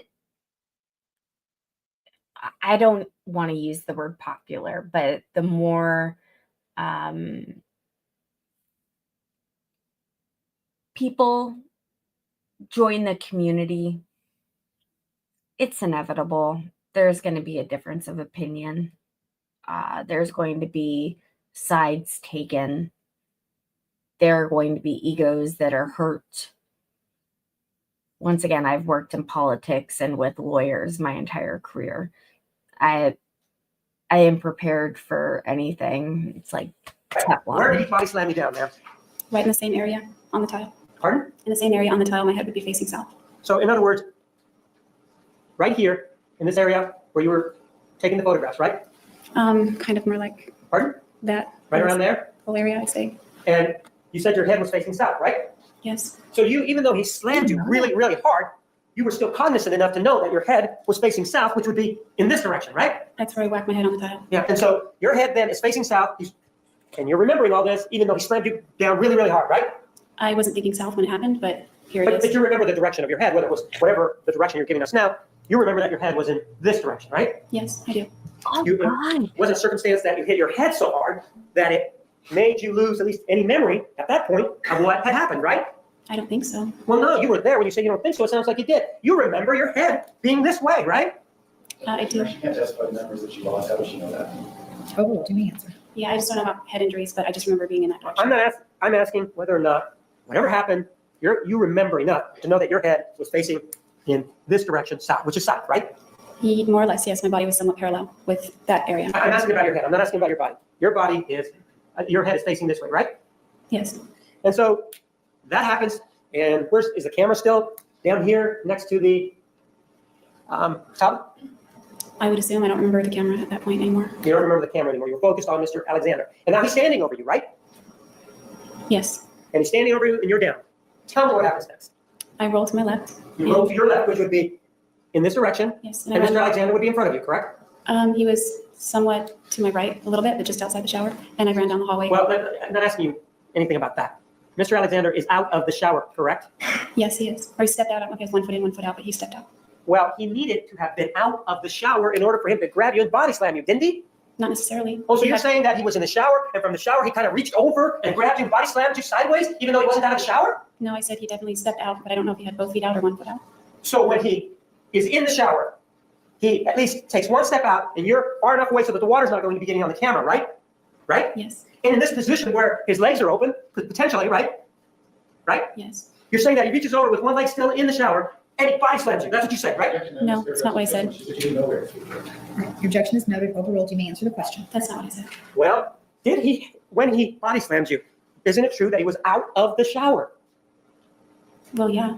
Okay, then why did you tell us that he was still in the shower? Why did you just minutes ago tell us that? I didn't say that. You said he had 1 foot in the shower. Didn't you say that? No, I didn't say he had 1 foot in the shower. I said I don't know if he stepped all the way out or if the 1 foot was still in the shower. Okay, so it could be that 1 foot was still in the shower, you're telling us, when he body slammed you, right? It could be or it couldn't be. I don't know. All I know is getting body slammed again. But you're saying it's a possibility that the 1 foot is still in the shower, right? I don't know. Well, you were there, right? And so far, you remember very well so far, because you were scared, right? That's what you told us. I was terrified. terrified. It's the same sort of thing, only escalated, right? Scared is the same thing as terrified, only terrified is worse, right? I would say that, yes. And so he, even though he may have had one foot in the shower, he does step outside, right? He comes toward me enough to lift me up, whatever that took. He lifts me up and body slams me. So he actually body picks you up physically and body slams you, right? Yes. So what I think you're now telling us is that the body slam takes place with both of his feet out of the shower, right? I wasn't focused on his feet, so I can't really answer that All question. right. So then you go down, right? Yes. He's standing up, right? Yes. And he's standing up, according to you, right about here, right? Not where you pointed to number 3. It wasn't there. How It was about just number 4? somewhere closer in that area. It's all the same general Right in area. here? Somewhere in that area. He All was right. just standing over me. Standing over you. Were his feet straddling you? No. Were his feet at your feet? More like my legs, maybe my knees. So he was with his legs open and your knees were between his legs. Is that what we're talking about? He wasn't straddling me. So he was standing next to your knees, right? He was over me, but not with both legs on each side of me. Right. But he was standing next to your knees, right? That's what you said. Knees or shins. It was. All right, let's go with knees or shins. That part of your leg, right? Knees or shins, right? Yes. And you were you were close to this area. Remember you told us that you were close to the top. Do you remember telling us that? Yes. And so if he was standing, he would have had to have been standing on the, if we look at this diagram, on the left side, which would be, I understand that this is a direction that you haven't given, but to the west of you, right? He was not on the left. He was on the right. So he was on the right, so he would be on this side then, near your shins. Yes. So that would mean that your feet were in front of the shower then, right? That's about the general area where they were. All right? And do you know how close your feet were to the door that was open? No. So he's standing there and you're down, right? Yes. And you're terrified, right? Yes. What happens next? Well, I got the wind knocked out of me and I hit my head, but. All right, you hit your head, but you remember everything. Based on what you're telling us, you still have a good memory of what happened, right? Up to that point. You got the wind knocked out of you, right? Yes. But even though you got the wind knocked out of you, you still have a good memory of what happened, right? I don't know how good it is, but I remember it. You remember it, right? Yes. Use your word. And when you got the wind knocked out of you, that means that you were having difficulty breathing, right? Don't bite me. It hurt. I don't remember not being able to breathe. It just hurt my ribcage and my torso. It hurt. So when you say that you had the wind knocked out of you, that may not be accurate because what you're really describing is a pain to your midsection, whether it be the ribs or whatever, right? Yes, it was painful. It was painful. That's not the question. The question is when you said that you had the wind knocked out of you, that may not be accurate, correct? I'm not sure because I've had the wind knocked out of me before, only a lot worse than that. So you it had felt that way, but it was painful. So you've had the wind knocked out of you before, right? Yes. You know what that feels like, right? Yes. You can't breathe. That's why they call it knocking the wind out of you, right? Yes. So you're telling us then, since you are familiar with having the wind knocked out of you, that you've hit your head, you're down, and you can't breathe, right? I'm not saying that. You did say that you had the wind knocked out of you, right? Worse than this. Yeah. No. I'm talking about here. You're telling us that you had the wind knocked out of you here, right? I think it was to a degree. Yes. So you're having difficulty breathing then at that point, right? Breathing wasn't going through my mind at that point. I just I'm remember pain. not asking you what was going through your head. I'm asking you that whether or not you are telling us that you had difficulty breathing. That's all I'm asking. I'm not asking what was going through your head.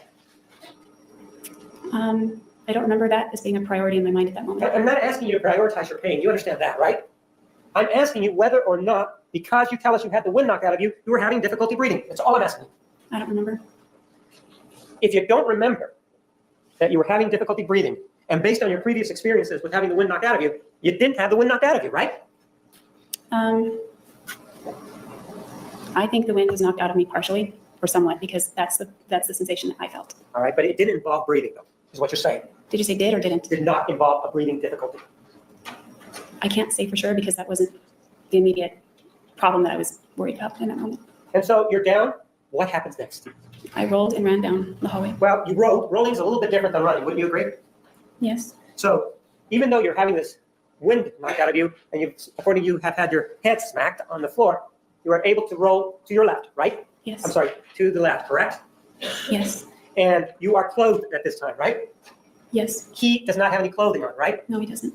He's angry though, right? Very angry. Extremely angry, right? I would say that, yes. And you turn to your left to get up, right? Yes. And you turn to your left to get up so you can get away, right? Yes. You have absolutely no problem moving to your left and getting up, do you?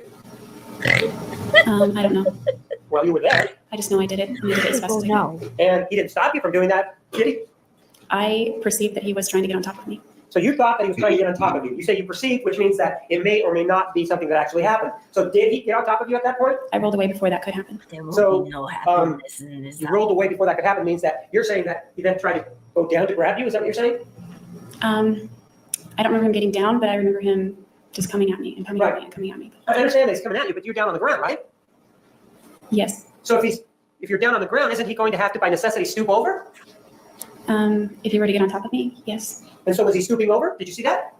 I don't know. I just know that he was coming after me and I rolled. Well, you're telling us that you have these ideas, but I'm asking you what he actually did. Did he stoop over to get you? I can only say what was going through my head, not what he actually did. Well, you weren't looking at what he was doing? Not after I got my head smacked on the tile. No. So you weren't looking at him at that point, right? Not at that very moment, no. So it could be then at that point that what he was trying to do, when he was trying to, because you weren't looking at him, that when he was trying to stoop down, it could be that he was trying to help you, pick you up and apologize, right? Based on the fact that you told us you weren't looking at his face. It could be, right?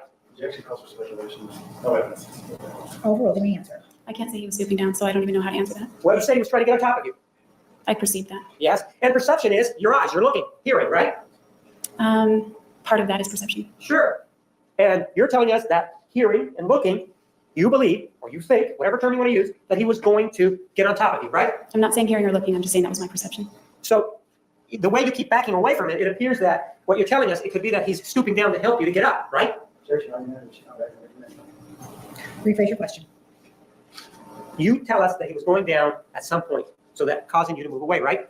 No, I'm telling you that after I got body slammed, I perceived that he was going to try to get on top of me and I wanted to roll away from the situation and run. So that was your perception, but it wasn't caused by anything he was doing. It was caused by what he had done before then. That's what you're saying. Certainly by what he'd done before, but I don't know exactly what he was doing right after he slammed me. You weren't even looking at it, right? Not at that point. You get up, right? Yes, after rolling, I got up and ran. Right, and when you get up, point to me.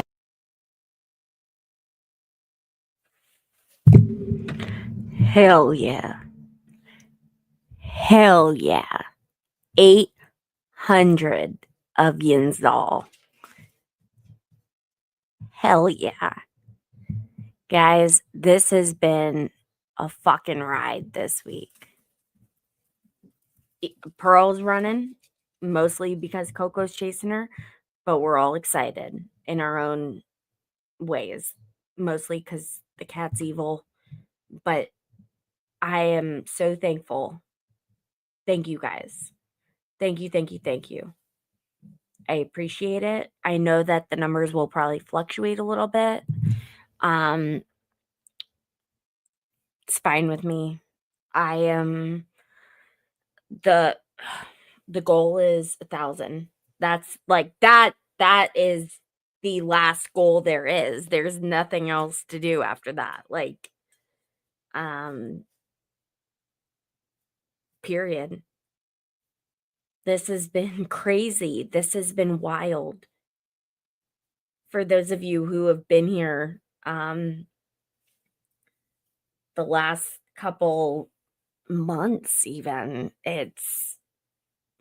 I can't believe it just like shot up. That's what she said. I can't believe it's become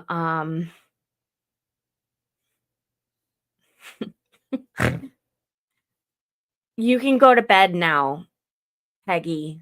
Thank you so much for being here, Peggy. You are just a total badass. And we all appreciate your commentary. You're so great. I will be on tomorrow before I jump on a plane. And probably around 2:30. 2:30 to 3. That's usually what I do. But let's let them go to the next sidebar. You know what? Actually, I am going to and my mods can do whatever they want. But I am going to stay until I've been live for 6 hours. I'm at 5:48 right now. Bye, Peggy. Talk soon. Or else until we get to the next sidebar. So either 14 minutes, or I'm sorry, 13 minutes, or it's 12 more minutes now. Or else the next sidebar. The cat's literally terrorizing the entire home. Okay, let's go. Are you here? You're here. Where are you? I'm not sure because I didn't do a full turn. I just rolled and got up and ran. Were you in front of the closet? Not directly, but Were you right there? Where were you? I don't know. I just rolled and I got up and booked it down the hallway. And well, this is not the hallway where you went down, right? No, that's not where I ran. Right. And in fact, are you saying that you rolled all the way down till you got to the entrance of the hallway? Overall. I did not make a full rotation. I just rolled to my side and got up and started running. So if you are here and you make a half rotation, then isn't it true that you would be standing right about here? You would be standing right about here when you took off running. Rephrase the question. Were you standing right about here when you took off running? She already said she didn't know where she was. Overall. I really am not sure. I just got up and started running after I rolled to the side. That's all I can say. You were still angry at that time, right? Yes, he was still angry. And he was still screaming at you, right? Yes. Thank And this is you. the individual that on occasion had been telling you what great shape he got in, right? Yes. He's this individual that Not you a told us was a Schreider. wrestler, right? Yes. In high school. And he's the same individual that part of the reason that you were taking these photographs in the shower was because he was in pretty good shape, right? Yes. So you take off running and you take off running down the hallway, right? Yes. Anyone else saying this?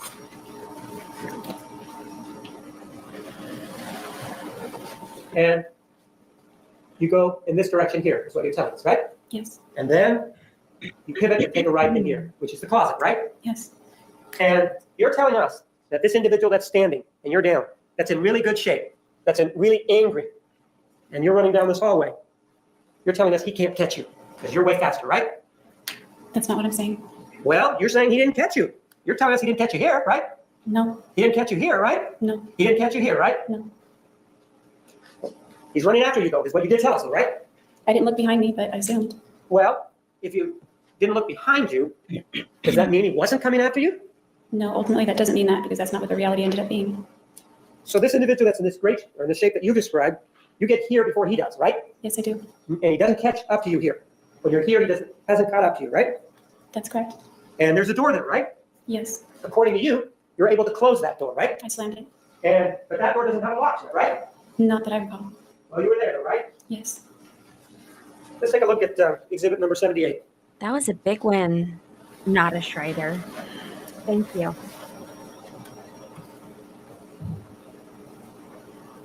Take a look at it, please. Where were you taking the photographs when this happened? I want to see it on this exhibit. Outside the Natasha shower. Ryder. Pardon? Outside the shower. Well, why don't you put a mark on there?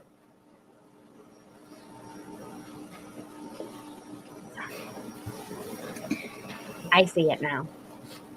Man, were you crying when you were shooting him? I don't remember. Were you crying when you were stabbing him? I don't remember. How about when you cut his throat? Were you crying then? I don't know. So take a look then. And you're the one that did this, right? Yes. And you're the same individual that lied about all this, right? Yes. So then take a look at it.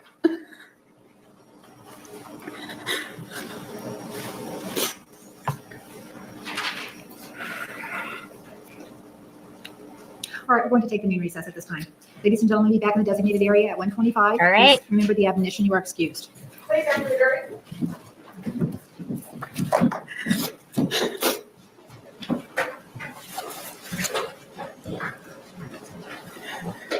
Guys were awesome tonight.